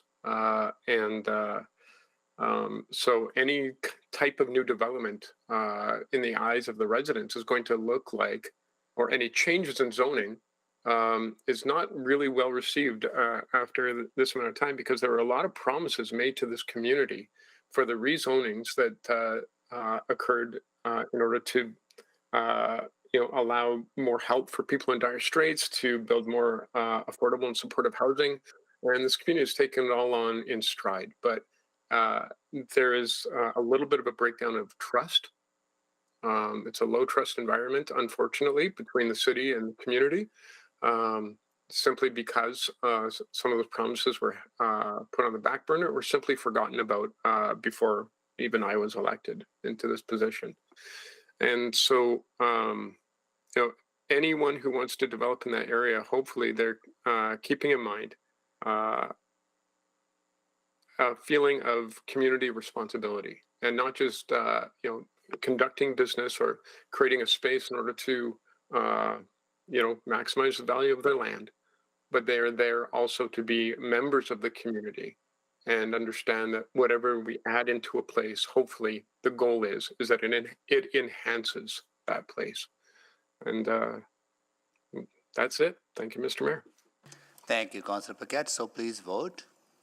Oh, sorry, I will move second reading. No, we're just voting on the first reading first. Oh, we haven't voted on the first. Yeah. My mistake. Yeah. We have all the votes. Display the votes, please.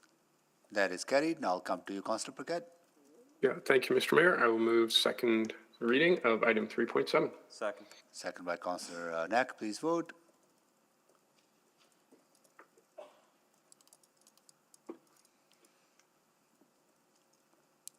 We have all the votes. Display the votes, please. That is carried.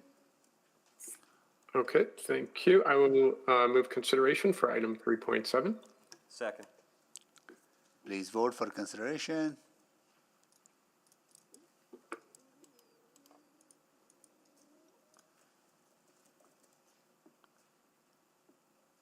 We have all the votes. Display the votes, please. That is carried. And Mr. Mayor, I will move third reading of Charter Bylaw 20357. Second. Second by Councillor Knack. Please vote for the final reading.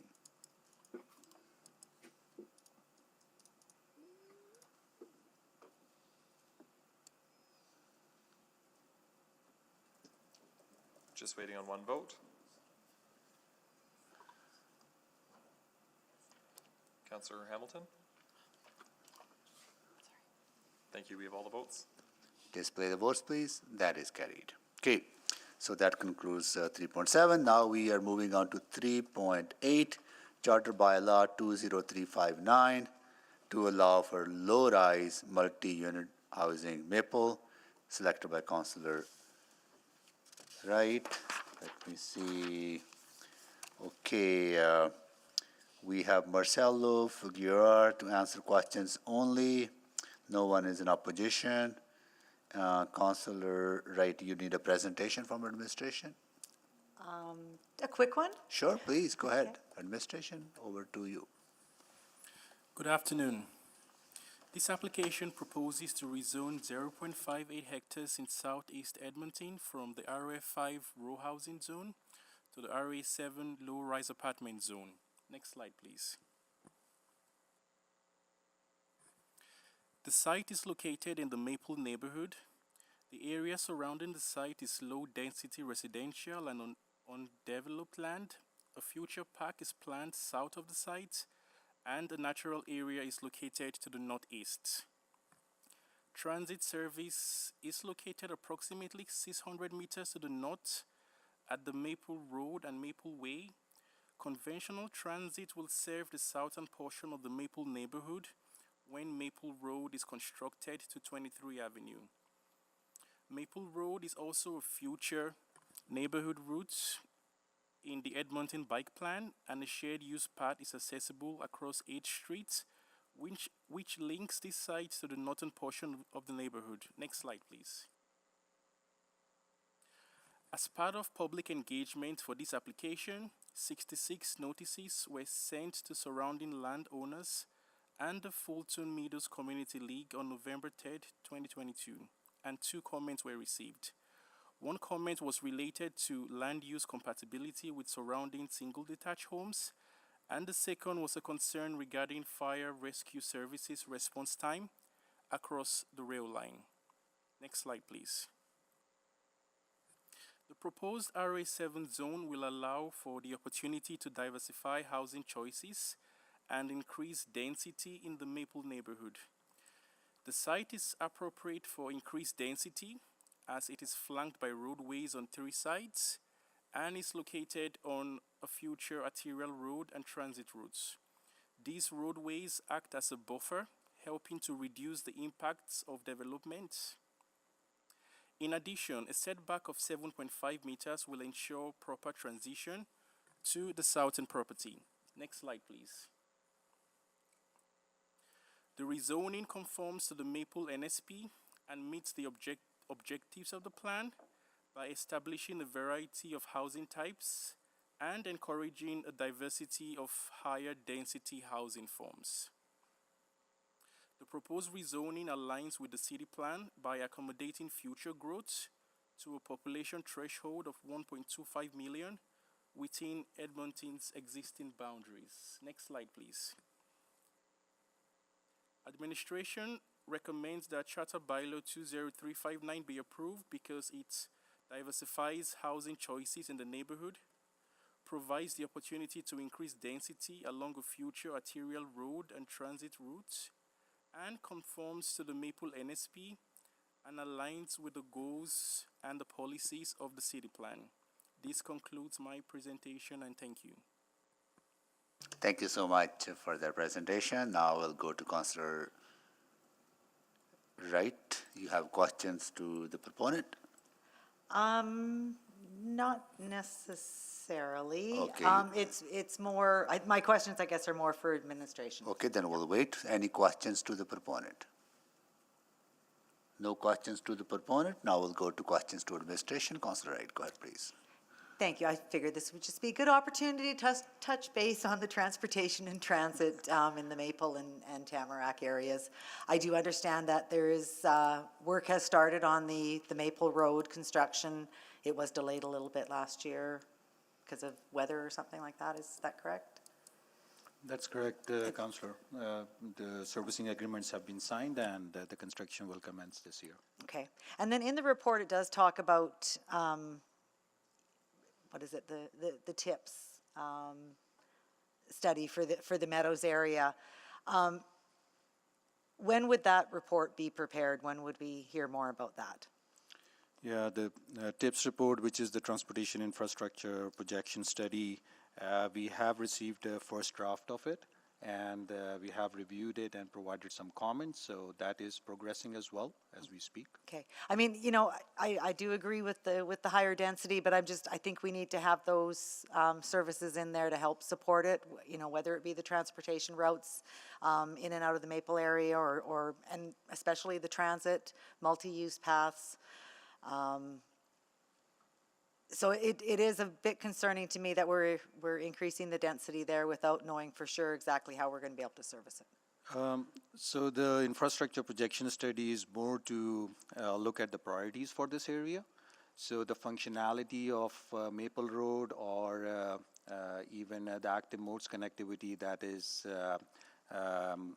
laid out through the neighborhood structure plan is not going to change. It is primarily looking at the infrastructure needs based on what we have approved so far and how to prioritize the arterial construction.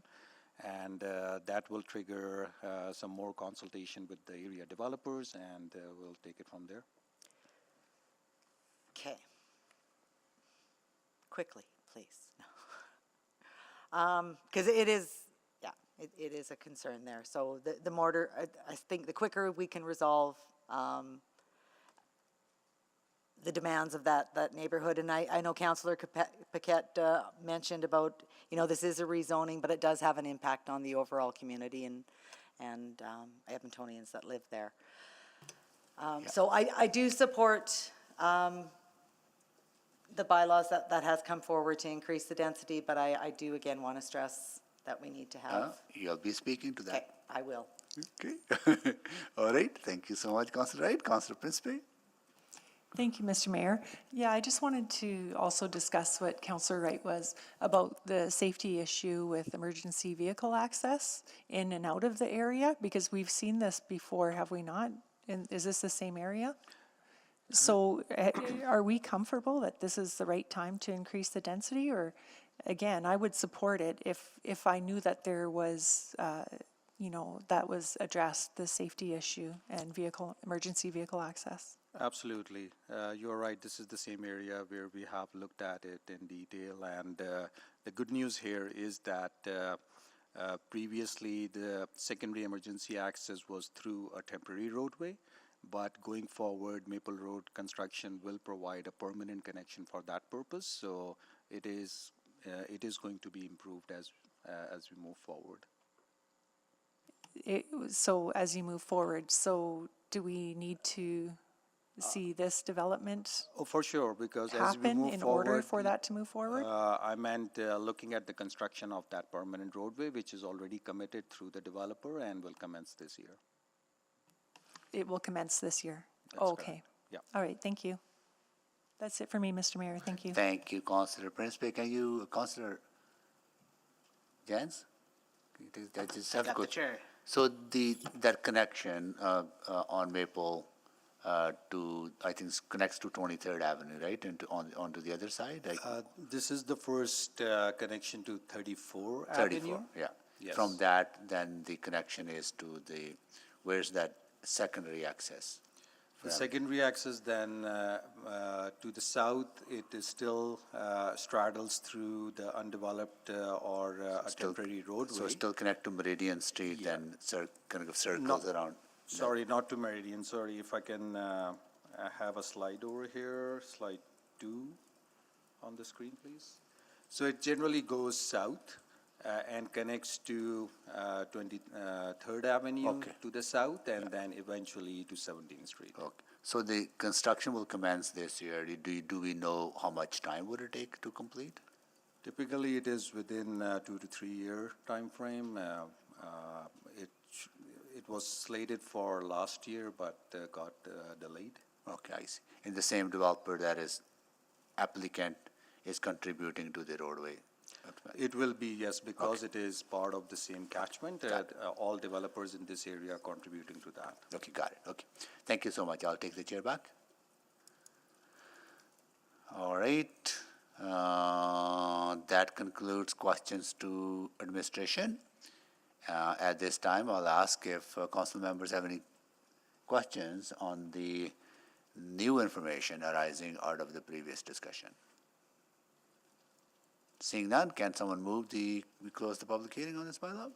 I move to close public hearing on Charter Bylaw 20359. Thank you, Councillor Wright. We need a seconder. Second. Councillor Knack, second that.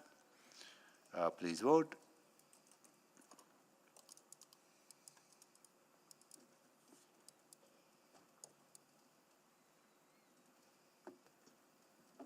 We're just waiting on one vote. Councillor Paquette? Yeah, I'm a yes. Thank you. We have all the votes. Display the votes, please. That is carried. I move first reading of Charter Bylaw 20359. Second. Okay, we have first reading on the floor. Anyone to speak? Before I go to Councillor Wright to close, anyone to speak? Seeing none, Councillor Wright, close, please. Thank you. As I said previously, I do support the higher density in the area and for construction or for development of this land. But I do think that we need to make sure that we are providing the proper city services, transportation, working with our, developers. I think there's also a report coming to council in regards to perhaps developer-led transit services in new and developing areas. So I'd be looking forward to seeing that as well, and I guess taking action on that. Thank you. Thank you, Councillor Wright. Please vote.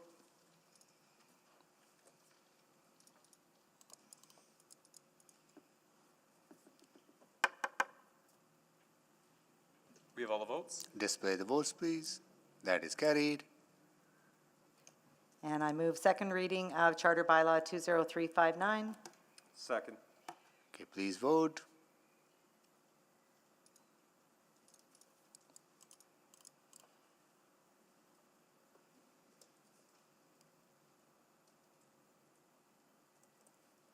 We're just waiting on one vote. We have all the votes. Display the votes, please. That is carried. Okay. I move consideration of third reading of Charter Bylaw 20359. Second. Second by Councillor Knack. Please vote for the final reading. Oh, it's consideration. Sorry, consideration.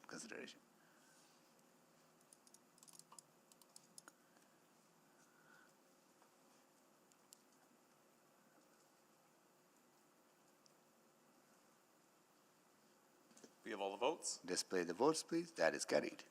And I move third and final reading of Charter Bylaw 20359. Second. All right, now vote for the final reading, please.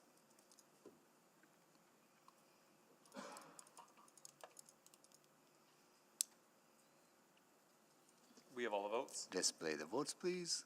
That is carried. Okay, that concludes 3.8. Now we are moving on to 3.9, bylaw 20018 to close portion of 19th Avenue Northwest and 111th Street Northwest, Kihiwin, exempted by Councillor Rice. And we have Dave Onishenko to answer questions only, and no one is in opposition. Councillor Rice, do you need a presentation from administration? Yes, please. Okay, please go ahead. Good afternoon. This application proposes to close a portion of road right-of-way in the Kihiwin neighborhood. Next slide, please. The road closure area is located east of 111th Street Northwest and north of 19th Avenue Northwest, and is approximately 700 square meters in area. If approved, the closure area will be consolidated with the abutting property at 1903 111th Street Northwest for future development. Next slide, please. Administration applied a basic approach to seek public feedback about this application, and information about the application was posted on the city's website. One response was received from the advance notice postcard, and the citizen requested details of the development. Next slide, please. Administration supports the proposed road closure and recommends its approval as it aligns with the city plan policy by facilitating the redevelopment of the abutting commercial land, and development of the site contributes to the city plan's vision of enabling residents to meet their needs within 15 minutes travel time. This concludes my presentation, and thank you. All right, thank you for that. Next, we will go to, do we have any speakers in opposition? No? Then we'll go to, I guess, questions of administration. Nope. No questions of the... Councillor, you start with questions of the applicant if there is any. There we go. Sorry, questions of the applicant. All right. Are there any questions of the applicant? Councillor Rice? Okay, thank you. So there's a few questions to the applicant. Because this specific, the road closure is just the right east side of the 111th Street. There are a few questions here. So the first one is, what is specific response regarding this and from community engagement? Hi, Councillor Rice. Thank you for the opportunity to talk. So this was a standard road closure through transportation and through the city of Edmonton. And as such, the community engagement was sent out through their advance notice. There wasn't, requirement or recommendation for any pre-application notice of that nature. So this was handled by the city, and advance notice did go out. And as noted, there was feedback looking for some additional information. Specifically, the engagement happened in 2021. That means almost 2 years ago in July. And I just really want to make sure this neighborhood is aware of this development. And because the time, specifically this neighborhood is really active in the community engagement, and then I don't want to see the experience repeating experience like last rezoning bylaw. So to answer that, a road closure process is a fairly lengthy process through negotiations with the city and the closure from transportation, deeming it surplus, and then a negotiation with real estate on the purchase of that. So I can't speak to when the advance notice went out from the city specifically. As for future development of this parcel, that is a future conversation. Right now, this is just the road closure, the purchase of surplus road right-of-way and consolidation with the commercial parcel that's there. As for any any future redevelopment of the site or any proposed development, that that is for the future, of which discussions with municipality and with adjacent residents in the community would be privy to. So that means community will have sufficient engagement for the future development, specifically about the details. Well, absolutely, and to be clear, we had reached out and engaged you early on about the client, the owner of the adjacent site right now, of which this road closure will be consolidated with, and said that they had intended to look at rezoning the site in the future once the consolidation was approved. And that is something that we are beginning to work with on behalf of the client after this goes through.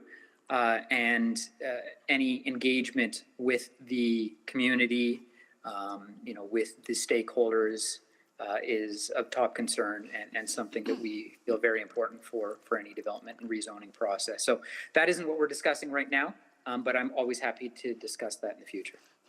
Okay, so the purchase for that site and still underway is not finished or already finished? I mean, you can put that to administration, but this is the final step in that process. Okay.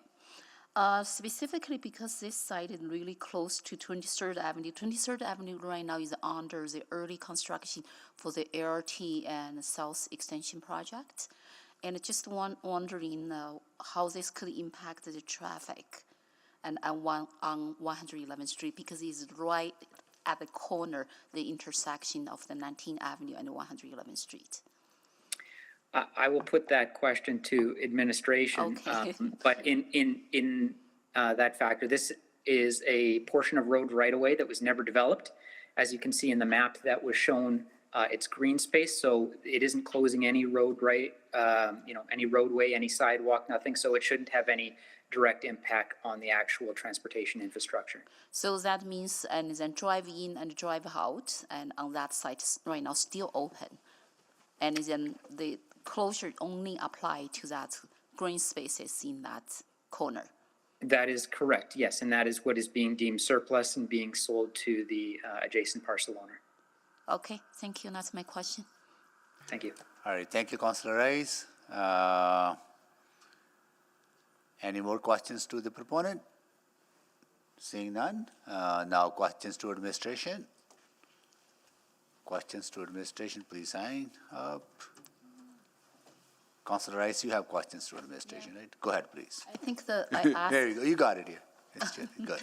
Yeah, I think it's just a question deferred to the administration. If you could just answer my two questions and then I asked earlier. Sure. If clerk can bring slide 5 on the screen, please.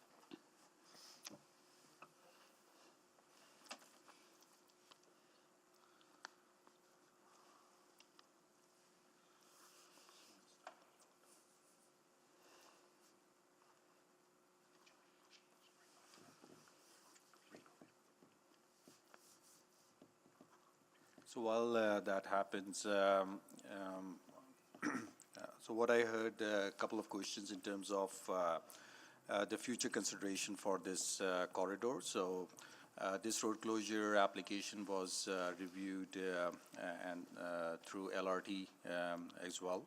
And whether it is the widening of 111 and construction of LRT, that happens towards the west.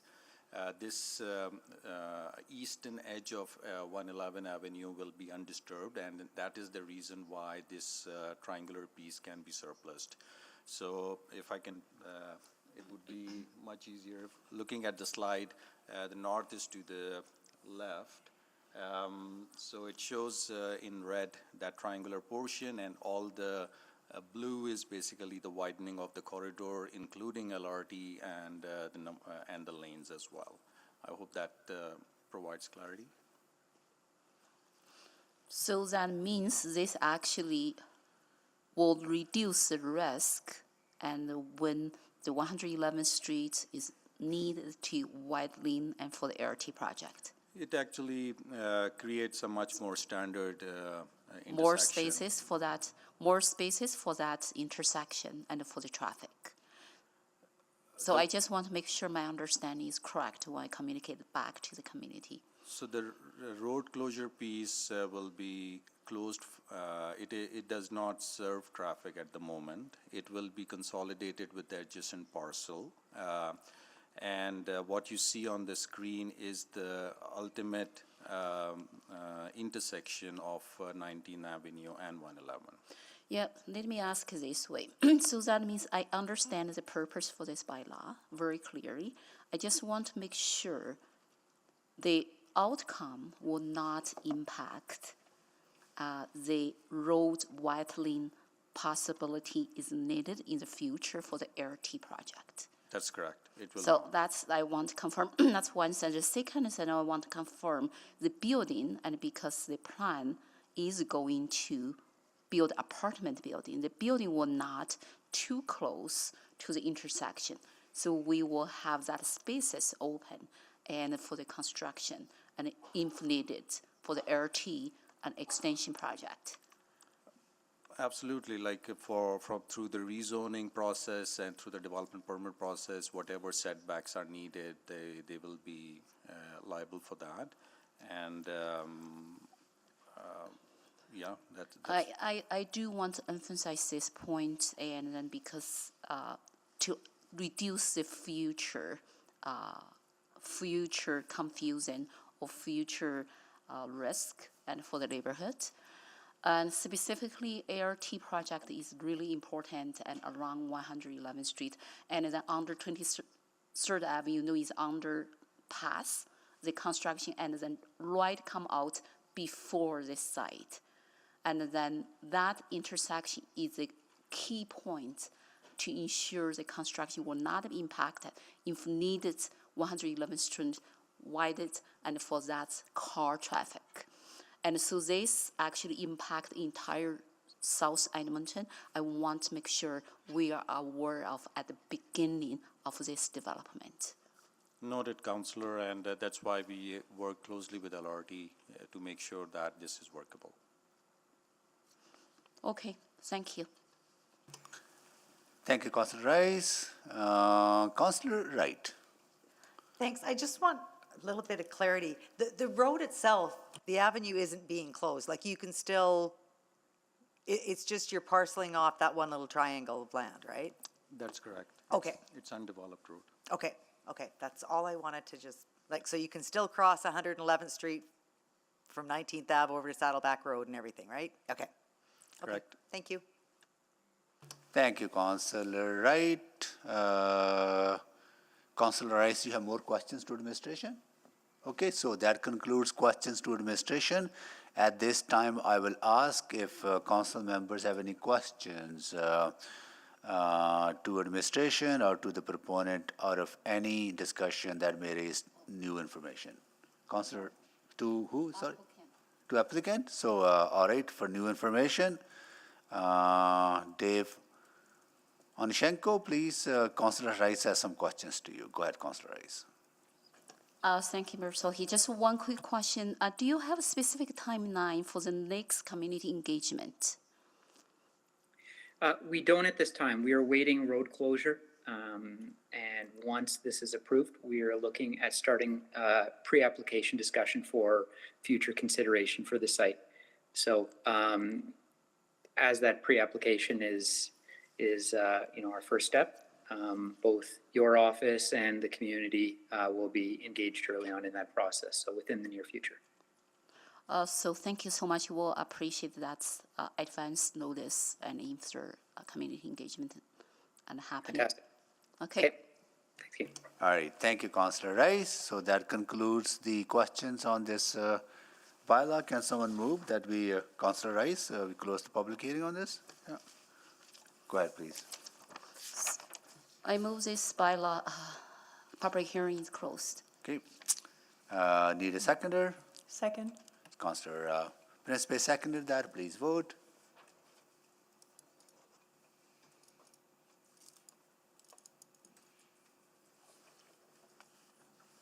We have all the votes. Display the votes, please. That is carried. Councillor Rice? I move this bylaw for the first reading. Second. Second by Councillor Principe. We have first reading on the floor. Anyone to speak? Before I go to Councillor Rice to close, anyone to speak? Seeing none, Councillor Rice, please go ahead. Thank you, Mayor Sohi. And then, so our city's development and is important for everyone and include our Edmontonians, and how at the same time our development does impact the neighborhood. And this, because of this, the community engagement is become really key point, and for us to communicate what's the details of development and also what's the impact and for the development. And specifically this neighborhood called Haven and was experienced earlier for a larger land development, and they still have concern right now. And I do want to make sure this new development in this same neighborhood and will be well communicated with residents and with neighborhoods, and then ensure everybody is aware of what type of development will be, and also what the impact for the community could be. And specifically, this development is in conjunction with the LRT project and on the major street. How that construction and then with the ART construction and from timeline perspective, and we can minimize and reduce and keep the risk or keep the impact at a minimal level and for the neighborhoods and for the community. And then I believe our Edmontonians, our residents and in the neighborhood around the area will really appreciate that. So I'm looking forward and for the timeline for the future community engagement for the details of development as requested, and also work close and with administration and then also our developers to ensure and our community will be beneficial from those type of development and will not negatively impact it. And thank you. Thank you, Councillor Rice. Please vote.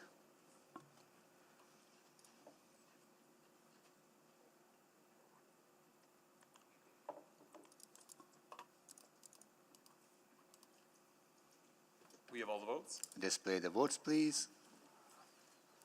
That is carried.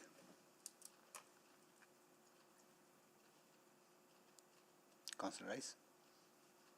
I move the second reading. Second. Councillor Principe, please vote for the second reading.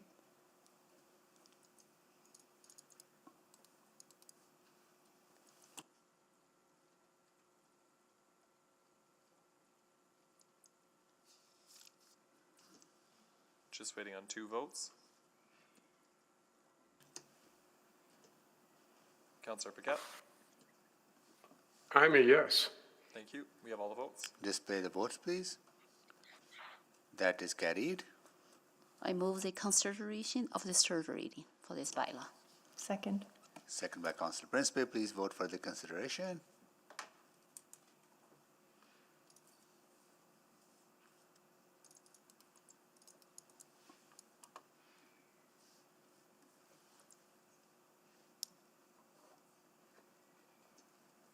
Just waiting on 1 vote.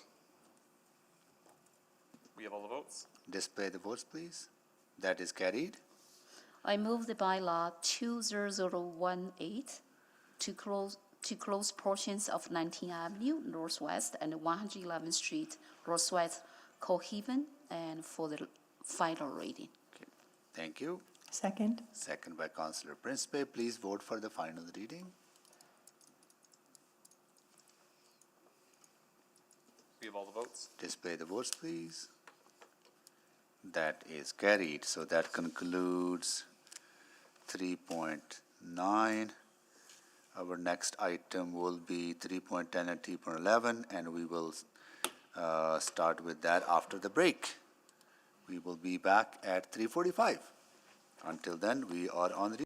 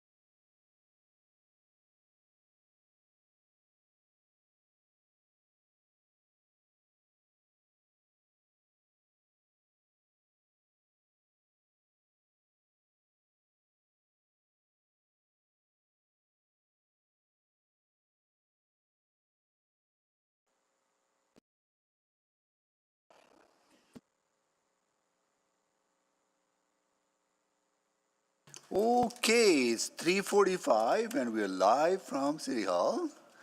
And I'll call this meeting back to order. And we'll do a roll call of council members. Councillor Wright, Hello. Councillor Knack, Good afternoon. Councillor Principe, Hello. Councillor Stevenson, Good afternoon. Councillor Paquette, Good afternoon. and Councillor Tang. Good afternoon. Councillor Hamilton will be coming shortly. Councillor Rutherford, Good afternoon. Councillor Salvador, she'll be arriving here shortly as well. Councillor Cartmel is away. I'm here actually. Oh, Thank you are there. Oh, here you go, Councillor Cartmel. Thank you for joining. Here you go. Welcome back. I'm also here. Councillor Salvador is here. Councillor Rice Good afternoon. and Councillor Jans Good afternoon. and Councillor Hamilton is here as well. Who is not here then? Everyone is here. Okay, good. We are now item 310. Yep. Bylaw 20349 to amend the Eau Claire Neighborhood Structure Plan and 3.1 Charter Bylaw 20350 to allow for row housing and school park use Eau Claire. Councillor Principe selected this. Let me see if there were 310, 311. Okay. We have Ryan Edick to answer questions only, Andrew Olson to answer questions only. And Councillor Principe, do you need a presentation from administration? I don't believe I need a presentation. Okay. And do you have questions to the proponent? I do. Okay. All right. Please come up here. So. All right. Go ahead, Councillor Principe. Thank you, Mr. Mayor. Thanks for joining us today to answer questions. I appreciate that. A quick question about parking. One of the concerns with residents in the area was possible lack of parking with the development. Will you be having any parking, do you know, or planned? Yeah, through your worship to Councillor Principe. So we're working through site concepts right now. I can tell you that right now every concept includes at minimum a single garage for the units and most likely double garages. So on-site parking will be handled internally.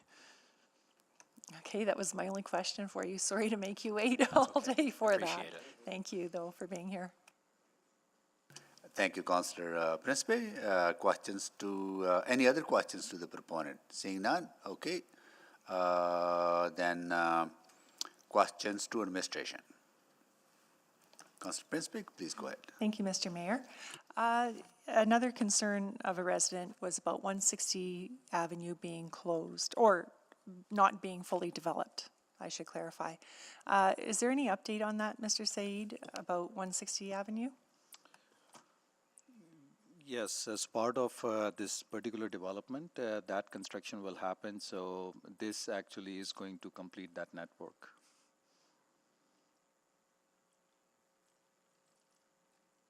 Thank you. And then, this is looking to change the neighborhood structure plan, this bylaw. And I know that on an earlier one that we were discussing, it said ideal was 2 hectares for each 1,000 residents. Is that right? I'm sorry, the ideal for park space or open No, space? yes, right. Yes. So just wanting to know that with this development, if that would still all,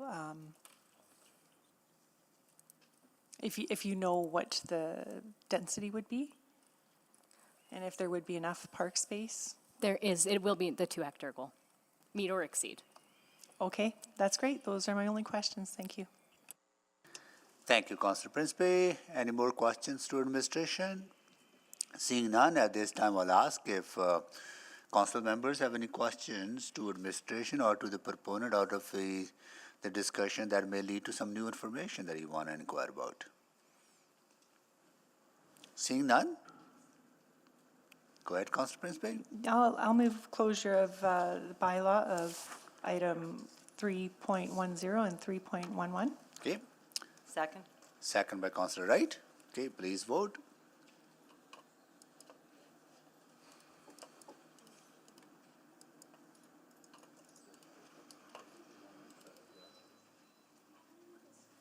Why are we closing this? To reduce noise, we were getting feedback. Sorry? The banshee. Oh, we'll be getting some feedback? Oh. Wow. See, like you're sitting in a spaceship or something. Oops, sorry.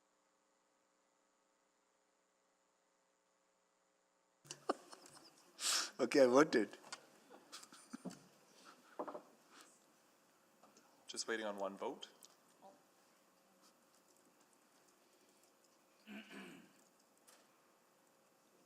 We have all the votes. Display the votes, please. That is carried. It sounds different too. It does. Okay. Okay.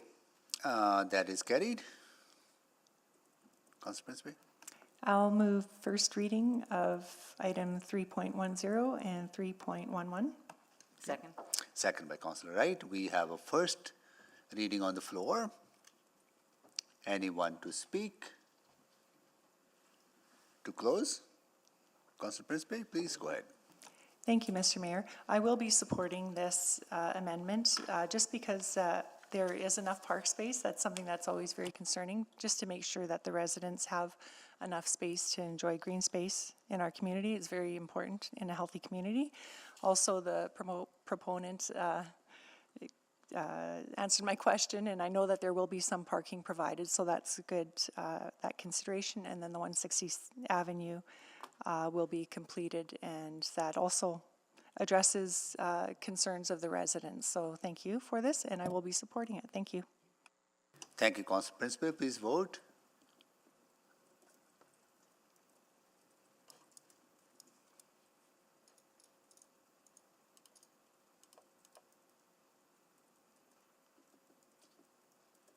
We have all the votes. Display the votes, please. That is carried. Karen? Sorry, Mr. Mayor. I'll move second reading of item 3.10 and 3.11. Second. Second by Councillor Wright. Please vote.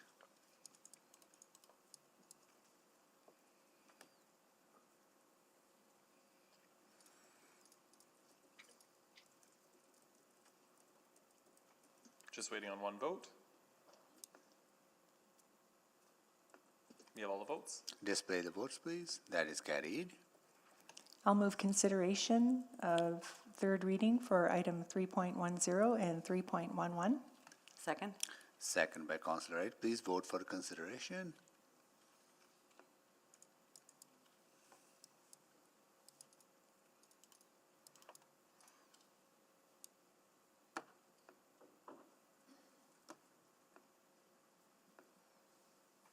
Just waiting on one vote.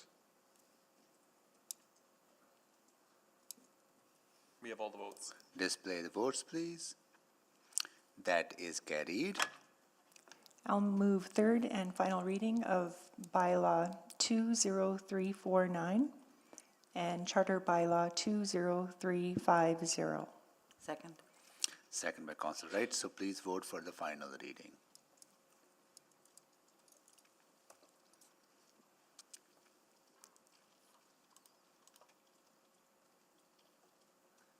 We have all the votes. Display the votes, please. That is carried. So that concludes those item 3.10, 3.11. 3.12 was approved. 3.13 was approved. Now we are going to 3.14, selected by Councillor Hamilton, Charter Bylaw 20362, to allow for convenience, commercial and personal services use Thorncliffe.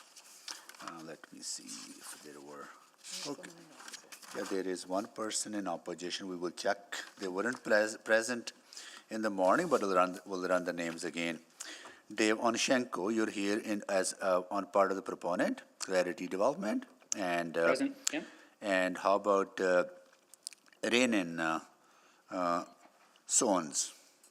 Hi, present. Okay, and I'll check in opposition. Hyujin Lau?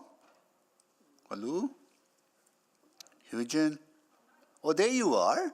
Okay, right on. You're present here in the Chamber Hall. Okay. Well, I'll ask administration to make a presentation. Thank you. This application proposes to rezone a hectare of land in the Thorncliffe neighborhood from RF1, Single Detached Residential Zone, to Neighborhood Convenience Commercial Zone. Next slide, please. The subject site is located in the north portion of the Thorncliffe neighborhood and is at the intersection of 175th Street Northwest and 87th Avenue. To north of the site is the West Edmonton Mall Transit Center and West Edmonton Mall. Transit services will be available along 87th Avenue Northwest with the construction and completion of the Valley Line West LRT with an anticipated completion date of 2026-27. Next slide, please. As part of public engagement for this application, 67 notices were sent to surrounding landowners in October 27, 2022, and 3 comments were received with concerns citing the site is not suitable for commercial and that the neighborhood commercial is not compatible with the surrounding residential area. Next slide, please. The site is located across the street from West Edmonton Transit Center and the West Edmonton Transit Mall LRT station and is located on a secondary corridor, 87th Avenue Northwest. It is across the street from a major node. Typical building types anticipated within the secondary corridors and local nodes include low-rise and mid-rise built forms. The subject site, next slide, please.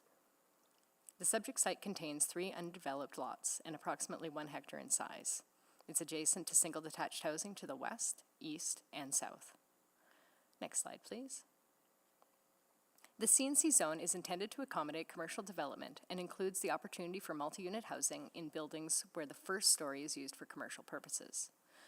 The Main Streets overlay will also be applied to this site. While this allows for an increase in height in comparison to the RF1 zoned lands, the CNC zone, in conjunction with the Main Streets overlay, would ensure that the site character fits within the context of the neighborhood and carefully control the type of structure which could be developed. This includes the architectural, landscaping, and parking regulations.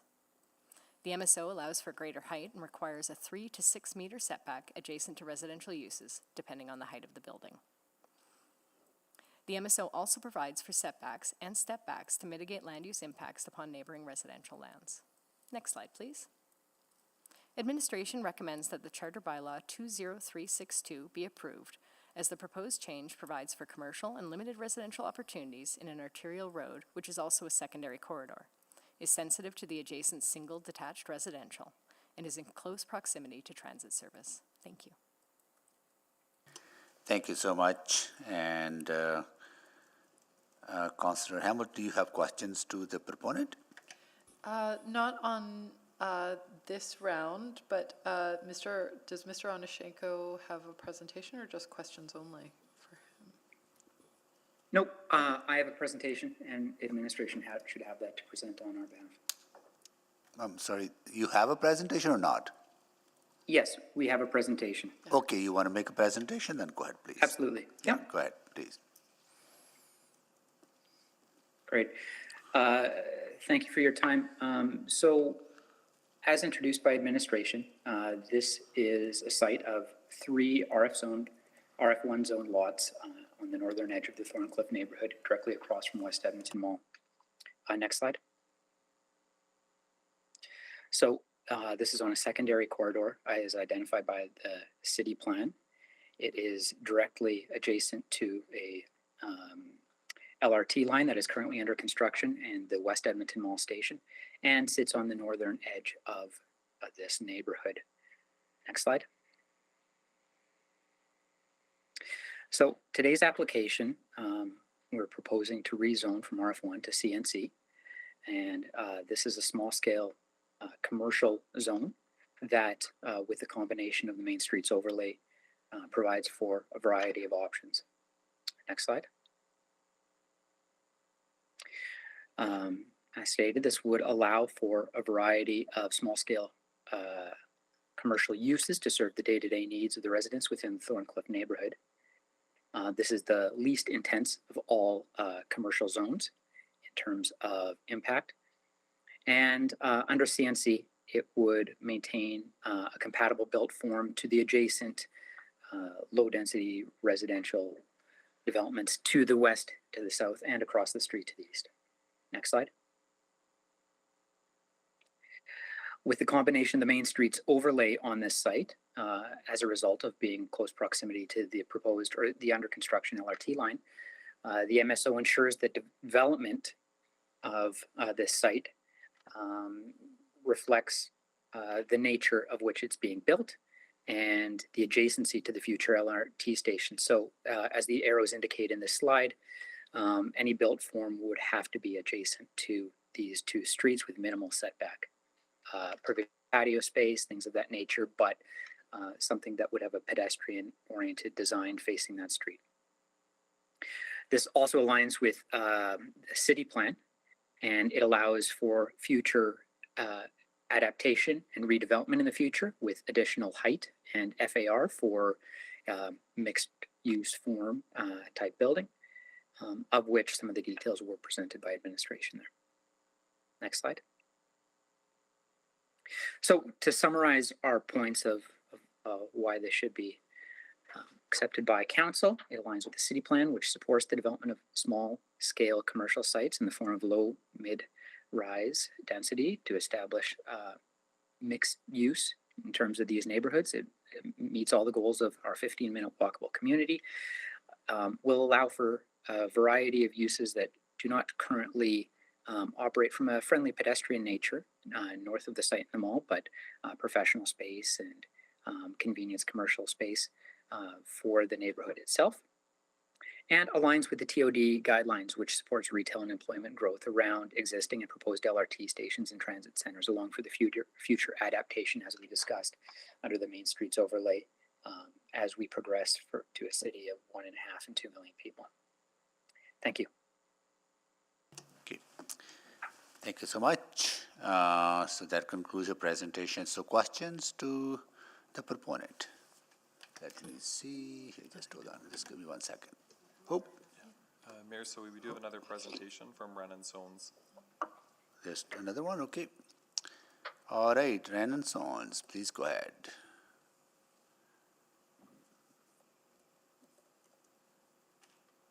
All right, thank you, Mayor and Council. Good afternoon. I'll keep this brief because my colleague Dave explained the proposal quite well. I'd like instead to speak a little bit to some of the public engagement efforts we've taken on this rezoning, given the interesting, unique nature of the site, the fact it's been undeveloped for some time. We wanted to really engage the community on this one. Next slide, please. So one of the things that we did early on in the process is speak to the president of the Thorncliffe Community League and just try to get a sense of some of the concerns that residents in the area may have just generally. As I mentioned, it's been an undeveloped site for quite some time. And so one of the steps we took following that meeting was to send a pre-application notice to 194 properties in the area just surrounding the site, which, as you know, is not typical for a standard rezoning process. That's something that you would typically do on a direct control bylaw, but understanding the importance of the site, we did want to take that additional step. Next slide, please. And in conjunction with that pre-application notice, we also created a dedicated web page which was linked on that pre-application notice so that residents could learn more about the proposal. We included information on the site, we included information on the process, some conceptual renderings of what the owner of the site is considering doing, and a series of frequently asked questions about everything from the CNC zone to the impact of the Main Streets overlay, to the rezoning process as a whole. And the Thorncliffe Community League was gracious enough as well to post some information about the proposal and a link to this webpage as well. Fortunately, through this effort, we had 81 unique views from August 3rd until today of this website. Next slide, please. And we also, excuse me, we also installed a rezoning sign, not a city rezoning sign, but a rezoning sign just for information and a link to that webpage, just to open the door to questions and so on with the local community. Next slide, please. And as a result of that, since August 3rd, we actually haven't heard any feedback from residents of the surrounding community. However, in the last week, we did hear a comment from the president of the Thorncliffe Community League that there are some residents who have concern over potential tenants, hours of operation, and a little bit of concern for uses as well, such as convenience stores, cannabis, liquor, gas bars. As you well know, in the CNC zone, cannabis and liquor stores would not be permitted. And it was also indicated to us that there's no consensus on what the optimal tenant that the neighborhood would be looking for is, other than, as Dave had mentioned, a general preference for uses such as professional offices with daytime business hours. And that would be the extent of the communication we've had with the community until now. Next slide, please. I did want to highlight, although it was already mentioned by the city, some of the steps that the city took as well to engage the surrounding neighborhood, including sending a number of advance notices and hearing back a couple of responses related to the commercial use of the site and incompatibility with the surrounding residential neighborhood. Next slide, please. So thank you for your time. I would be happy to answer any questions related to public engagement. Okay. Thank you so much. Now questions to the proponent. Let's go. Here we go. Please sign up. Councillor Hammer, you have questions? No? Anybody have questions to the proponent? No? Okay, we'll go to the member of the public in opposition. Hujan, is it Leo? Leo, please come up here.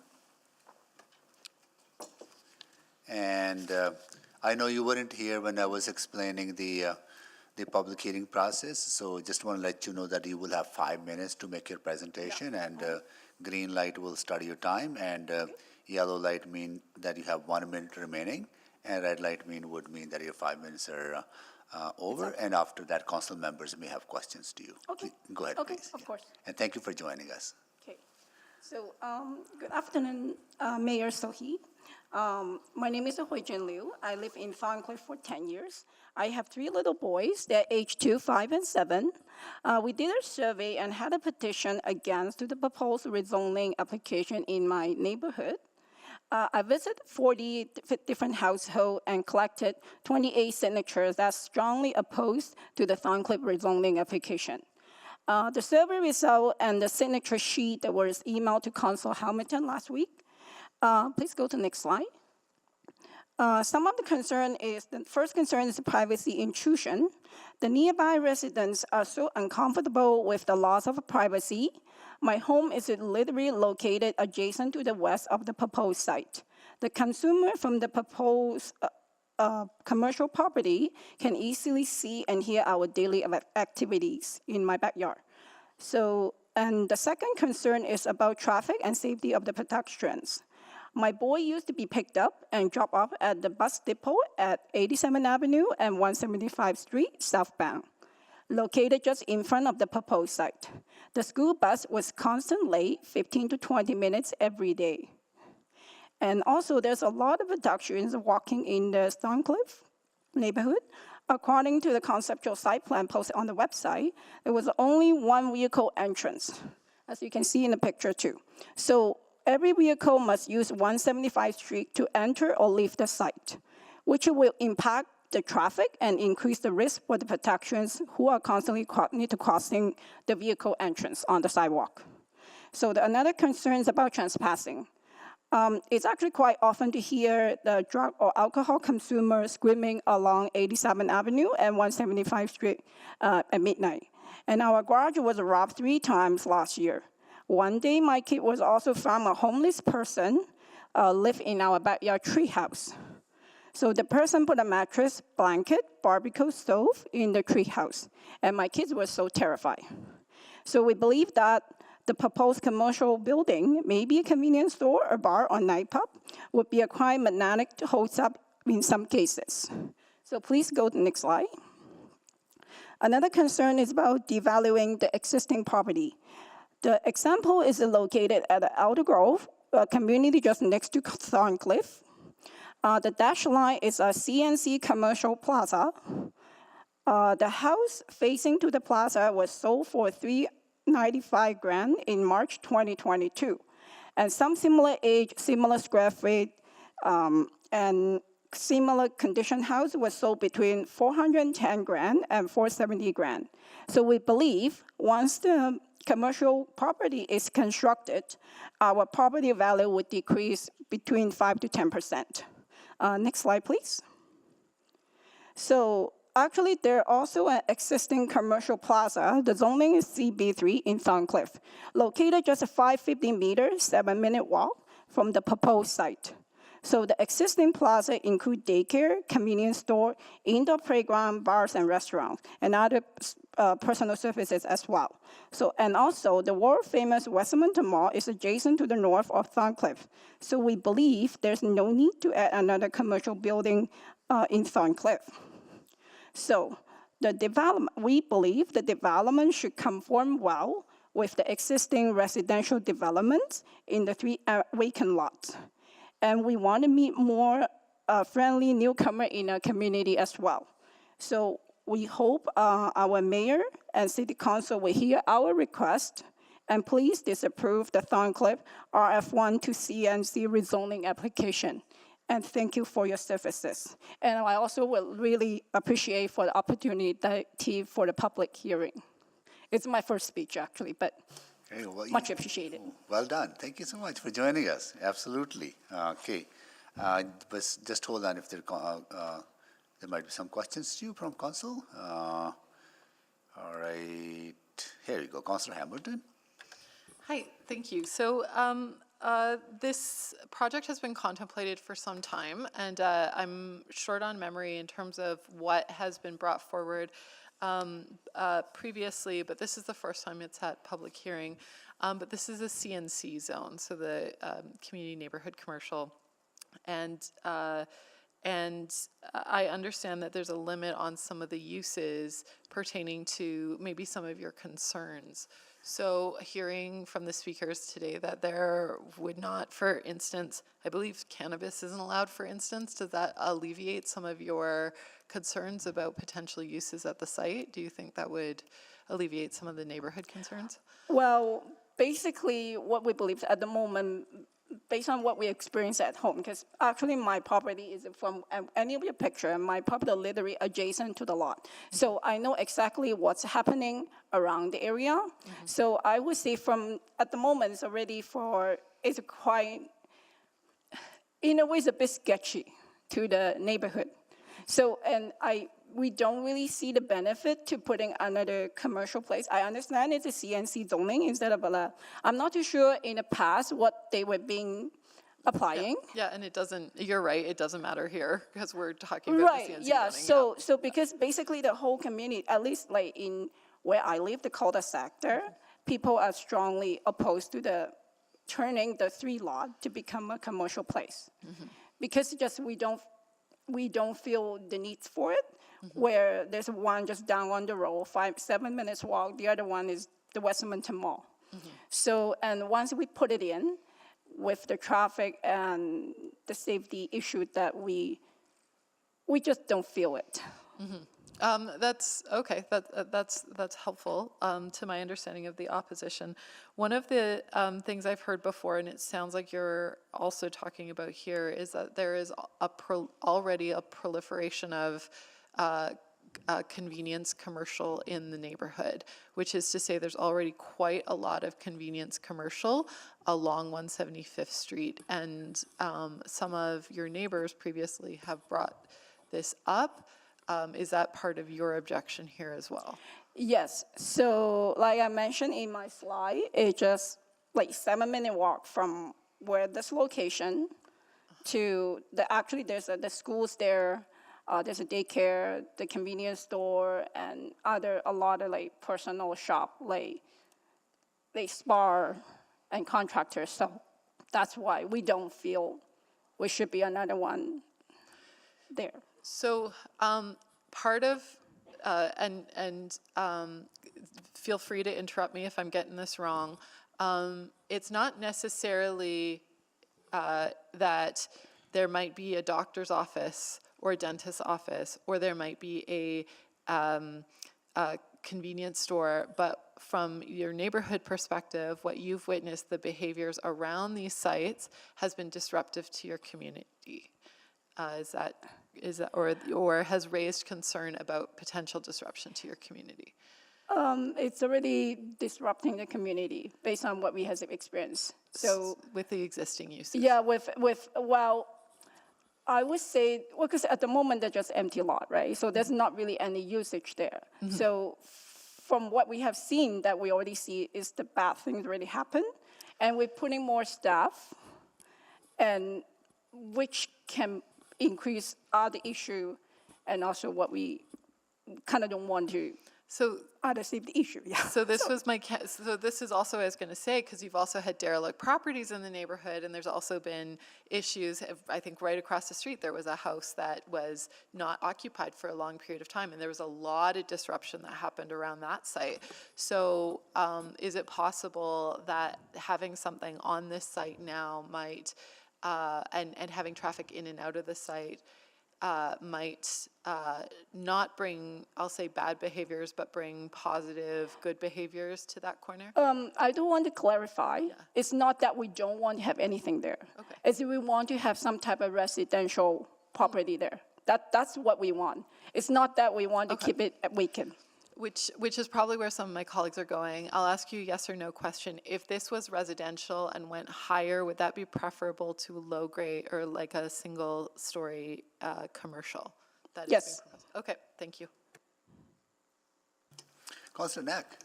Thanks, Mayor Sohi. And I think Councilor Hamilton asked the question, but I wouldn't mind just pushing, just making sure I ask it a little more, because generally speaking, along arterial roads and for years and years, that has generally been where we've seen much higher density. And especially where we're building LRT, I live right by Meadowlark Mall and right across the street from a station as well. We expect to see substantially higher forms of density. So when I'm saying substantially, we're talking high-rise buildings in many cases. So I guess I wanted to ask that question, is that, this is a site immediately across the street from one of our busiest transit centers in the city, across from a major commercial node. It would not, in my mind, be unreasonable to have a high-rise along all of 87th Ave, because, especially right adjacent to where that is. So I guess I wanted to ask that question because, if we were to say no, or if this were to get sent back, I very much would see a scenario where higher forms of density would be in place. So I know the question was asked of, would you be okay with a higher building, including up to and including, buildings like we have in Whitehall Square, which is right by where I live. These are 18-story towers. Do you have how might you feel if that was what was getting built beside you instead? Well, to be honest to you, we haven't really thought that far yet. Okay. But from what I understood, when I'm talking to the neighborhood, is we want residential. Okay. But when you mention high rise, do you mean actually there's still commercial at the first floor, or you mean straight high rise going from the ground to? It depends. I guess so. Taking your request, which is if you were only having residential, the question I wanted to ask is, if that was a 18-story residential tower. I don't want you to speak for your neighbors, because you mentioned that hasn't been the case, but that is the type of density that we would likely expect around LRT stations like that. And so I guess that's what I want to make sure, that if this was denied, that to me is a very real possibility, but I wanted to get your thoughts as somebody neighboring that site. I still, because my home is not just me, that's my husband, also the property owner as well. So, but from what we believe, I would still prefer residential compared to a commercial place there. All right, that's helpful. Thank you very much. Thank you, Councillor. Now, Councillor Wright. Hi, thank you.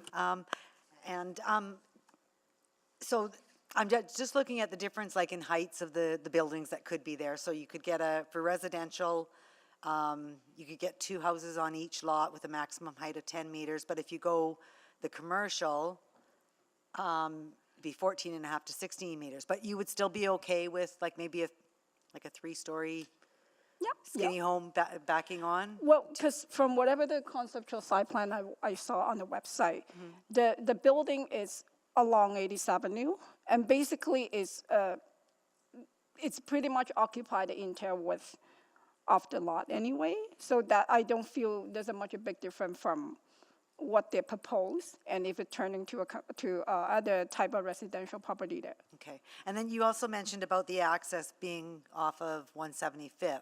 Yes. Do you feel that the traffic might be lessened if there was access off of 87th Ave? I don't know actually. Okay. Because on 87th Avenue at the moment with the LRT construction, it's already making our commute time is much worse compared to before.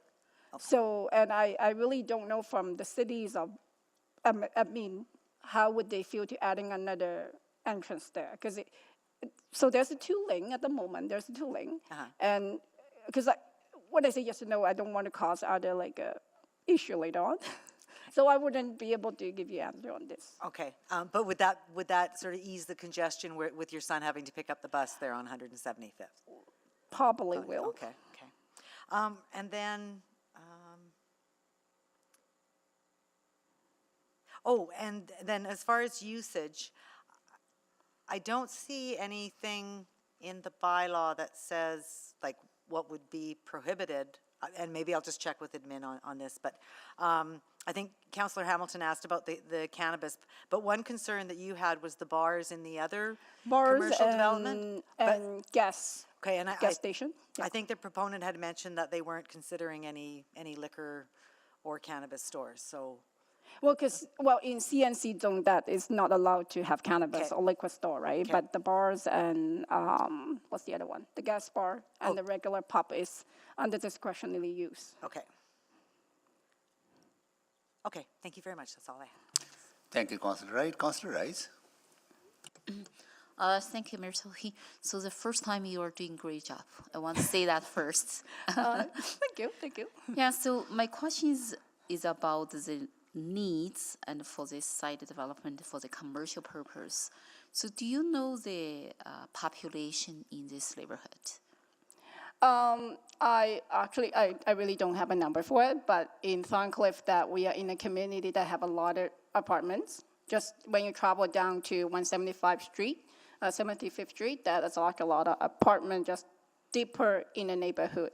So, which kind of makes sense when they had that plaza very deeper in the community, not right in front of just right entrance of the 175th Street there. And also, I want to get clarification from your understanding and between the commercial site and then the high-rise apartment.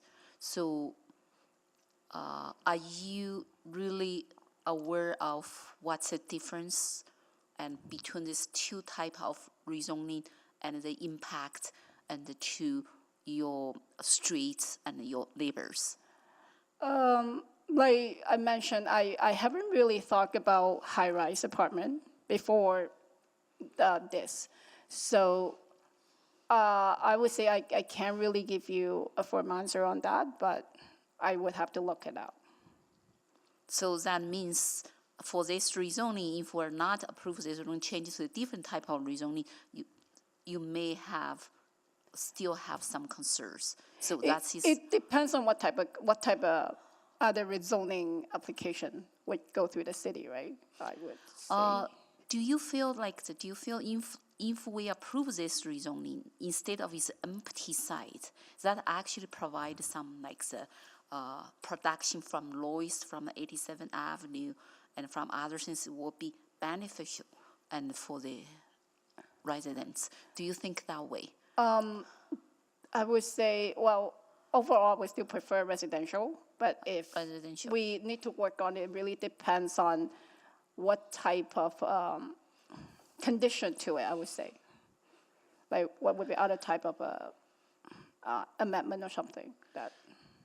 So I actually, I really appreciate your point is about the infrared class. We have West Edmonton Mall, and another 7 minutes walking, we have the big street mall and for the commercial site.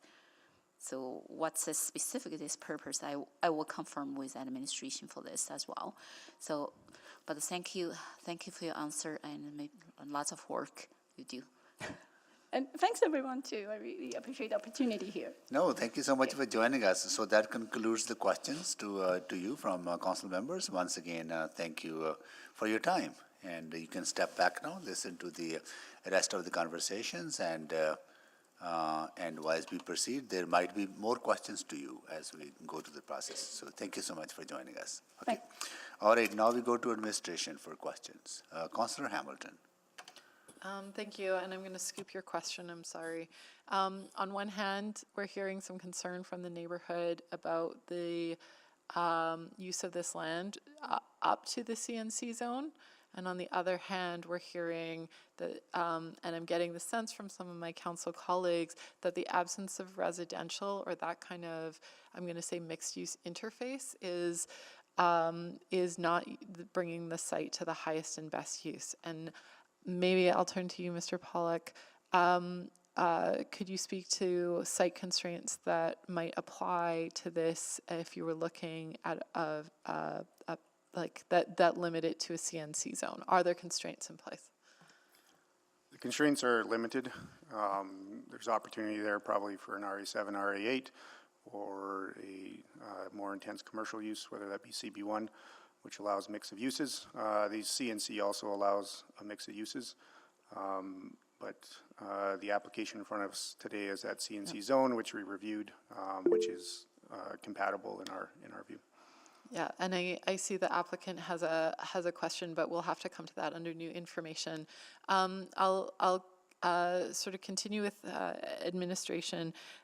This is on a major secondary corridor. It's across from West Edmonton Mall, and I'm wondering what our planning framework says about this corridor going forward, because we do have the LRT running parallel to it. We also have a major commercial center. So what does our current planning or our near future planning framework say about that? Yes, and so it isn't set to convert at 1.25 to the secondary corridor, but it is in the city plan as a long-term goal.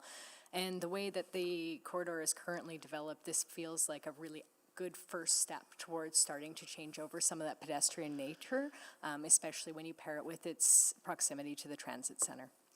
Okay, so I think that's a really important distinction, that you don't see the transformation of this within the 1.25.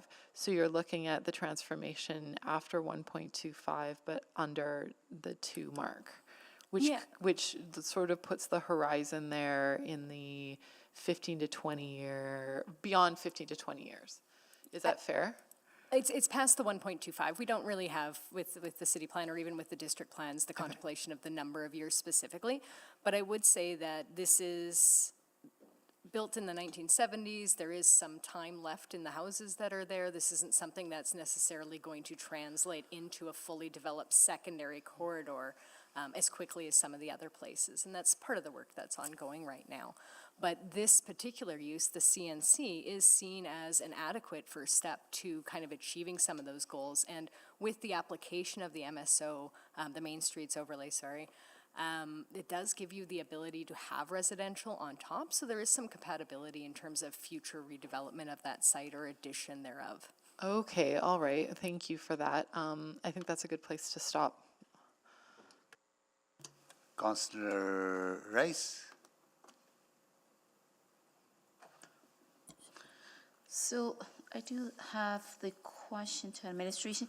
So what's specific, the guiding principle and administration to use to approve certain rezoning application, and specifically for the commercial rezoning? And then because this is not the first time, this happened in a few times in other neighborhoods. They already have the commercial and in the neighborhoods. And then just nearby, we approve another rezoning commercial. And then why is that? And is there a reason behind? And then, so you would like to comment on? Yeah, and I think there's a few things to kind of unpack there, Councillor. I think that one of the things that we consider is the variety of things that are being offered. And so the CNC zone really is different in what it's trying to achieve than the DC1 that is West Edmonton Mall, or even the CB3 that's further to the south. And so again, with that Main Street overlay, it's also trying to create some of that pedestrian space that we're trying to cultivate in our city plan. So I think that there's a variety of things that really speak to why we are supporting this particular application of commercial, despite there being other commercial opportunities in the area.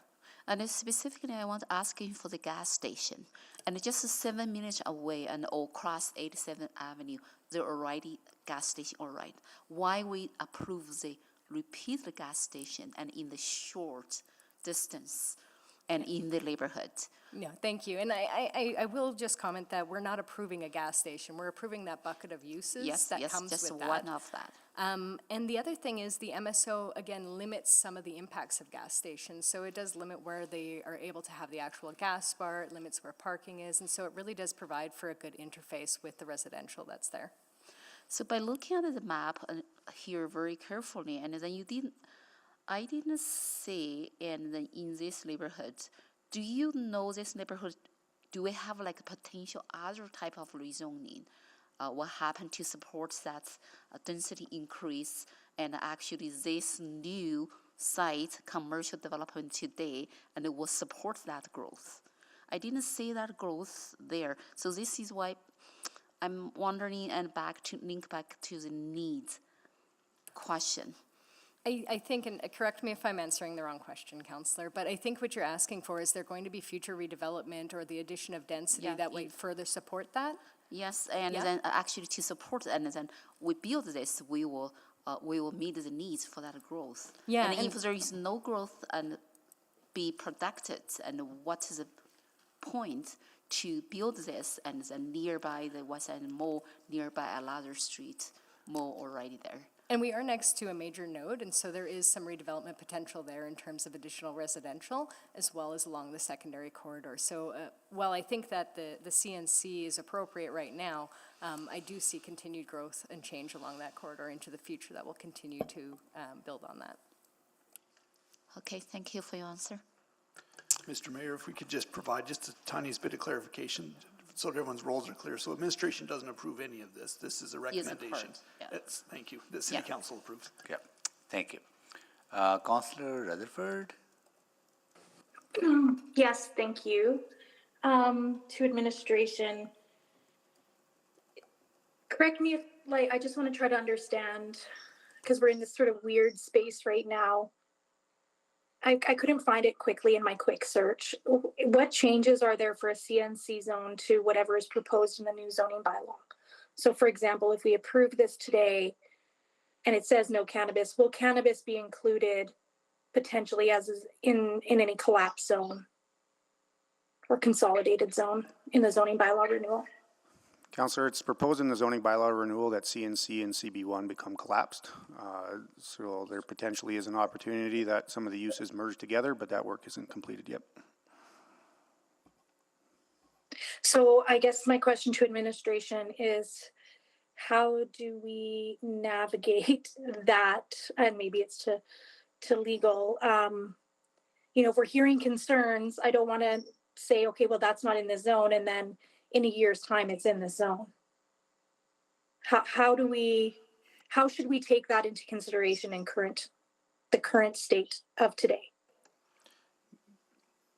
Councillor, that is worth contemplating. So yes, before you today is not a consolidation of those two zones, and therefore before you today is not cannabis being put into this site per se, but cannabis is in the CB1 zone, I acknowledge that. And so I think that contemplation would need to take place when that consolidation is brought to you at a public hearing, and you would look at your listed uses in that consolidated commercial zone and decide if it's appropriate given the locations around the city and across the city that it would then apply to. That's a little difficult to understand, but before you today doesn't have that application to it. No, I appreciate that. So what I'm hearing is there will be another public hearing where this would come back. And if we felt that, for example, there was a land use reason why cannabis wasn't appropriate here, at that time, we could contemplate that. Is my understanding correct? That is correct, and that may happen across the city, frankly. Yeah, then you're looking more holistic at apples to apples across various different CNC zones across the city. Correct. Okay, I appreciate that. Helps provide me with clarity. I do not have any further questions. Mayor Sohi. Thank you. Councillor Jans, can you take the chair, please? So taken. Yeah, I just want to follow up on Councillor Hamilton's questions. I trying to really understand the amount of investment we're making into the LRT and the integration of that investment, transportation planning, and best land use around LRT stations. Is there a TOD planned for that area? Sorry, this does fall within the TOD area? It does fall in the TOD, and is this the best use within the TOD at this location? Saying that, you can just cross the street is the LRT station, will be LRT station. There are other uses that would also work at this site, but the application that has been submitted to us is this, and we've worked with the applicant, and this is the use that they've decided to bring forward to council for a decision, and we feel it is an appropriate use for the site. Yeah, so what I'm trying to understand, it might be appropriate, that's what the applicant want, but is this the optimum use, right? That's what I'm to understand in relations to the investments we're making. I know there's a phasing and there's a stock of housing that is still in good condition. It's going to take 15 to 20 years. But I am concerned about kind of lack of coordination, right? And how would that take place? Like if we give approval to this, then whatever they build will be there for foreseeable future. So I'm just worried about losing that potential for the site. Mayor, that is a valid concern. And I think we looked at the city plan in terms of what that secondary corridor is saying, as well as the TOD guidelines. And there isn't necessarily a minimum or a direction that says it has to be mixed use, or if it has to have residential and commercial on it, or just purely residential. It looks to the entire corridor to satisfy that density and employment uptake, so not necessarily just at one site. But we understand and we hear what you're saying, and as mentioned before, the site could probably accommodate additional development if is so directed by council and agreed to by the applicant. Yeah, and is there a way, like, and I heard that there could be potential for adding more residential later on top of, but that has to be designed in a way that you can actually accommodate that. But is there a way for council to require the applicant to do that kind of upfront investment that you can add more stories later on? Not under the CNC zone, no. Okay, yeah, okay. Well, listen to other my colleagues, but I'm concerned about that not lack of, but I mean the future potential. Maybe I'll go to Miss McCabe, right? You want to get your thoughts on this? Like we want to optimize all the investment we're making into infrastructure, and it's a huge investment we're making. Then and had that lack of kind of coordination and lost opportunity.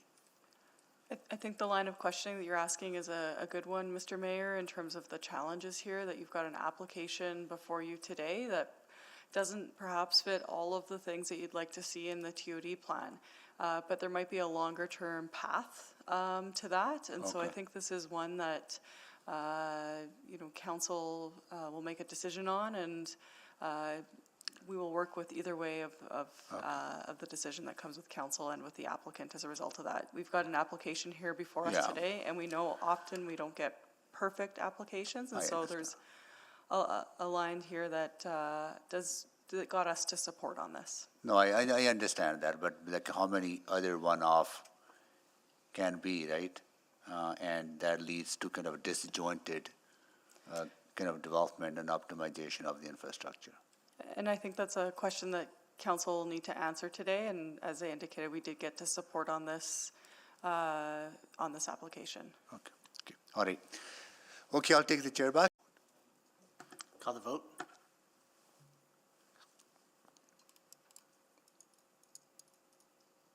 And please display the vote when you have it.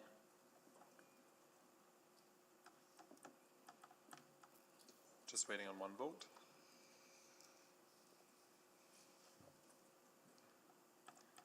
Councillor Stevenson? Oh, you're yes? Yes, I'm a yes. Thank you. We have all the votes. Please display. Chair back to Mayor Sohi. Thank you. Councillor Hamilton, please go ahead. I just wanted, so we're talking about this site as being perhaps disjointed in terms of its development relative to other parcels adjacent to it. However, and maybe this is a better question for, there's also another conversation, which is that outside of this development conversation, if you're talking about TOD development along the entire West Valley Line stretch, do you have a sense of the prioritization of sort of what nodes are going to pop before other nodes? For instance, the RioCan site at 149th Street or 124th Street and 102nd Avenue. So like, do you have your own sense of what the, I hate using this, but low-hanging fruit is in terms of seeing that TOD development to the 1.25? There isn't a clear picture on that. There's definitely studies, and obviously where development is occurring right now will tend to tell us what areas are more attractive. But our broader policy and planning framework opens up essentially the secondary and primary corridors around as well as the nodes, and whether or not it's supported by city infrastructure or additional investment is really the key in terms of hitting those low-hanging fruits. So that opportunity is provided through the city plan across those lines that are drawn in city plan on the corridors, but they're not, as of right now, prioritized. That is looking at through possibly the motion that is looking to rezone ahead of time some of these corridors, which is coming in 2024. Yeah, and so there's a lot up in the air, but what we do know is that we have a number of nodes along that corridor which are in various states of redevelopment. That's accurate, right? Correct. Yeah, and some which are much further along, much bigger, larger site assemblies. Yeah. Correct. And now to turn to Ms. McCabe, knowing that we also have, I want to say, Mr. Zabo likes to talk about the sort of net $34 million a year. Maybe this is better for Ms. Petrin. We have about $34 million a year in net development in the city. And so unless that magic, like something wild happens, you kind of have to focus where that's going to go. Otherwise, it kind of spreads out thinly across the city, correct?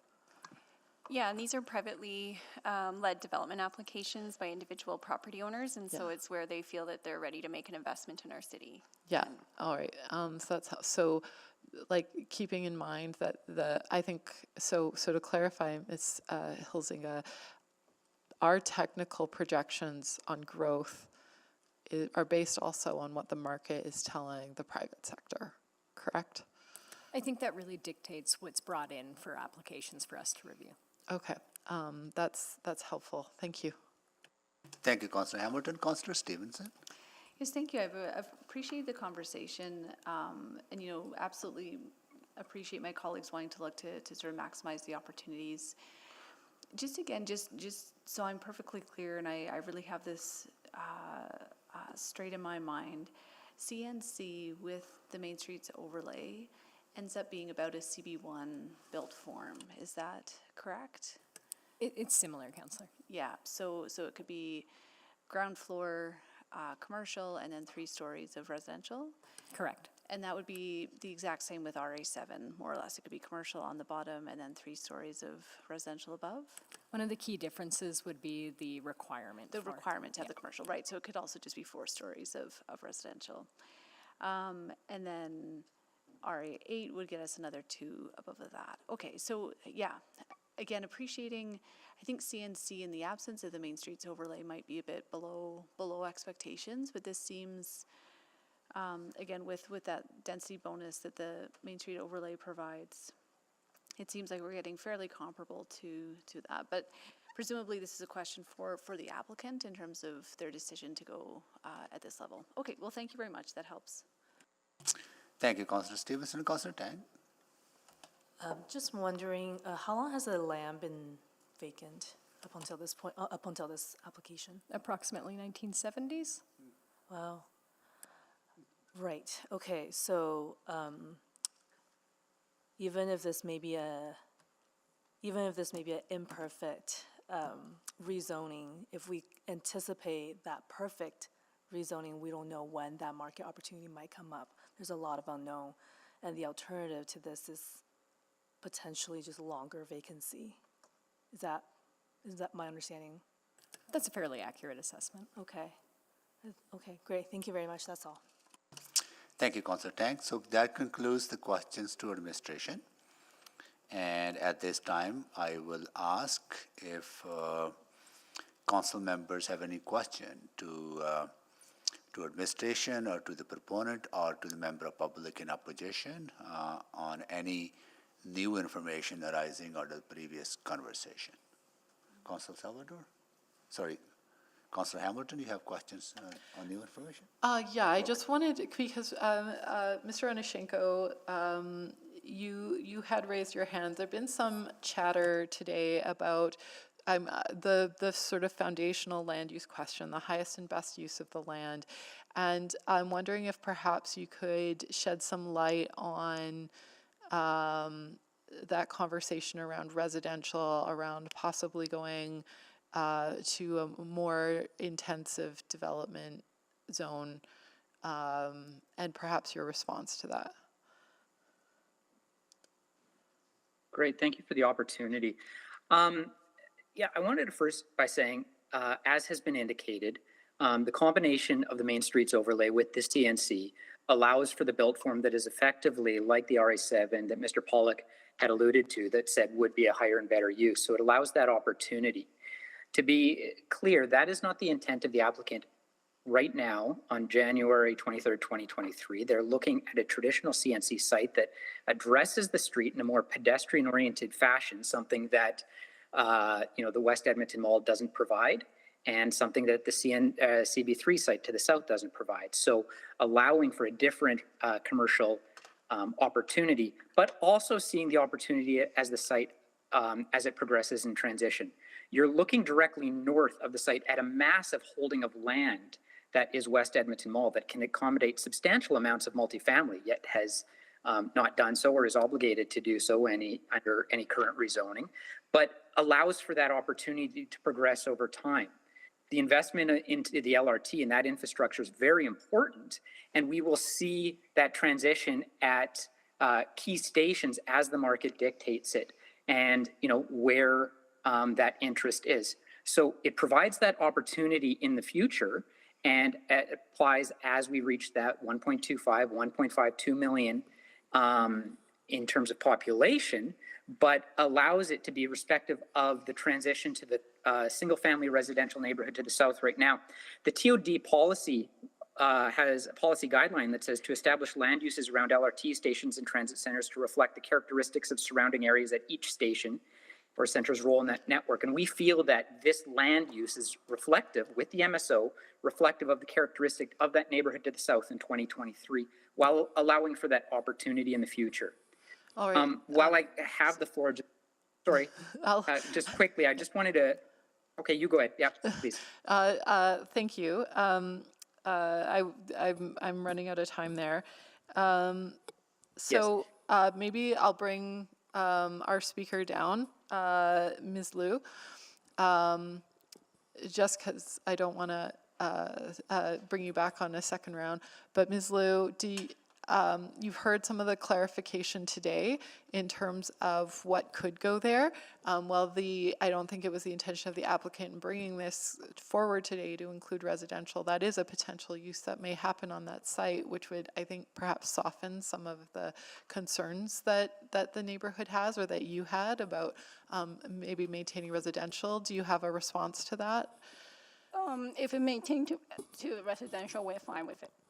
Okay, but it would still, I think, I dare say that I don't see a pathway forward here where there is not commercial, at least in part of, like that there would be commercial always on the main floor. I personally don't see any sort of future sort of zoning in this space where there isn't commercial, some form of commercial on the main floor, whether it's the medical, like a health service or some type of convenience. So you're saying basically the ground floor would most likely be a commercial? That is what it's sounding like in terms of the advice that we're getting from administration, in terms of what uses would be on that site, as well as from the applicant.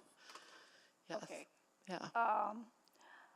I wouldn't be happy about it. Okay, I that's would fair. still be like to keeping them as a residential. Okay. It could be different type, like, You doesn't want- have to be a single house. So for you, ground floor residential is Kind of, like what you're here for? yes, Okay. yes. All right, that's really helpful, thank you. And Mr. Onishenko, I have 43 seconds left. You wanted to add something with respect, I'm guessing, to uses? Well, yeah, quickly. I mean, I wanted to say Aldrit is the owner of this site, and they've held on to it since the community's inception. They run very well maintained sites. They plan to continue to maintain it and own it in terms of the security and everything too, if that means to alleviate any fears. It'll be better policed than the site is now. And secondly, transportation concerns. Transportation won't allow access directly off 87th, so the only access to the site is going to be on 175th due to transportation and LRT guidelines. I would wager that's actually part of the community's concerns, but I'm out of time. Thank you. Thank you, Councilor Hamilton. Councilor Salvador? Yeah, thank you. I think most of my questions were answered through Councillor Hamilton's lines of questioning, but maybe hearing from the proponent, obviously there's been some contemplation of how to get the highest and best use on this property while still making sure that we're in a zone that is going to allow for development and not leave this land sitting for decades into the future. I guess, was the intention to apply with a zone that you felt was viable, marketable today, or would an RA7, RA8 be doable, even from your perspective? Thank you, Councillor Salvador. So I'll start by saying that on behalf of our client, Aldrit owns multiple sites all over the city, of which we are working on a number of for adding significant amounts of density from downtown to 124th to all over. And so they are not adverse to larger scale multifamily buildings. This site, we saw this, especially in its current form with how West Edmonton Mall is currently designed, inward facing with parking around it, that this site and the community as it exists right now in its built form that is largely inward facing, that this site is a site for future opportunity, but the immediate opportunity is as is presented through the CNC zone with the MSO overlay that allows an appropriate pedestrian-oriented design in its concept, but allows for that transition over time. So the client is not afraid of that. That was something that is not being considered right now in terms of what is a market-driven opportunity for the site, but something that the current zoning would allow for in the future. Okay, well, that's helpful. And when I think about the city plan and I think about sort of the idea of a rebuildable city, I think that this is, a good first step. And maybe just to Ms. McCabe, am I correct in saying that this is sort of a first step towards that incremental increase in density and development that we'd expect to see as part of a rebuildable city? Absolutely, yes. Okay, that's it for me. Thank you. Can you move the second note or third? Just okay, got it. Okay, that concludes the questions to everyone on the new information. So with that, Councilor Hamilton, you want to move the closing of the public hearing? Yeah, I'll move closure of the public hearing. Okay. Item 3.14. Okay, need a seconder? Second, Councilor Neck, right? Okay, please vote for closing the public hearing.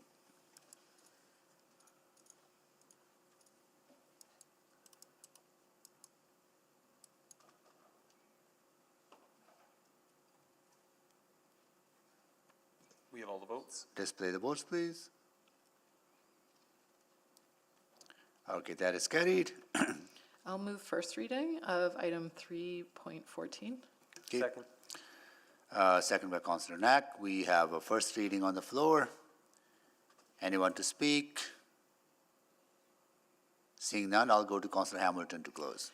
Yeah, I want to thank the speaker for coming out today, not just coming out, but sitting here with us throughout the day, and on your first time. You did fantastic. I also want to thank you and members of the community who've been watching this file really closely and talking about the challenges that you see in the neighborhood, your concerns about the intensification in your neighborhood, and a reality and something that I think council is becoming really aware of, which is that sometimes intensification happens in neighborhoods, and the city and I would say us as your leadership doesn't always advocate for supports to help ease that transition. As I think lots of folks heard today, on one hand, there's concern about the transition from the RF1 zone with commercial on that corner. For some, this isn't dense enough, and for some, it's too much density. And this is, I think, the really sticky part about seeing a city in transition. It certainly, I know, will represent a change for the neighborhood, and I hope that the proponent holds to their promise to ensure that that site is safe, and that the problems which have I would say haunted other commercial establishments in the neighborhood don't translate over to this one. At the same time, I know that there's a lot of folks who would have liked to see something much bigger and more intense on the site, especially being so close to the LRT. And I think this was a really good conversation to hear about how maybe that intensity will come one day, but in the sort of near future, in the next 15 to 20 years, that probably won't be coming to this corridor, but we will certainly see it along other corridors. So it's in one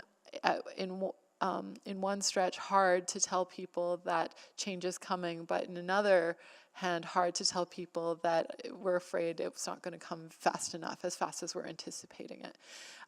This does, however, I think represent I'm going to say a reasonable transition between the RF1 residential in the neighborhood and the very busy corridor that is 87th Avenue and the very intensive commercial across the street at the mall.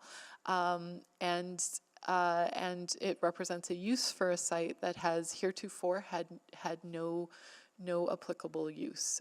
It has been vacant for 40 years.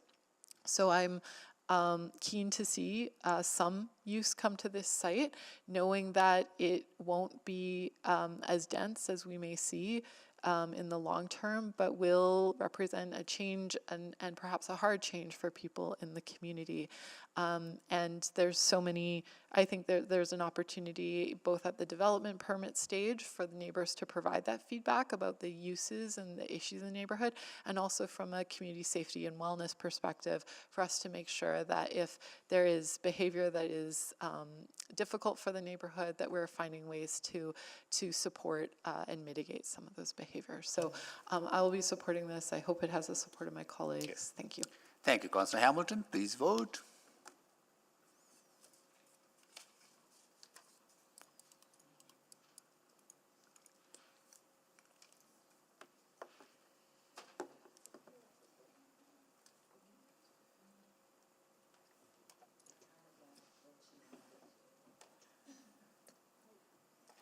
I'm a yes. Thank you, Councillor Stevenson. We have all the votes. Display the votes, please. That is carried. Councillor Hamilton. I will move second reading of Charter Bylaw, or of Bylaw 3.14. Councillor Knack, second. Second. Please vote.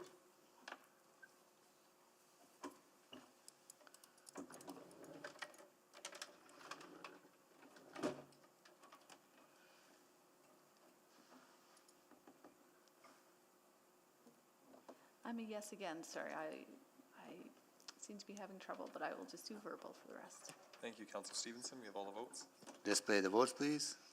That's carried. I will move consideration of third reading. Second. Item 3.14. Please vote for consideration. I'm a yes. Thank you, Councillor Stevenson. We have all the votes. Display the votes, please. That is carried. And I will move third reading of bylaw, just regular bylaw. No, charter bylaw 20362. Second. Please vote for the final reading. Councillor Stevenson is a yes. Thank you, Councillor Stevenson. We have all the votes. Display the votes, please. That is carried. Okay, 3.15 was done, 3.16 was done. Any notes or motions with our customary notice?